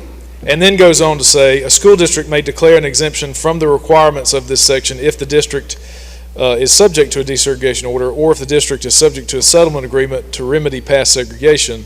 So the way I read that, gentlemen, is that the Board of Education could be exempt. I don't see a procedure in there where they get that from the Department of Education. I guess the problem with that sentence is it says the school board declare. I just don't think a school board have the legal authority to declare themselves exempt from a federal court order. No, I agree, but that's language that's already in there. And that's what I'm deleting. That's what my amendment does. It deletes everything after that period all the way out. Which, if I'm understanding your amendment, would make it to where those school districts that are subject to desegregation orders could not exempt themselves. They could not. And so they could not be eligible to have these for the student transfers as other school districts could. I mean, that would be a fair assessment, because legally I don't think they could. Now, if whatever reason they want to file or get an agreement and go before whatever court this deseg order is before and ask for an exemption, I think that would be the proper way to do it. And gentlemen, what I'm really trying to prevent is that I'm trying to prevent poor school districts looking at this, thinking that they have the legal authority to do this, and set themselves up for federal litigation, which is very costly. Okay, thank you, gentlemen. Gentleman from Harrison, Mr. Hullum, for a question on the amendment. I will, gentlemen. If I tell you that currently today, there's 32 school districts in the state of Mississippi that's still under federal desegregation order, do you think your amendment? That sounds pretty accurate. Thank you, gentleman. Right, gentleman's time has expired on the Amendment 1. Question recurs on the adoption of Amendment 1 to Amendment 1. If you favor the amendment, indicate by saying aye. Aye. Opposed, no. The ayes have it. The ayes have it. Amendment 1 to Amendment 1 is adopted.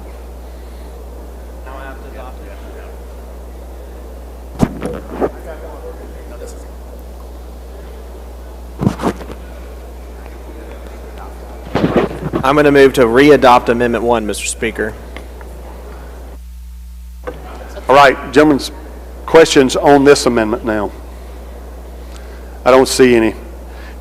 Question occurs on the adoption of Amendment 1. If you favor the amendment, indicate by saying aye.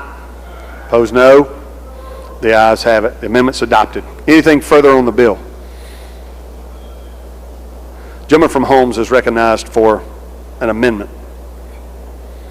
Thank you, Mr. Speaker. Ladies and gentlemen of the House, Amendment number 2 to the bill, the only thing that it does is it's not a lot of reporting. It just simply requires each receiving district to report to the Department of Ed certain demographic information to the Department of Education. And this information shall be provided to the state legislature each year. And this is a new bill. Probably would be a repealer in this bill at some point, and it just simply give us the information we need in 3 or 4 years when we revisit this measure to see what students are being allowed to come, what students are not being allowed to come, so we can make a more informed and educated decision on legislation. That's a simple explanation of the bill, Mr. Speaker. Be happy to entertain any questions. Don't see any questions, gentlemen. Question occurs on the adoption of Amendment 2. If you favor the amendment, indicate by saying aye. Aye. Opposed, no. The ayes have it. Amendment 2 is adopted. Gentleman from Capaya is recognized for his amendment. You going to explain your amendment, gentlemen? Thank you, Mr. Speaker. Mr. Speaker, ladies and gentlemen of the House, we already know that you can cross school districts right now, and in addition to what we're experiencing now, the problem is that the money follows the child, but it follows the child a year later. So all this amendment does is authorizes the State Department of Education to say that they shall make payment as expeditiously as possible to the receiving school district after the transfer. And that's all it does, to make sure that a school district does not have to absorb the cost of educating the child for 1 year without the funding. Questions on the amendment? I don't see any, gentlemen. Does the chairman wish to respond? We support that amendment, Mr. Speaker. Question occurs on the adoption of Amendment 3. If you favor the amendment, indicate by saying aye. Opposed, no. The ayes have it. The ayes have it. Anything further on the bill, gentlemen? Just one thing, Mr. Speaker, to the gentleman from Washington's question. Section 37-11-19 holds parents of children who deface school property liable for damages and allows them to collect for those damages. That is unchanged in this bill, so little Johnny's mama and daddy are going to have to pay up. And I'll move for final passage, Mr. Speaker. Gentleman from Montgomery, for what purpose? Question, Mr. Speaker. Do you yield for further questions, gentlemen? Sure, Mr. Speaker. You're recognized.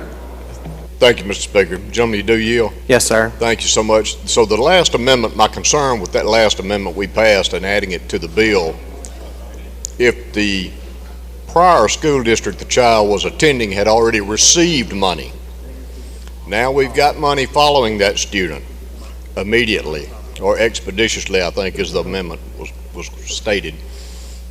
There no recourse in the amendment or in the bill now? Gentlemen, so the state-funded portion of MAP or Inspire or whatever formula we have, we give those, while MDE gets it through our appropriations process, they give it to the district on monthly installments. So the first of next month, they'll move to the new district. Thank you. Yes, gentlemen. You yield for further questions, gentlemen. Yes, Mr. Speaker. Gentleman from Marshall, Mr. Faulkner. He waves off. Gentleman from Clark, Mr. Smith. All right, so you got a school district, and a lot of them want to transfer to this one school district. School district takes too many kids, and then they want to add on classrooms. Need to drop $1 million bond.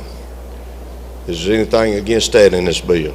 No, sir, but our supervisors, our superintendents, and our school boards hopefully will hold those districts accountable and make them responsible in their budgeting and the number of students they accept from out of district. So the school board says, no, we're not going to add on, so you can't add on to growth, right? Well, if they're growing and they're saying that if those students are there and they want, to expand, they're getting their state dollars to pay for those students, and they're charging tuition to pay for the ad valorem portion. But as far as the local issue as to all of that, that's not within the parameters of this legislation. All right, thank you. Don't see any further questions, gentlemen. Move for final passage. He moves final passage. Open the machine, Madam Clerk. If you favor the bill, vote aye. If you're opposed, vote nay.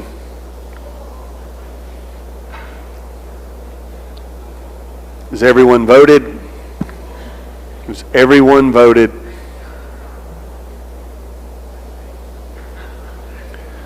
Close the machine, Madam Clerk. By a vote of 68 yeas, 43 nays, the bill passes. Next item, Mr. Chairman. Thank you, Mr. Speaker. If we could go to number 28, House Bill number 1106, and I would call up the committee substitute in lieu of the original bill and make the usual motion. You make the usual motion. Gentleman calls the bill up, moves the rules be suspended. The bill considered engrossed, read the third time, and placed on final passage. All in favor say aye. Opposed no. The ayes have it. The gentleman's also moved to adopt the committee sub for consideration in lieu of the original bill. All in favor say aye. Opposed no. The ayes have it. You're recognized, gentlemen. Mr. Speaker, I'd ask that we recognize the Vice Chair for explain the bill. Vice Chairman is recognized to explain the committee sub.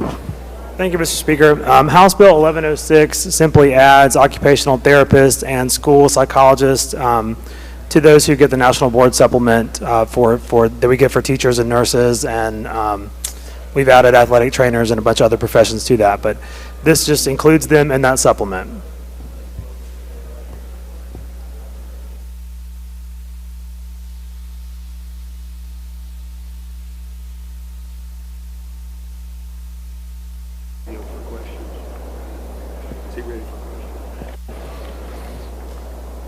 I don't see any questions, gentlemen. Okay. Move final passage. He moves final passage. Open the machine, Madam Clerk. If you favor the bill, vote aye. If you're opposed, vote nay. Has everyone voted? Has everyone voted? Close the machine, Madam Clerk. By a vote of 121 yeas, 0 nays, the bill passes. Next item. We're going to skip the next item and go down to the next item. House Bill 1668. I'd call that bill up and make the usual motion. Sorry, I need to call up the committee substitute. Gentleman calls the bill up, moves the rules be suspended. The bill considered engrossed, read the third time, and placed on final passage. All in favor say aye. Opposed no. The ayes have it. The gentleman also moves to adopt the committee sub for consideration in lieu of the original bill. All in favor say aye.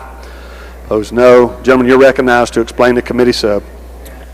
Thank you, Mr. Speaker. So the committee sub for House Bill 1668, it removes all the language about the fees that are charged for licensure, so none of that is in the committee sub version of this bill. This only addresses the Mississippi Teacher Residency Program, so it provides the legislation for us to fund that going forward just for this coming school year. That's a brief explanation of the committee sub. Questions on the bill? I don't see any, gentlemen. Move final passage. He moves final passage. Open the machine, Madam. Open the machine, Madam Clerk. If you favor the bill, vote aye. If you're opposed, vote nay. Education yields. Has everyone voted? Has everyone voted? Close the machine, Madam Clerk. By a vote of 119 yeas, 0 nays, the bill passes. All right, education yields. I believe we're down to item 59. Recognize the Chairman of Business and Commerce, the gentleman from Rankin. Thank you, Mr. Speaker. I'd ask we go to item 59, House Bill number 1303. Call it up and make the usual motion. Gentleman calls the bill up, moves the rules be suspended. The bill considered engrossed, read the third time, and placed on final passage. All in favor say aye. Aye. Opposed, no. The ayes have it. You're recognized, gentlemen. I'd like to talk about the amendments that we made in committee. This was double referred to Judd B. as well as the Business Committee. And this is the Fresh Start Act. I think everybody deserves a second chance, and this is a chance for people who've committed a felony or misdemeanor to have a second chance at life. When they get out of prison, they've served their time. They did the crime and they did the time, and they satisfied the parole board that they would not necessarily be unable to get a certification from any of these folks that offer a license. And in committee, we made an exemption for the attorneys for the Mississippi Bar, because that kind of falls under the judicial branch, and that's something we didn't need to do. We made an exception for the nurses, because they are part of a nurse licensure compact that's nationwide, and they needed to be part of that. And then the realtors added some language to this bill that says nothing in this section shall preclude any board, commission, or other licensing entity from granting licenses to individuals convicted of disqualifying convictions after considering the factors listed under this subsection, which just made it clearer that you could still disqualify someone from getting a license, but it couldn't be the only reason. You just have to provide documentation in case it goes to court of the reasons why they didn't get a license. This is the Fresh Start Act. The intent is to expand work opportunities for people who were formerly incarcerated by ensuring that a criminal conviction does not automatically disqualify someone from obtaining a license to work. Convictions related to the license field can still serve as a basis for denial or revocation of a license. We passed this in 2019 and opened it up for 8 different professions, and this bill further opens it up to another 38 professions. Those who sit on these licensing boards still have all the power that they need to thoroughly vet someone and to give them a second chance if they so choose to do it. That's my explanation of the bill. I will yield for questions. Gentlemen, does that explain your amendment? That explains the amendment, yes. You want to adopt the amendment before you yield for questions? Yeah, let's adopt the amendment. Thank you. All right. Question occurs on the adoption of Amendment 1. If you favor the gentleman's amendment, indicate that by saying aye. Aye. Opposed, no. The ayes have it. The ayes have it. The amendment's adopted. Questions? Questions on the bill. Lady from Jones, Ms. Scott. Thank you so much, Mr. Speaker. Will the gentleman yield? I do yield.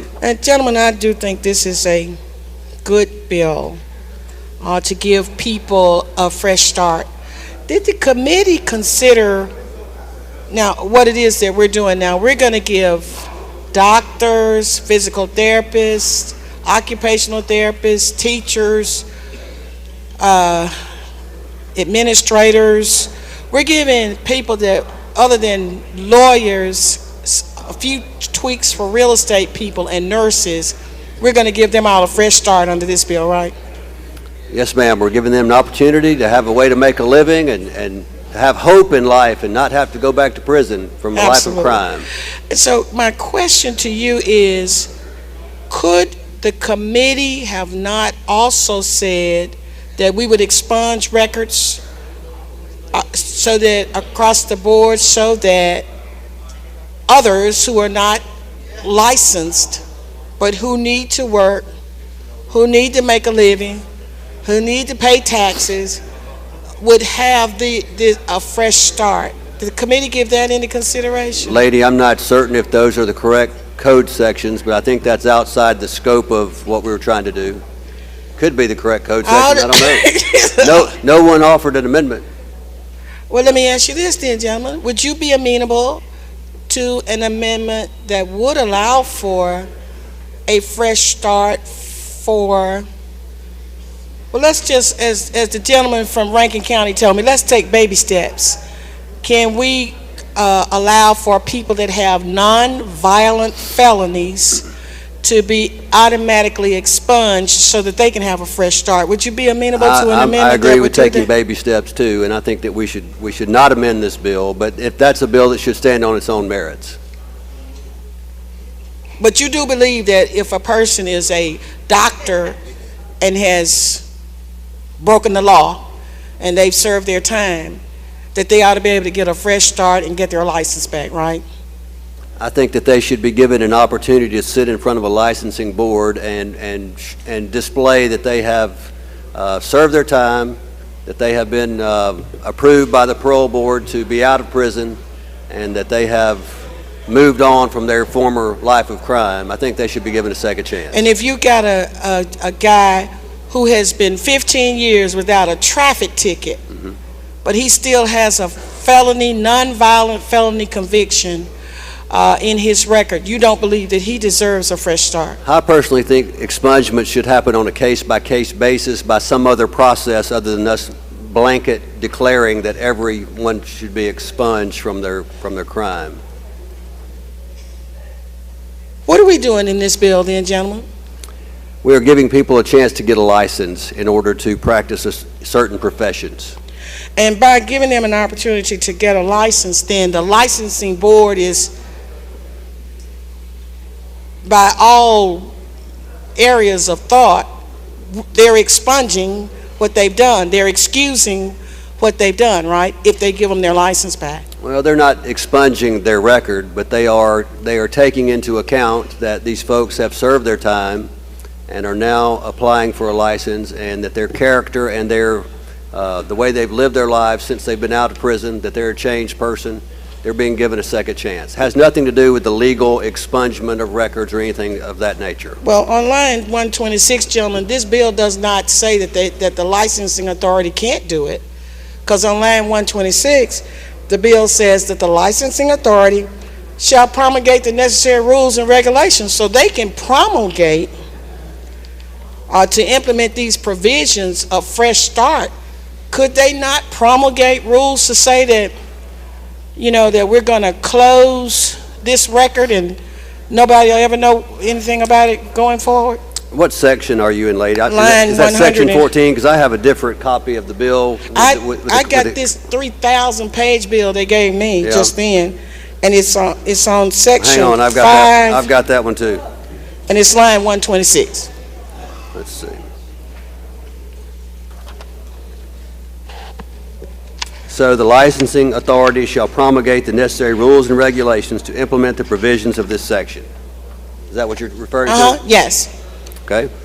What's your question? My question is, would that not allow the discretion of any licensing board to basically,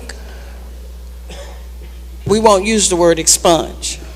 We'll say that record would be closed, never to be seen again, and that person would be given their license back. I think their record is going to be considered, because they don't necessarily have to be approved for a license. So they're going to consider, and then based on the interview with that person and the evidences that are there at that time, they'll make a decision as to whether or not to grant that person a license. Okay, but they can make a regulation or a rule that says that I'm going to give Dr. Joe Blow back his license.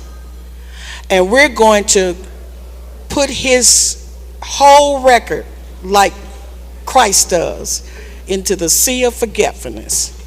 They can do that, right? As far as the east is from the west. They can do that, isn't that correct? They can do that. Okay, and I guess, I mean, you know, we do whatever we want to do up here, but out of fairness, and with all of these code sections available to us, I just wondered why we would not want to give that same consideration to a person that's been out of trouble 15, 20 years, and could have their record placed into the sea of forgetfulness, and they could move forward and maybe get into school, their life could change like what you're describing. But they can. They can apply for Not a unless license. they have to be a certain age for one thing.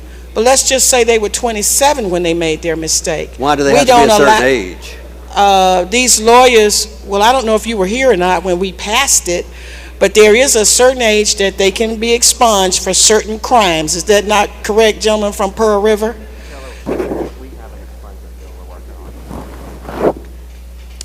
Gentleman from Pearl River says he has an expungement bill that he's working on that's on the calendar.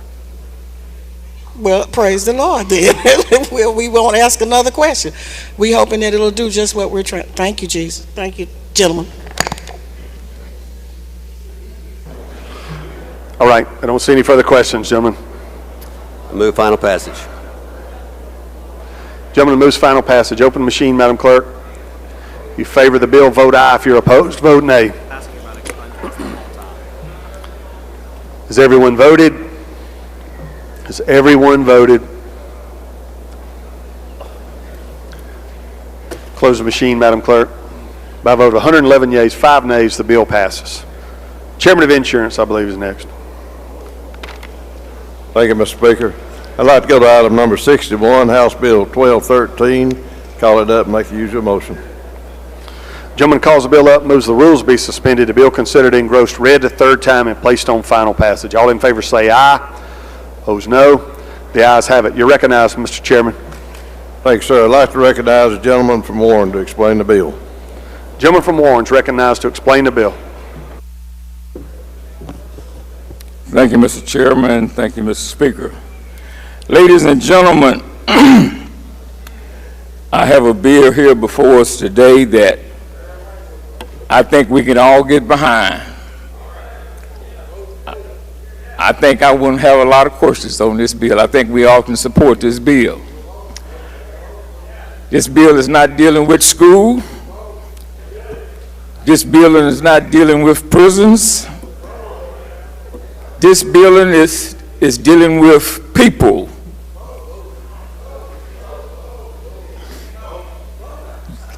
We have before us today House Bill 1213, an act to create the Living Donor Protection Act.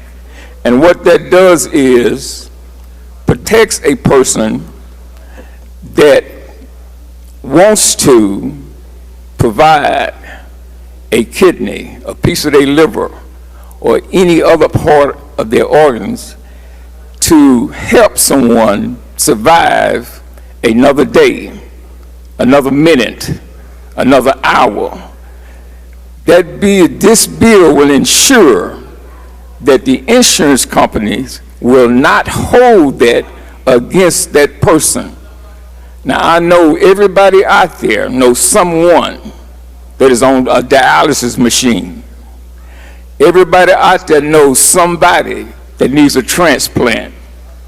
In the state of Mississippi, we have over 500 people on the waiting list. In this country, we have over 104,000 people on the waiting list. So this bill is definitely needed.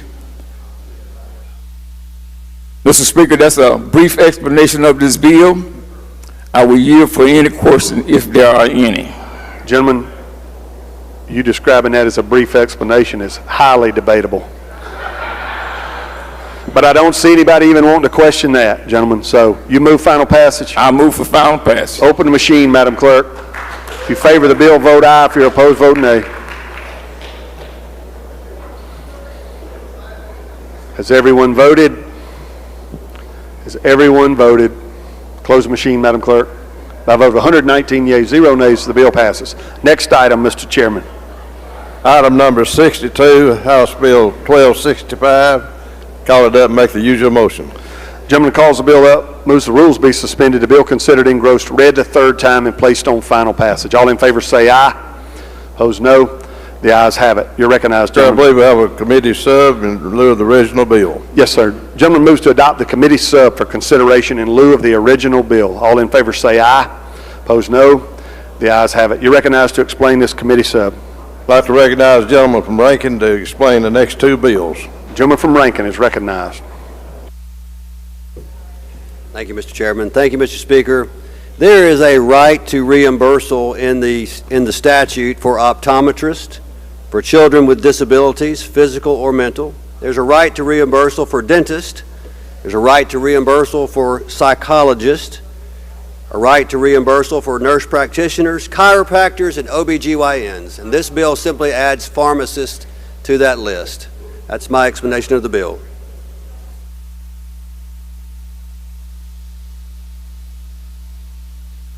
Happy to yield for questions. Questions on the bill? I don't see any, gentlemen. Move final passage. He moves final passage. Open the machine, Madam Clerk. If you favor the bill, vote aye. If you're opposed, vote nay.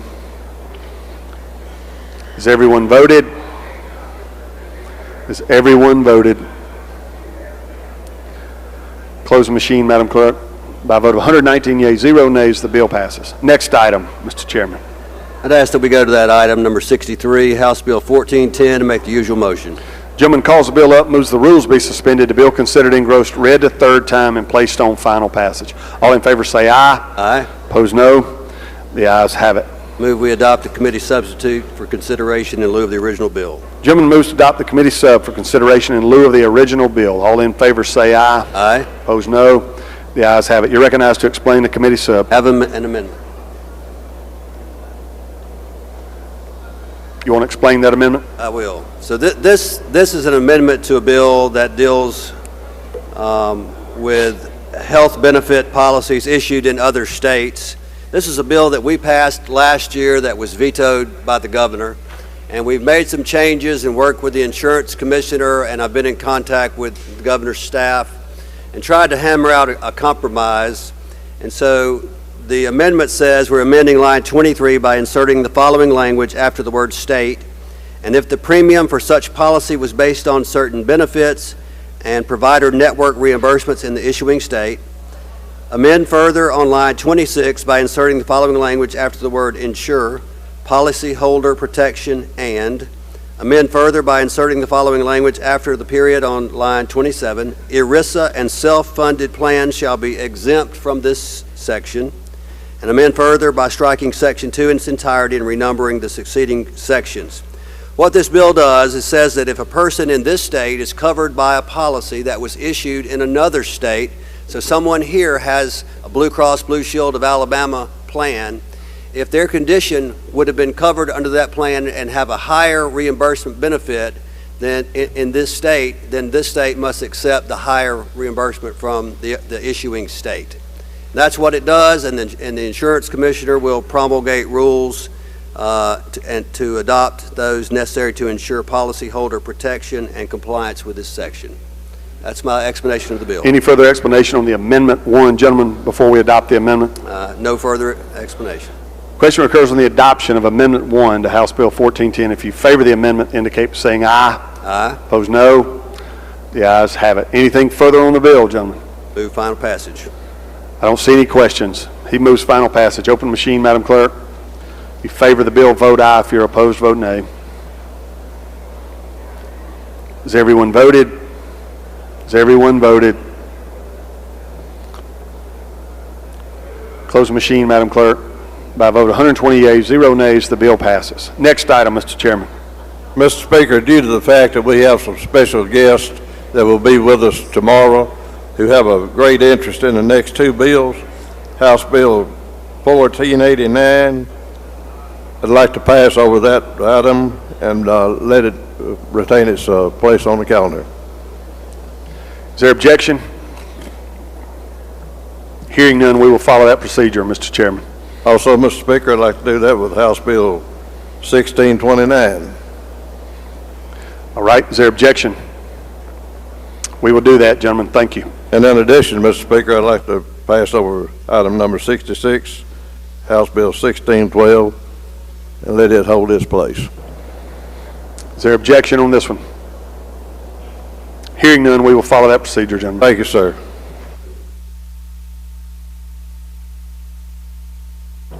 Public Utilities, he passes. Public Health,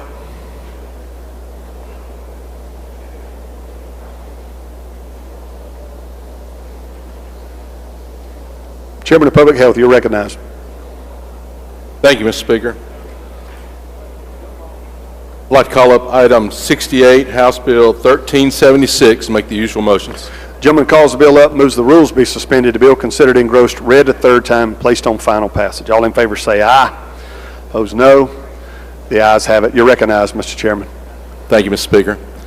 This bill was requested by the Mississippi Department of Child Protection. It's House Bill 1376. In 2018, the federal government enacted the Family First Prevention Services Act, FFPSA, to provide federal funding for child welfare preventative services. Family First Prevention Services also provides funding for non-family based group and instructional settings when clinically necessary. These groups are referred to as Qualified Residential Treatment Programs, QRTP. A Qualified Residential Treatment Program provides an opportunity for a child or youth in the Mississippi Department of Health's Child Protection's custody to be placed where he or her physical and behavioral needs can be stabilized. It is a placement which is time-limited, trauma-informed, and judicially reviewed and focused on engaging the child's family during and after treatment, with the goal of preparing the child for a swift return to family and community life. Currently, Mississippi does not offer the facilities that are credited by QRTP. Thus, children who require this treatment are many times shipped out of state. This bill would allow QRTP facilities to be established, accredited, and eligible for reimbursement in the state of Mississippi. And that's an explanation of the bill, Mr. Speaker. Questions on the bill? Gentleman from Forest, Mr. Watson. If the gentleman will yield. Yes, sir. Yeah, how much does that care cost out of state? From $10,000 to $30,000 per child. Per day, per week? That's just per occurrence for the child. They're there temporarily, but that's the total cost per child. Okay. I asked that question for the Child Protection Services, and that there was the range. All right. Thank you, sir. Don't see any further questions, gentlemen. Final passage. Gentleman moves final passage. Open the machine, Madam Clerk. In favor of the bill, vote aye. If you're opposed, vote nay. Has everyone voted? Has everyone voted? Close the machine, Madam Clerk. By vote 121 yeas, 0 nays, the bill passes. Next item, Mr. Chairman. Thank you, Mr. Speaker. I'd like to call up item 69, House Bill 41, and make the usual motions. Gentleman calls the bill up, moves the rules be suspended. The bill considered engrossed, read the third time, and placed on final passage. All in favor say aye. Opposed, no. The ayes have it. You're recognized. Thank you, Mr. Speaker. I'd like to recognize the Vice Chair, gentleman from Harrison, to make the explanation. Vice Chairman, gentleman from Harrison is recognized to explain the bill. Thank you, Mr. Speaker. Thank you, Mr. Chairman. House Bill 41 allows for podiatrists to treat ailments of the ankle, including limited surgery to the ankle when necessary. The podiatrist must be certified by the Board of Foot and Ankle Surgery and have completed 3 years of residency. The podiatrist may only perform the surgery in an accredited hospital in which the podiatrist has received surgical privileges. Mississippi is the only remaining state in the nation that does not allow podiatrists to do this, and it's already permissible at the Veterans Administration Hospital. Of course, this will increase care in our rural and underserved areas. Mr. Speaker, that concludes an explanation of the bill. Questions on the bill? I don't see any, gentlemen. Mr. Speaker, move for final passage. Gentleman moves final passage. Open machine, Madam Clerk. If you favor the bill, vote aye. If you're opposed, vote nay.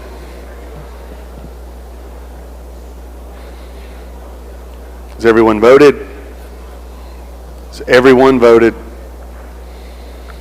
Close the machine, Madam Clerk.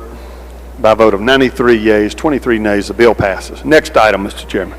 Thank you, Mr. Speaker. I'd like to bring up item 70, House Bill 848, and make the usual motions with the committee substitute. Gentleman calls the bill up, moves the rules be suspended. The bill considered engrossed, read the third time, and placed on final passage. All in favor say aye. Opposed, no. The ayes have it. The gentleman also moves to adopt the committee sub for consideration in lieu of the original bill. All in favor say aye. Opposed, no. The ayes have it. You're recognized to explain the committee sub. Thank you, Mr. Speaker. I'd like to recognize the gentleman from Rankin to explain the committee sub. Gentleman from Rankin is recognized. I believe he has an amendment. This is a proposed amendment, Mr. Speaker, and this deals with CON exemption for certain facilities, and this amendment would require, well, it would allow the State Department of Health health officer to determine the number of indigent care that each facility would have to provide. And it's a long amendment, but that's what it does. Happy to yield for questions about that. Questions on the amendment? Don't see any. Question recurs on the adoption of Amendment 1. If you favor the amendment, indicate by saying aye. Aye. Opposed, no.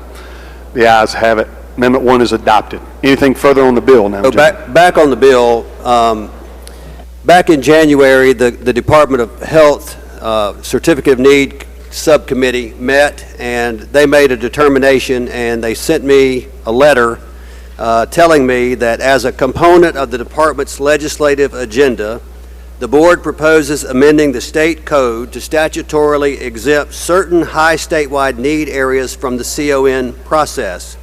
Doing so will remove what can be a costly and time-consuming hurdle for healthcare investments in high-priority areas, and each of these areas was specifically highlighted in the HMA report. First of all, they recommend removing the CON for psychiatric residential treatment facilities. Secondly, substance use disorder services. And third, perinatal services, maternal and infant care. This is coming to us from the Department of Health, also supported by the Department of Mental Health, asking to remove these three items, these three groups, from the CON process. Also in committee, we added IDD facilities similar to Sun Valley in Madison County, if you're familiar with that, or Mustard Seed in Rankin County. Folks who have facilities that help the intellectually disabled, and those have been removed as well. That's by explanation of the bill. Happy to yield for questions. Lady from Jones, Ms. Scott. I yield. Can the gentleman tell the House how will allowing these people to bring these services on impact our Medicaid budget? Well, the amendment that we just added will allow the state health officer to determine how much indigent care is seen. There's a lot of uncertainty within our Medicaid program right now because we don't know if expansion is going to happen or not. But there is a need for these facilities, as evidenced by 30 to 45 day waits to get into an alcohol and drug rehab. I know many people, if they have finally determined they need to go to alcohol and drug rehab, if they don't go then, they have to wait 30 to 45 days. They're going to be on, they're going to be backslidden and on a binge. So we need more facilities open, and this would provide a way for facilities to open, still having to get a license through the Department of Health, and they would have the final say on who opened the facility. But there's no way to know for certain exactly how it would affect the Medicaid budget. Okay, and so gentlemen, let's go back to we just passed this bill on psychiatric residential treatment facilities for foster care children out of state.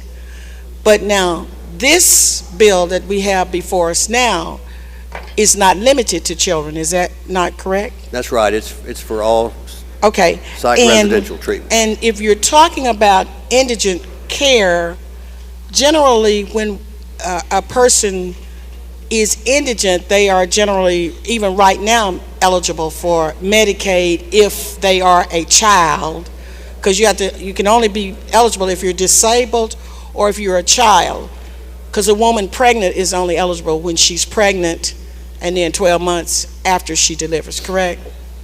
If you say so.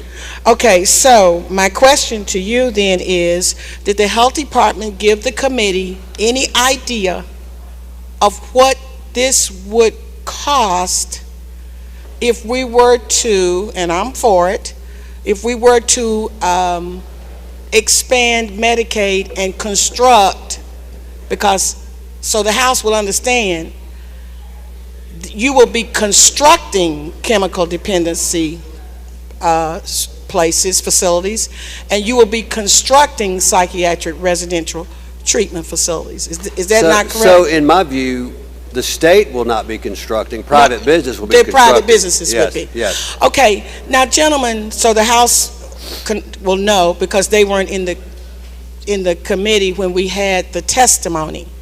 There was testimony given to the Public Health Committee from a hospital administrator who basically said that hospitals in this state could provide some of these chemical dependency services. Was that not represented to us? I believe that's correct.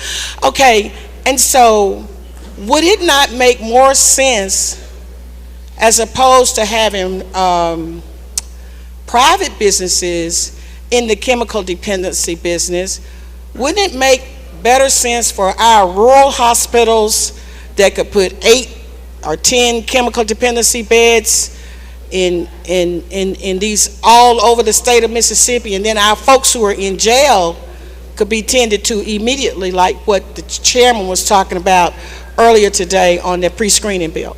Certainly, I think it makes sense for whoever wants to open a facility if they can get approved by the Department of Health.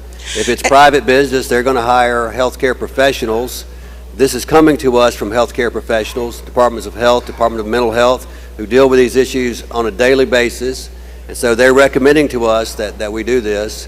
And we've addressed the issue of cherry picking by making sure that all the new facilities have to see the same amount of indigent care as the existing facilities. But they're not seeing them for free, gentlemen.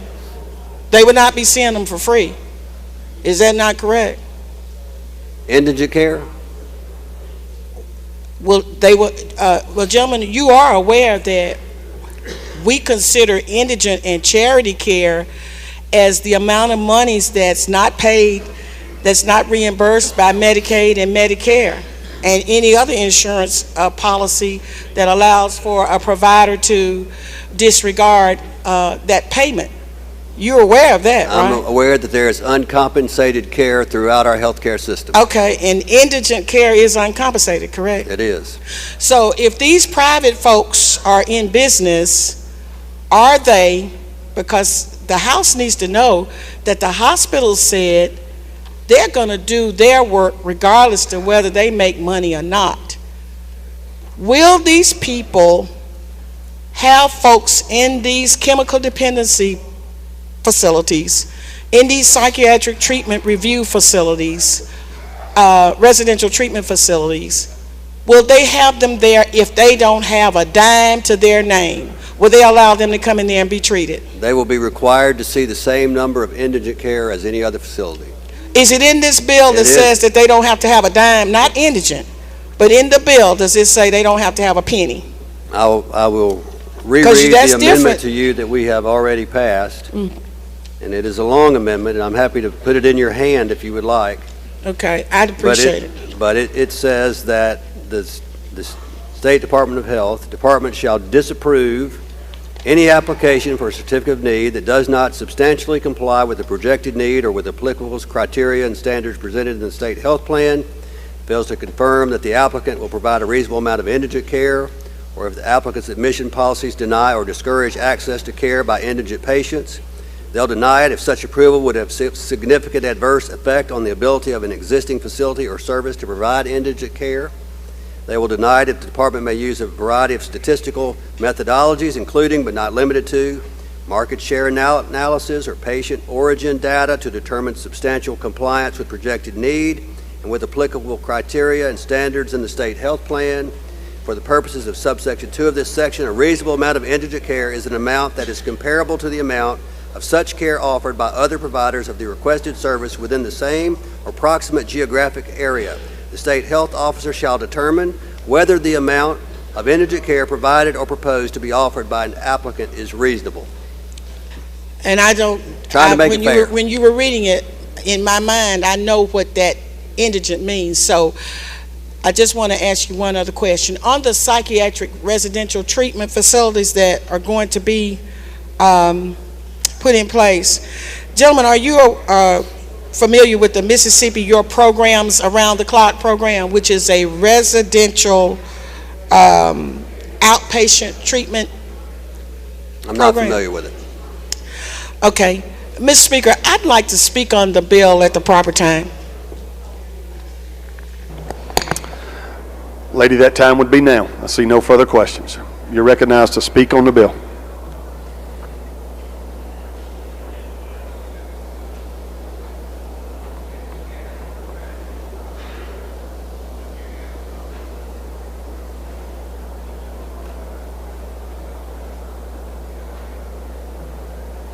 Lady from Jones is recognized to speak on the bill. Thank you so much, Mr. Speaker. Ladies and gentlemen of the House, you know, I have served up here a long time, and I know that there are some of my colleagues that have served with me never thought that I would be up here talking about not eliminating the Certificate of Need program. I'm going to say to you that I'm not necessarily opposed to us eliminating this for these particular services, but I will say to you that we have an obligation as the people who appropriate the taxpayers' monies to make sure that these dollars go as far as they can. Now listen, the gentleman read to you the indigent portion of this bill, but the gentleman would not say to you that it won't cost the people one dime. There is a significant difference between indigent care, the gentleman said uncompensated. Well, we know that that's what it is. And we know what the definition of uncompensated care is. Now, you're going to have some that's not going to be able to pay anything. Then you're going to have some where the disparity is what the insurance pays. But I guarantee you that the gentleman cannot bring you one private entity that's going to provide psychiatric treatment services, thank you, gentlemen, or chemical dependency services in this state to one of your constituents that doesn't have any money. When you call the Department of Mental Health and you got somebody in the jail, they don't ask you whether they got any kind of insurance, they don't ask you whether they got any money, they go to work trying to see can they find somewhere. I would say to the gentleman that if you want us to do this, say to those people, instead of saying indigent, use the health plan to determine how many of their beds in their facility that you could put somebody in there for nothing. And I'm going to tell you, because my family was in the long-term care business, we wouldn't put one soul. We loved them. We appreciated them. But they had to pay. We wasn't putting one soul in one bed for nothing. We had people on Medicare, we had VA, we had Medicaid, and we had private pay. But we didn't have one soul that was in there for nothing. So the only thing I guess I would say as we're working through this bill is to my chairman and to the gentleman that's handling this bill, is let us put some language in here that says not indigent, but when they do the factor, when they factor the formula, that if you got 40 beds and the formula says 20% of your facility shall be indigent, then 8 beds ought to be 0. That's what it ought to be. Because you can take those same 8 beds, gentlemen, and you can put them in your hospital over there at Watkins, gentleman from Clark, or the gentleman from Laurel. We got a whole ward in Laurel, a whole ward that's closed, that we could put 16 beds over there. You could take and save money. Save money. You would be able to put your people closer to home if you utilize your hospitals like the testimony that we received said that you should do. And you can do the same thing with your psychiatric residential treatment facilities. You can have beds set aside for that as well. Now, the birthing situation, the way they develop them, that's why it's hard for me to get up here and speak. As I said, I didn't say I wanted to speak against the bill. I just wanted to speak on it. It's hard for me to speak against the birthing centers. But I will say to the House, let us, if we're supposed to be the appropriators, if we're supposed to be the fiscal agents of the taxpayers' money, and we have had testimony telling us that a better way to do these chemical dependency services as well as these psychiatric treatment residential services would be to place them in our local communities in these failing hospitals. I think that is the way we ought to go. I'm not going to vote against the bill, but I hope that you will say, will have listened to what I have said to you, and at least ask the gentlemen some questions so that they can ask these people, will you have the ability to call ABC Chemical Dependency Center and say, look, I got a guy in jail. He's been pre-screened. He needs be in a chemical dependency unit. And I need him to come up here to your place. And he doesn't have any money. We need to know whether these people are going to say, sure, he can come. We got 8 beds, so we have 10 beds set aside for that. Or we need to know whether the answer is, if they're on Medicaid, they can come. And I think that's a reasonable question. Those are reasonable questions to ask. And then for those of you who are having the troubles with your rural hospitals remaining open, we had testimony that said this would be one way that could help them increase their revenue. So I just wanted to put it out there to you, and I guess I would ask you to vote for the bill.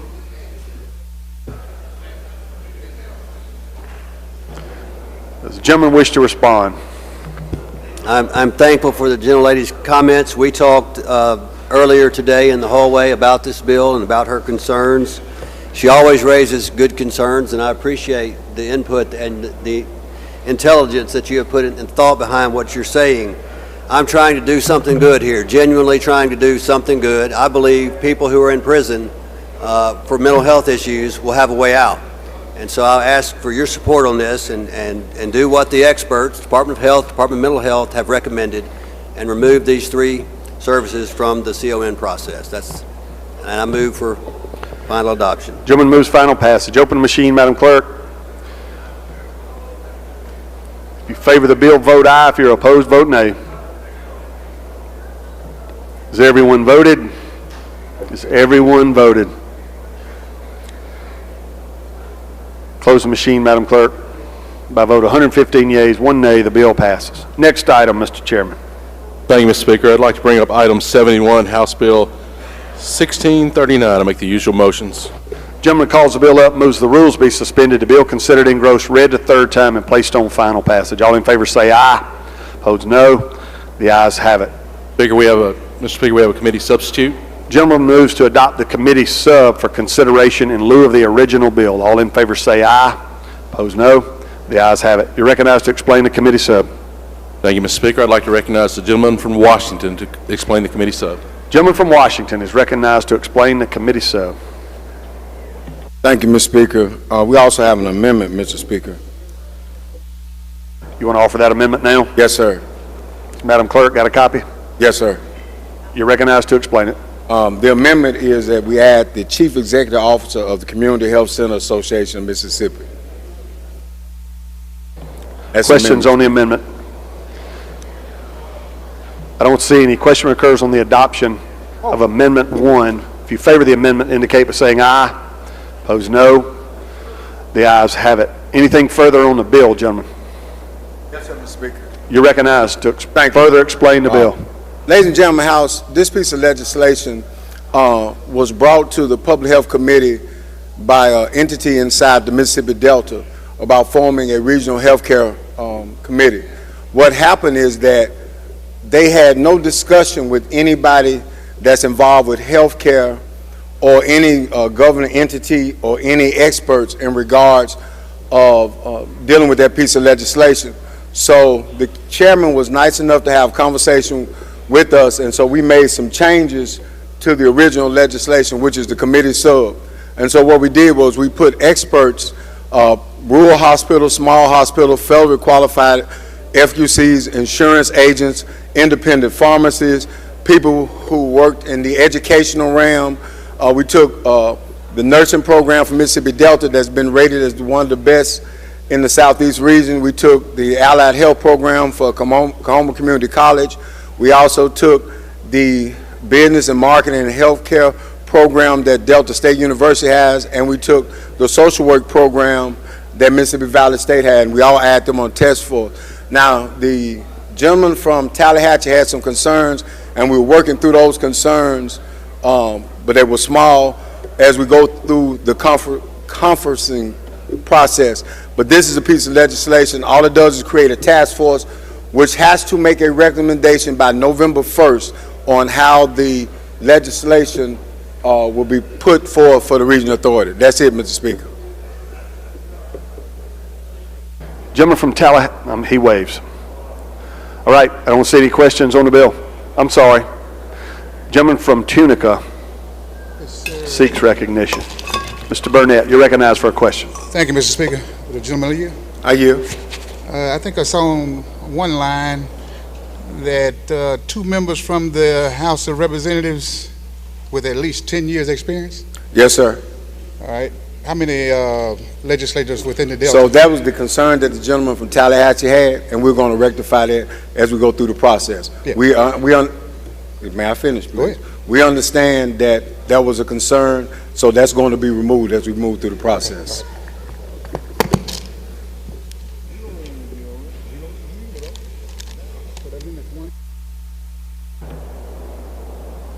Any other questions, Mr. Speaker? Gentleman from Adams, Mr. Johnson, your desk mate seeks inquiry. Thank you. Gentleman yield. Yes, Mr. Chairman. My only concern was I look at the makeup of the board. This seems to be regional, seems to be concerned with local health care concerns. Why are there representatives from the governor's office and the lieutenant governor's office on the board? They're not on there. They just make the recommendations. I mean, that's what I mean. Why are they making recommendations? Gentlemen, that was done in the auspices of an olive branch in order to get this legislation passed. We are trying to work both sides of the aisle and try to keep this vehicle moving. Okay. All right, thanks. Oh, yeah, if I had... Gentleman from Tallahatchie, Mr. Rosebud. Thank you, Mr. Speaker. Would the gentleman yield? I will. Gentlemen, is there a reverse repeal in this bill? No, but the Senate passed a different version, so we're going to have to go to conference. So, would you be opposed to an amendment that puts a reverse repeal in it? You good with that? Well, I mean, I don't have a problem with that, gentleman, but they passed a different version. We got a different version. We're going to have to go to conference anyway. Gentlemen, that's understandable, but there's a If you want to offer the amendment, gentlemen, offer the amendment. Thank you. All right, I don't see anyone else seeking recognition. You move final passage? I do. Gentleman moves final passage. Open the machine, Madam Clerk. If you favor the bill, vote aye. If you're opposed, vote nay. Has everyone voted? We did adopt the amendment. Has everyone voted? Close the machine, Madam Clerk. By a vote of 111 yeas, 7 nays, the bill passes.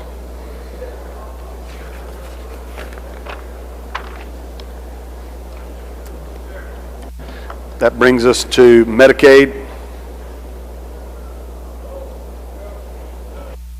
Gentleman from Washington, Mr. Hines. Thank you, Mr. Speaker. I'd like to hold that on a motion for the purpose of allowing the gentleman from Tallahatchie to put his amendment in it. We'll hold that on a motion to reconsider. How about that? Thank you, gentlemen.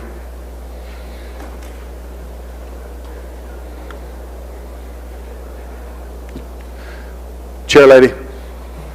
Speaker. Lady from Forest, you're recognized. Mr. Speaker, I would like to ask that House Bill 1026 be passed today and retain its place on the calendar, please, sir. Thank you, lady. Is there objection?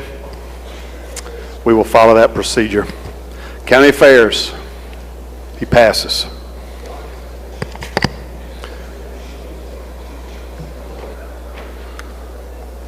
I believe the chairman of Judd A.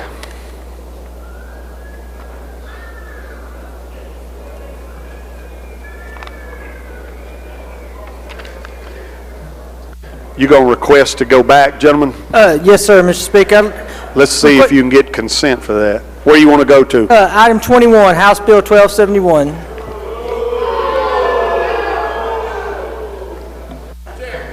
Is there serious objection?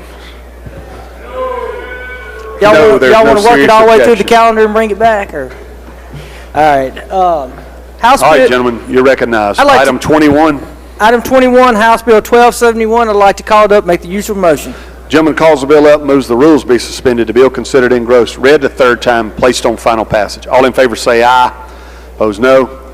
The ayes have it. You're recognized, gentlemen. And thank you, Mr. Speaker. Ladies and gentlemen of the House, this comes from us from the Real Estate Commission and Administrator. We're doing some cleanup language from last year on this bill, and then on the last section on line 176, there was some confusion on whether or not the Real Estate Commission could do that type of regulation with regard to the realtors, and so what we did is inserted that provision in law. It deals with the property condition disclosure statement on whether the seller actually provided accurate information. The real estate agent would have no way to know that, and so what we're doing is providing some protection for that, and that's an explanation of the bill. Questions on the bill? Gentleman from Pearl River, Mr. Ladner. Thank you, Mr. Speaker. Gentlemen, you. Yes. Tell me about the protection you added to It's the realtors for It's that. just a property disclosure statement where the seller signs a document saying what's with the property, whether the refrigerators work and the HVAC system, and what was happening was the commission was trying to suspend the realtor's license because something that the seller wrote on the disclosure statement, which the realtor would have no idea about. Got you. Thank you, sir. Gentleman from Adams, Mr. Johnson. Thank you, gentlemen. Yeah. Absolutely. Gentlemen, did you have a meeting? Gentlemen, I had 2 meetings this semester so far. Oh, my goodness. I appreciate that. I don't know. I was trying to keep it at 1, gentlemen, but it just got away from me. I would like to think this because I'm on your committee. You know, if I was on Medicaid last year, you may have had a meeting. But thank you. I appreciate it. I thought maybe you would just pull this out and did it on your own. Thank you, gentlemen. All right. All right, gentlemen, don't see any further questions. Final passage, Mr. He moves final passage. Open machine, Madam Clerk. If you favor the bill, vote aye. If you're opposed, vote nay. Has everyone voted? Has everyone voted? Close the machine, Madam Clerk. By a vote of 120 yeas, 0 nays, the bill passes. Next item, Mr. Chair. Item 22, House Bill 1319. Mr. Speaker, I'd like to call it up, make the usual motion. Gentleman calls the bill up, moves the rules be suspended. The bill considered engrossed, read the third time, placed on final passage. All in favor say aye. Opposed, no. The ayes have it. You're recognized. Thank you, Mr. Speaker. Ladies and gentlemen of the House, what this bill does is what we've had some insurance companies that have been refusing to renew homeowners policy without them putting a new roof on the house. What this does is allows the individual insurer to hire their own inspector at their cost to go inspect the roof and to say whether or not it has more usage out of it, and that's an explanation of the bill. Questions on the bill? Move final passage, Mr. Speaker. Gentleman from Harrison, Mr. Haney, for a question. Thank you, Gentleman Yield. Yes. Is there anywhere I didn't get a chance to read it? How do they determine 2 years, 3 years? Is that? It's just going to be up to the. It's just going to be up to the inspector. I think they can get an additional 5 years out of it, if the inspector comes out there and looks at the roof. Because years ago, appraisers used to be able to say if you got 2 years left in the life, you know, they didn't say anything. So I didn't know if you had any. Basically, what we're just saying is we're going to give the homeowner an opportunity to hire an inspector if the insurance company says we're not going to renew this policy because it's 15 years or older. We're going to give the homeowner an opportunity to bring an inspector out to say that the roof is still in good condition. Thank you. That's all that does. Gentleman from Marion, Mr. Morgan. Thank you, Mr. Speaker. Gentlemen, you. Yes, sir. On architectural asphalt shingle roof, what's they saying the longevity? How long do you think one of them last? Basically, with regard to the type of shingle, it'll just be up to the inspector. All we're saying is that the insurance company cannot automatically not renew it without giving the homeowner an opportunity to bring someone in as an inspector. Now, that will be up to what the inspector says. So basically what we're fixing to do right now is if those architectural shingles say have a 20-year life on them, and you've had them on your house for 14 years, and you get ready, the guy tells you need a new roof, your insurance company tells you they can't pay off on it, this is going to help the homeowner. This is going to help the homeowners. This is a good bill for a homeowner with regard to they paid insurance payments for 15 years and all of a sudden that the roof has to be replaced. It gives them an opportunity at their own expense to hire an inspector. Thank you, sir. Thank you. Gentleman from Prentice, Mr. Turner. Thank you, Mr. Speaker. Gentleman, yield. Yes. So this gives one adjuster the right to overrule an insurance agency's decision on whether or not to insure a roof or not. This gives a homeowner an opportunity, if an adjuster says that the roof needs to be replaced because it's 15 years or older, gives a homeowner an opportunity to hire an inspector to come in and about the condition of the roof.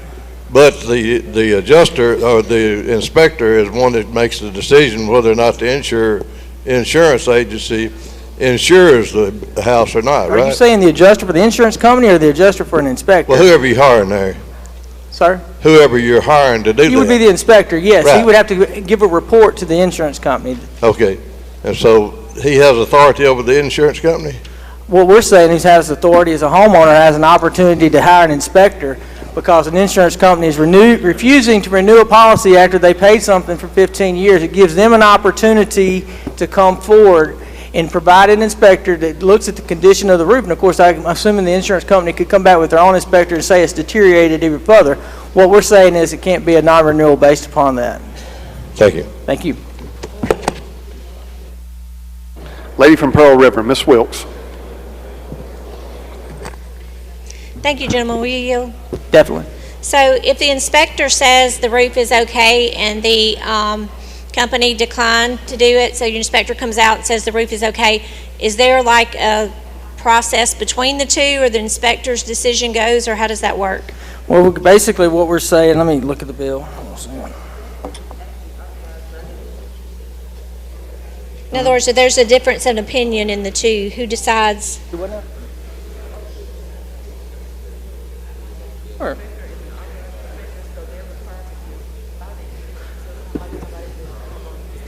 Yeah, the inspector has to be approved through the insurer.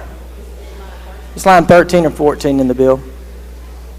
As you do realize, insurance companies want to make money, so they want to write what they can.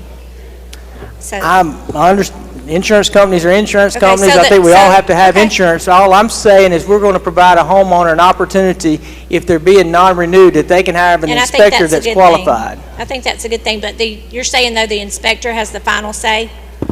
I'm saying that it will come down to whether the insurance company, what the inspector says, yes. Okay, thank you. All right, don't see any further questions, gentlemen. You move final passage? Final passage. Open the machine, Madam Clerk. If you favor the bill, vote aye. If you're opposed, vote nay. Has everyone voted? Has everyone voted? Close the machine, Madam Clerk. By a vote of 111 yeas, 9 nays, the bill passes. Next item, Mr. Chairman. Thank you, Mr. Speaker. Item 23, I'm going to ask that we skip that and let it retain its place on the calendar.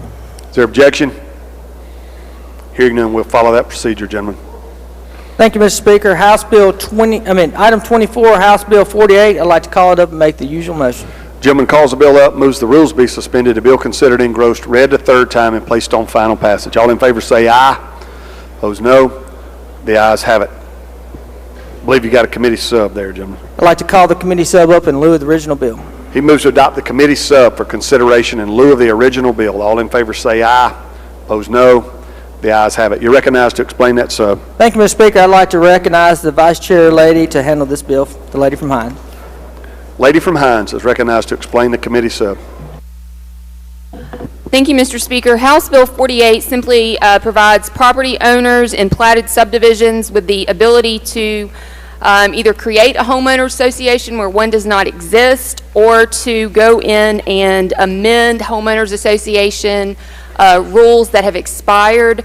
Either process has to be done via a petition of a majority of the residents that live within the subdivision.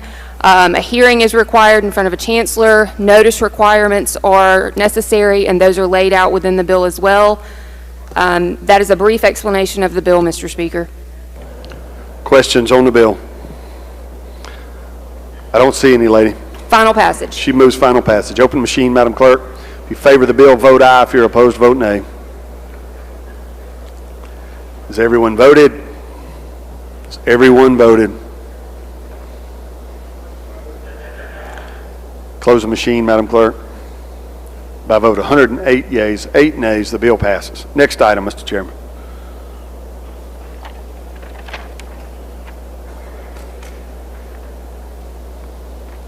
Thank you, Mr. Speaker.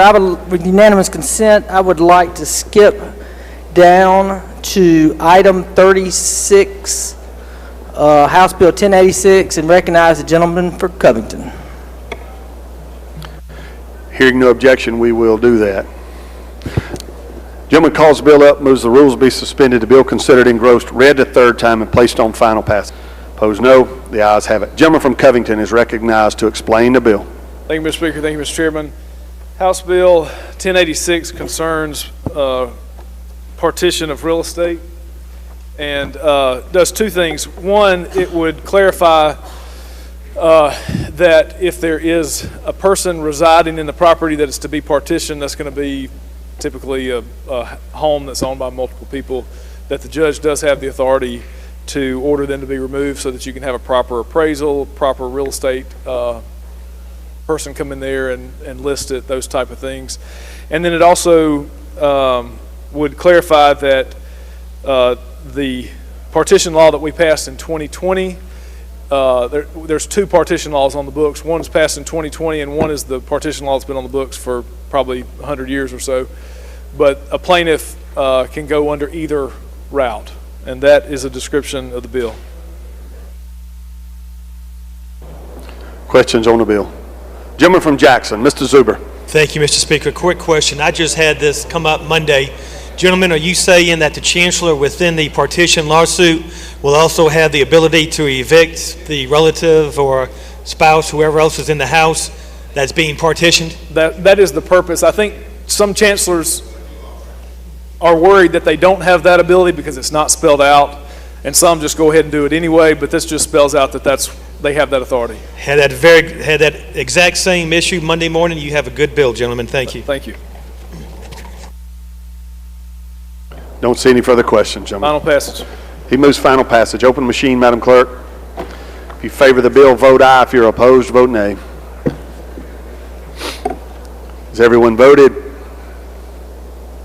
Has everyone voted? Close the machine, Madam Clerk. By vote 119 yeas, 0 nays, the bill passes. Next item, Mr. Chairman. Thank you, Mr. Speaker. House Bill 342, I'd like to call it up and make the usual motion. Gentleman calls the bill up, moves the rules be suspended, the bill considered engrossed, read the third time, and placed on final passage. All in favor say aye. Opposed, no. The ayes have it. You're recognized, Mr. Chairman. Thank you, Mr. Speaker. All this bill does is add cycling as a protected class under our recreational activities statute, and that's an explanation of the bill. Questions on the bill? I don't see any, gentlemen. Final passage, Mr. Speaker. He moves final passage. Open machine, Madam Clerk. If you favor the bill, vote aye. If you're opposed, vote nay. Has everyone voted? Has everyone voted? Close the machine, Madam Clerk. By vote 112 yeas, 2 nays, the bill passes. Next item, Mr. Chairman. Yes, sir, Mr. Speaker. Item 38, House Bill 1542, I'd like to skip it and let it retain its place on the calendar. Is there objection? Hearing none, we will do that, gentlemen. Next item. Thank you, Mr. Speaker. House Bill 1624, item 39, I would like to call it up and make the usual motions, and I'd like to adopt the committee sub in lieu of the original bill. Gentleman calls the bill up, moves the rules be suspended, the bill considered engrossed, read a third time, and placed on final passage. All in favor say aye. Opposed, no. The ayes have it. The gentleman further moves to adopt the committee sub for consideration in lieu of the original bill. All in favor say aye. Opposed, no. The ayes have it. You're recognized, gentlemen. I'd like to recognize a junior gentleman from Jackson to handle the bill. Junior gentleman from Jackson is recognized to explain the committee sub. Thank you, Mr. Speaker. Thank you, Mr. Chairman. I've got House Bill 1624 here, the committee sub. The only thing the committee sub has done is add a reverse repealer to it. House Bill 1624. Many of you may be familiar with CASA, which is Court-Appointed Special Advocates. I have it in my judicial district in Jackson County. They serve as a really good tool for the youth court judges and the youth court staff so that none of these kids that are in that system get lost in that system. It's made of volunteers that continue to follow up with these kids, monitor their situation, and provide some input to the judges on how their case is being handled. So what this is doing is this is codifying the structure for CASA and how it is currently operated. It is putting it into the code. And then there is one funding under drug violations. Already with drug violations, there's a $2 assessment that goes to the Mississippi Foster Care Fund. We would move that to $8.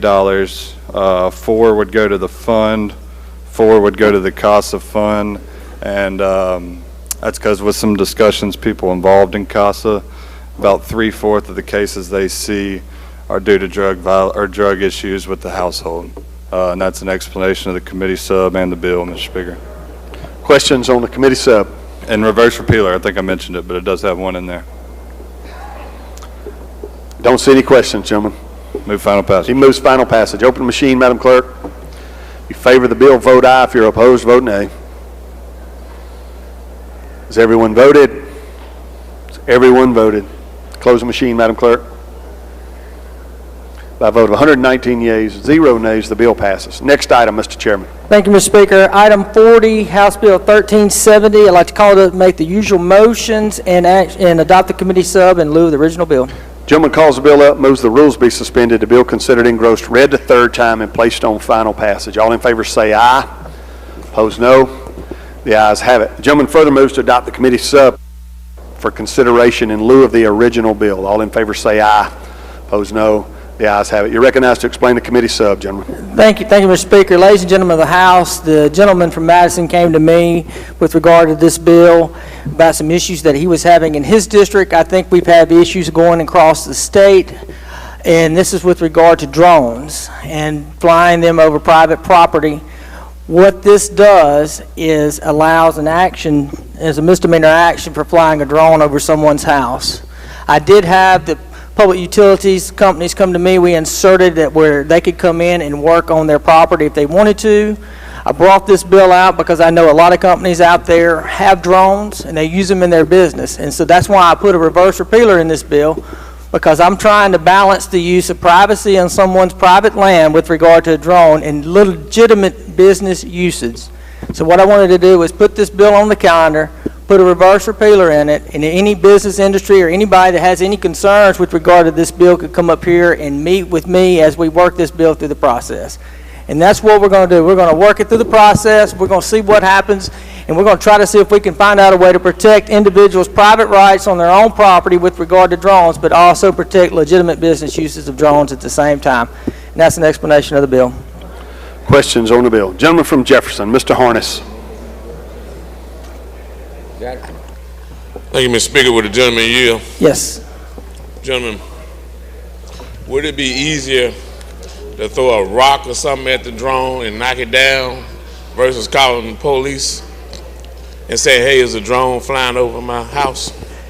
It could be, gentlemen, but what we're going to try to do is see if we can work out some agreement that we can try to provide some privacy and also see if we can find I understand the purpose of the bill. I'm just trying to see how you're going to police it. Well, I mean, it's going to be up to the individual jurisdictions, and that's why we're doing it like this. I mean, I think there's been some areas where people have shot down drones that are business usage, and it's cost a lot of money to do it. So I'm well aware of the usage of drones, but that's why we got a reverse repealer. And if you have any suggestions, I'll be glad to take those into account as we work it through the process. What if a child is flying a drone? Are you going to put them in, it's going to be a youth court matter or an adult matter? Well, you know the youth court law, gentlemen, and it's a misdemeanor, and anything under a child would go to youth court. And that's why I have concerns about the bill myself. That's the reason why I put the reverse repealer in it, where we could try to see if we could come to some understanding, because I remember years ago, we had a drone bill, and it was a big deal. And I told the gentleman from Madison that I would take this bill up and I would work it through the process as we went through here, and there's going to be a lot of concerns, and the best way I know to do it is get all parties to the table. And at the end of the day, if this bill is not palatable to all parties involved, it'll just go away. Like I said, I understand the purpose of the bill. I mean, it could be a Russian spy, Chinese spy, anything. Mm-hmm. But my question is, what about apartment complexes? I can't go into you're more than willing to ask me a scenario on every type of scenario that you can think of, and I'll try to answer them the best I can. But what we're trying to say, the apartment complex is actually owned by an individual property owner, but this is just to we've got some individuals out there that are flying drones over individuals' houses for nefarious reasons.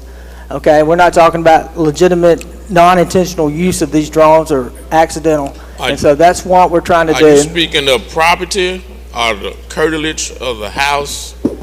Or are you speaking, okay, if I got 20 acres of land and somebody flies a drone over my property, where my house is situated on that property?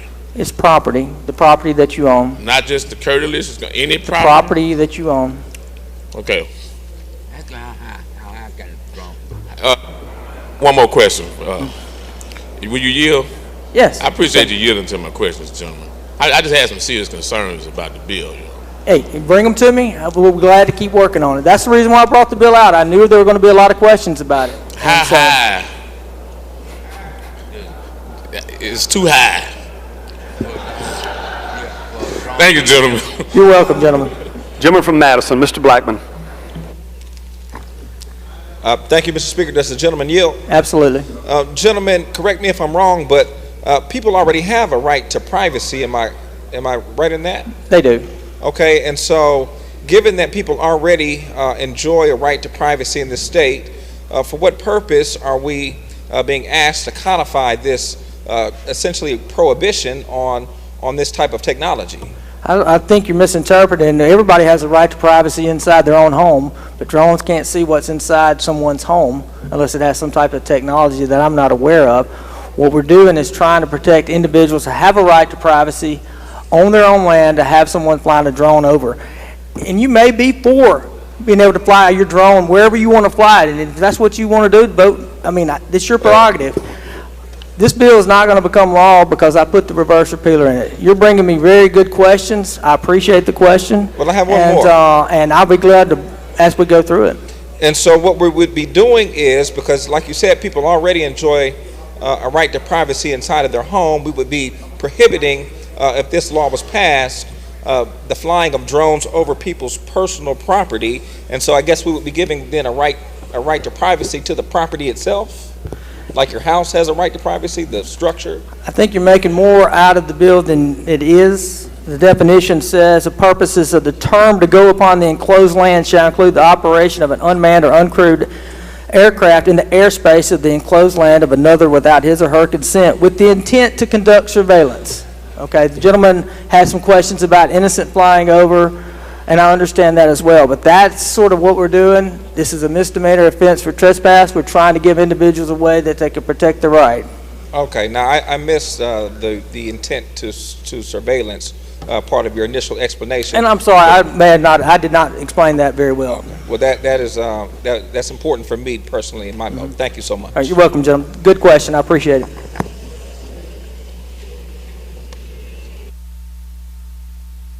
Don't see any further questions, gentlemen. Move final passage, Mr. Speaker. He moves final passage. Open the machine, Madam Clerk.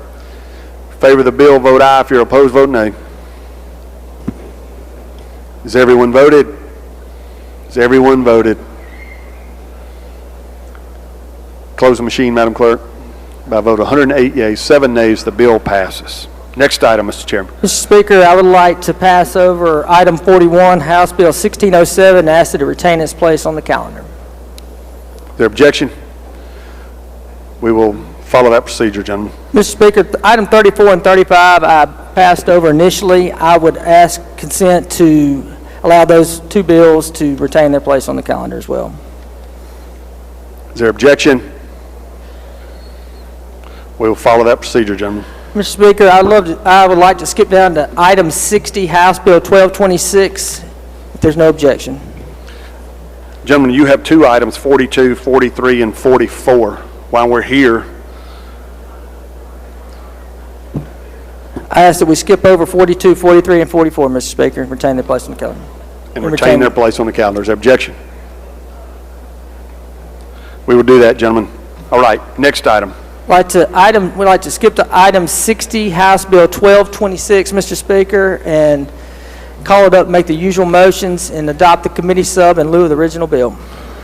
Gentleman calls the bill up, moves the rules be suspended, the bill considered engrossed, read the third time, placed on final passage. All in favor say aye. Opposed, no. The ayes have it. The gentleman further moves to adopt the committee sub for consideration in lieu of the original bill. All in favor say aye. Opposed, no.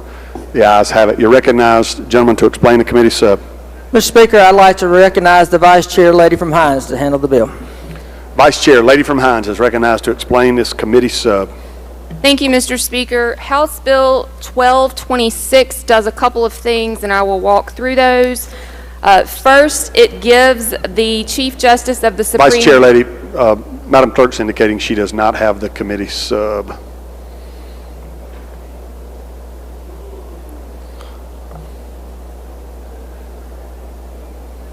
No, the amendment is... That was the one that changed it to up to 2 judges.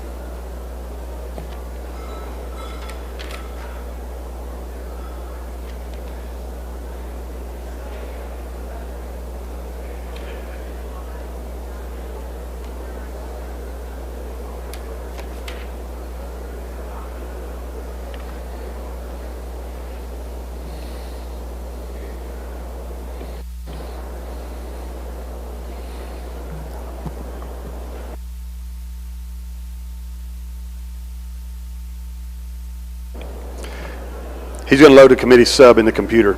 You want to explain the committee sub, Lady? I can do that.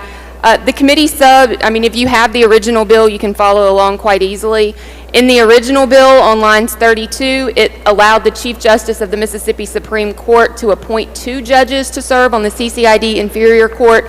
The committee sub changes shall appoint to allowing the Chief Justice to appoint up to 2 judges.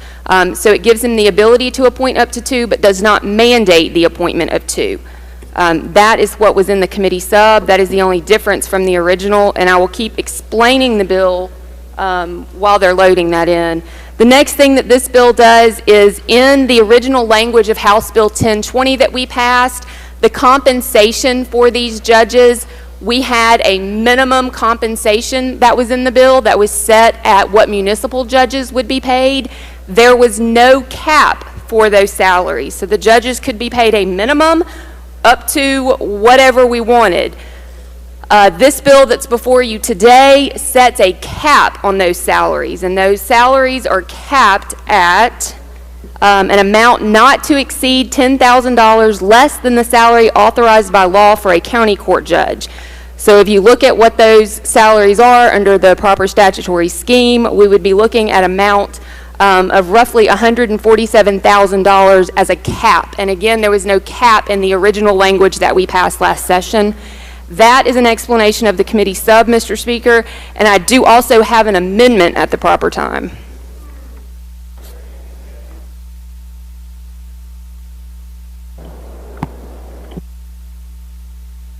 You're recognized for your amendment, Lady. Thank you.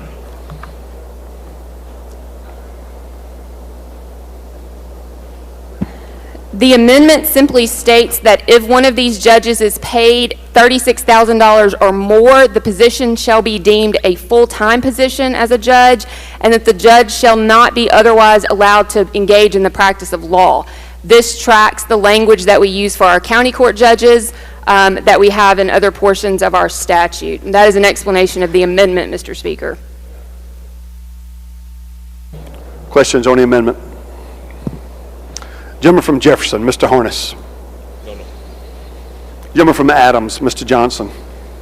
Yes. Will the lady yield? Yes. So you anticipate that these could be full-time judges? If they are paid more than $36,000, they will have to be, yes. So the current municipal court judges in Hinds County are part-time judges, isn't that correct? That is correct. Is there any, was there any thought given to making these, making it mandatory that these be part-time judges? No, what we've done is just set a salary cap that did not exist previously. And again, this amendment states if they are paid more than $36,000 that they must be a full-time job. The reason I ask that question is because so it's left up to the discretion of the Chief Justice. That is correct. And so if the Chief Justice chooses, they could be paid up to a little more than $130,000. They'd be full-time judges, and they would essentially be different than the municipal judges, even though they have the same jurisdiction that we have now. Yes, and he could have paid them that much under what we passed last year as well, because again, there's no cap in what we passed last year, only a minimum. Yeah, well, I didn't agree with that one last year either, but that's okay. But I'm just entertain my concern that even though they're inferior judges, they're in inferior court, and they're on par with the municipal court, they very well could be full-time judges, which makes them, better. They'll be paid better and make them differently situated than the municipal judges. So at $36,000, they would be considered full-time, and so that is still less than what a municipal court judge in the city of Jackson is paid. Okay, all right. Well, it's not I don't represent Jackson, but I may want to have some conversations about, doing something. If we're appointing these judges by the Supreme Chief Justice, something to make them just more in line with what the municipal judge, just to ensure that they would be. But we can have that discussion. Thank you. Don't see any further questions on the amendment. Question occurs on the adoption of Amendment 1. If you favor the amendment, indicate by saying aye. Opposed, no. The ayes have it. Anything further, lady? No, Mr. Speaker. Final passage. Do you yield for further questions? Sure, yes. Lady from Jones, Ms. Scott. Thank you so much, Mr. Speaker. Will the lady yield? Yes. Lady, for those of us that own property here in Jackson, Northeast Jackson, or South Jackson, or wherever it is that they live within the CCID, since we're getting these judges, did y'all have any consideration that we need to have investigators and ADAs? Because you got all these judges, but somebody need to investigate the crimes, and then we need some associate district attorneys to prosecute them. Why do we not have that, or is that coming? There's a separate monetary request by the Hinds County District Attorney for additional ADAs and additional permanent spots. That's not part of this bill, though. Okay, well, again, will you further yield? Sure. Would you not agree, lady, that we are the appropriators? We have the fiduciary responsibility of making sure that the taxpayers' monies are spent in the best and most efficient way possible. If we're going to hire a bunch of judges, and we already got judges over there, and then we're getting some more, wouldn't it have made sense to have in this bill the whole picture with the ADAs and the investigators, so we can get these people through the criminal justice process, and if they're found guilty, we can get them off the street. But if we can't, wouldn't you agree that if you don't have people to investigate these crimes, and then associate district attorneys to prosecute them, you just got judges sitting up there, in my opinion. Sure, and again, that's coming in a separate request and a separate funding bill. There's actually no money in this bill It doesn't appropriate anything. It just deals with one specific code section that we're tweaking from a bill that we passed last session. But you would agree that you're asking us, you're authorizing these judges, and then you're going to ask the appropriators to then fund these judges. And so it is y'all, Judiciary A's position is that we will have the necessary ADAs and investigators to get out here and solve crimes and get people before all these judges that we get. I'm telling you that I fully support more police and more district attorneys and more judges for Hinds County. And more investigators, because that's who's the ones. Yes. All right, thank you. You're welcome. Gentleman from Hinds, Mr. Brown. Lady Yield, please. Yes. Thank you, Mr. Speaker. Have we got the Justice Department sanction on this? These additional judges? Is it required to have it scrutinized by the United States Department of Justice? No, so the court has already ruled that the inferior court at issue here is allowed to go forward. And so this doesn't create an additional court, and it's not appointing any additional judge that was at issue last year. It simply allows the Chief Justice to appoint up to 2 judges to a court that the Supreme Court and the District Court have already said are constitutional and can move forward.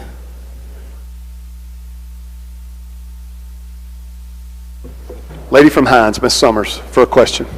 Thank you, Mr. Speaker. With the lady yield? Yes. Lady, how many municipal court judges do we already have in the city of Jackson? I don't know the total. Okay. I believe it's 6. I think it's 5 or 6, but yeah. And how many will we have total for CCID? It could be 1 or it could be 2. It could be up to 2. Up to 2 total? Yes. And where would they preside? Wherever the court is situated. That building and all those arrangements still have to be situated. That was not done because it was held up in litigation until just recently. Thank you, lady. You're welcome. All right. Don't see any further questions, lady.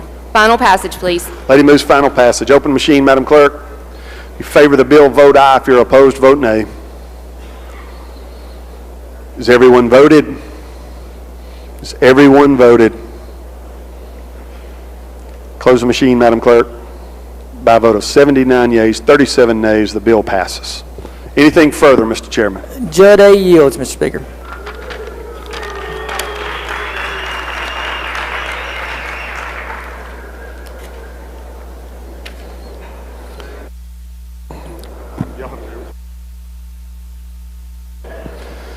All right, that concludes our work for the day. I believe Madam Clerk has some announcements. Thank you, Mr. Speaker. For tomorrow at 9 o'clock, Appropriations B will meet in 201A. At 9:15, Appropriations C in 201A. At 9:30 tomorrow, Appropriations D will meet in 201A. At 9:45, Appropriations E will meet in 201A.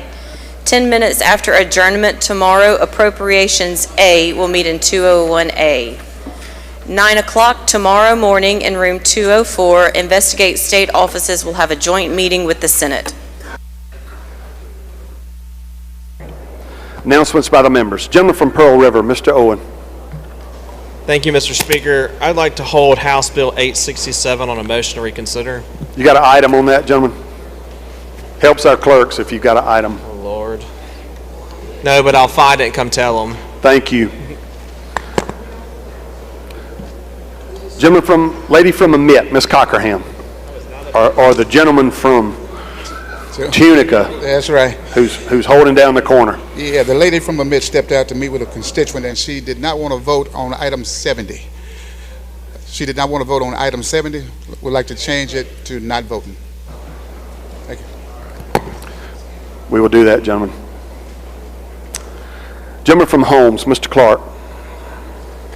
Thank you, Mr. Speaker. Committee announcement tomorrow at 9 o'clock in the Rules Committee meeting. There will be a Rules meeting. Thank you, Mr. Vice Chairman. Gentleman from Tishomingo, Mr. Carpenter. Thank you, Mr. Speaker. Item 31, House Bill 430, hold it on a motion to reconsider, please. Please notify the chairman and vice chairman. It's your bill. Lady from Madison, Ms. Ford. Thank you, Mr. Speaker. I'm not quite sure this can happen, but can I ask for immediate release, or is that too late on item number 32, 1126? Is that necessary, is the question. I'm a newbie, lady. Let me find out. You've yielded it, and we've moved on to other items. Okay. It's up to her. You're asking for unanimous consent anyway. Okay, may I have that? Ladies asked for unanimous consent on item number 32, which she handled earlier today. Is there objection? I don't hear any serious objection.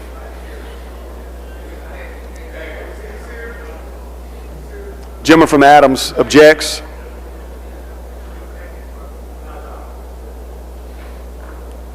Thank you.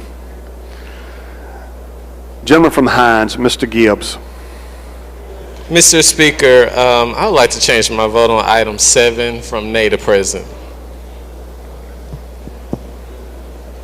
All right, gentlemen.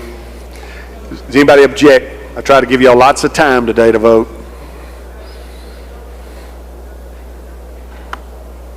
Madam Clerk may start objecting. Gentleman from Pike, Mr. Porter. Thank you, Mr. Speaker. I ask unanimous consent.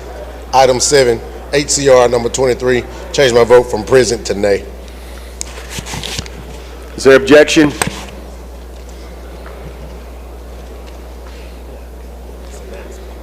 Gentleman from Hines, Mr. Banks. Request to hold on a motion item 60, House Bill 1226. Thank you. Notify the chairman and vice chairman, please, sir. Lady from Jones, Ms. Scott. Thank you so much, Mr. Speaker. I'd like to go to the general calendar, item 53, House Bill 1074, and hold it on a motion to reconsider. Thank you, ma'am. Please notify the chairman and vice chairman. Gentleman from Bolivar, Mr. Sanders. Thank you, Mr. Speaker. I would like to ask for unanimous consent on House Bill 1401, item 15 on the general calendar, to have my vote from not voting to yay. We will do that, gentlemen. Lady from Harrison, Ms. Crawford. Thank you, Mr. Speaker. I'd like to ask unanimous consent to change my desk mate's vote on item number 22, House Bill 1319. He actually didn't want to vote. Can I change it from yes to not voting? Is that the gentleman from Jones? I'm sorry. Gentleman from Jones, Mr. Scoggin? Yes. Yeah. No. Ford. Okay. Warren. Gentleman from Warren, Mr. Ford, you want to change his vote? Can change it to not voting? To not voting. Thank you. Thank you, lady. The gentleman from Choctaw, Mr. Hood, who caused a bunch of this. Mr. Speaker, item 37, House Bill 342, I forgot to offer an amendment, so I'm going to hold that bill on a motion to reconsider. Thank you, gentlemen. Notify yourself. All right. Thank y'all for the good work today. Good debate, spirited debate, fair debate. It was good. I commend you. Gentleman from Pike, Mr. Porter. Tested. Thank you, Mr. Speaker. An announcement, Community Health Center Association of Mississippi will be holding a legislative reception and a special award ceremony in which I believe some of us will be receiving awards tomorrow, March 13th at 4:30 p.m. to 6:30 p.m. at the Westin. Thank you. Thank you, gentlemen. All right, I don't see anyone else seeking recognition. I'll put the motion to the gentleman from Simpson, Mr. Wallace. Thank you, Mr. Speaker. I move that the House stand adjourned until 10 o'clock tomorrow morning. Gentleman's motion is the House stand adjourned until 10 a.m. tomorrow. If you favor that motion, indicate by saying aye. Opposed, no. The ayes have it. The House stands adjourned until 10 a.m. tomorrow.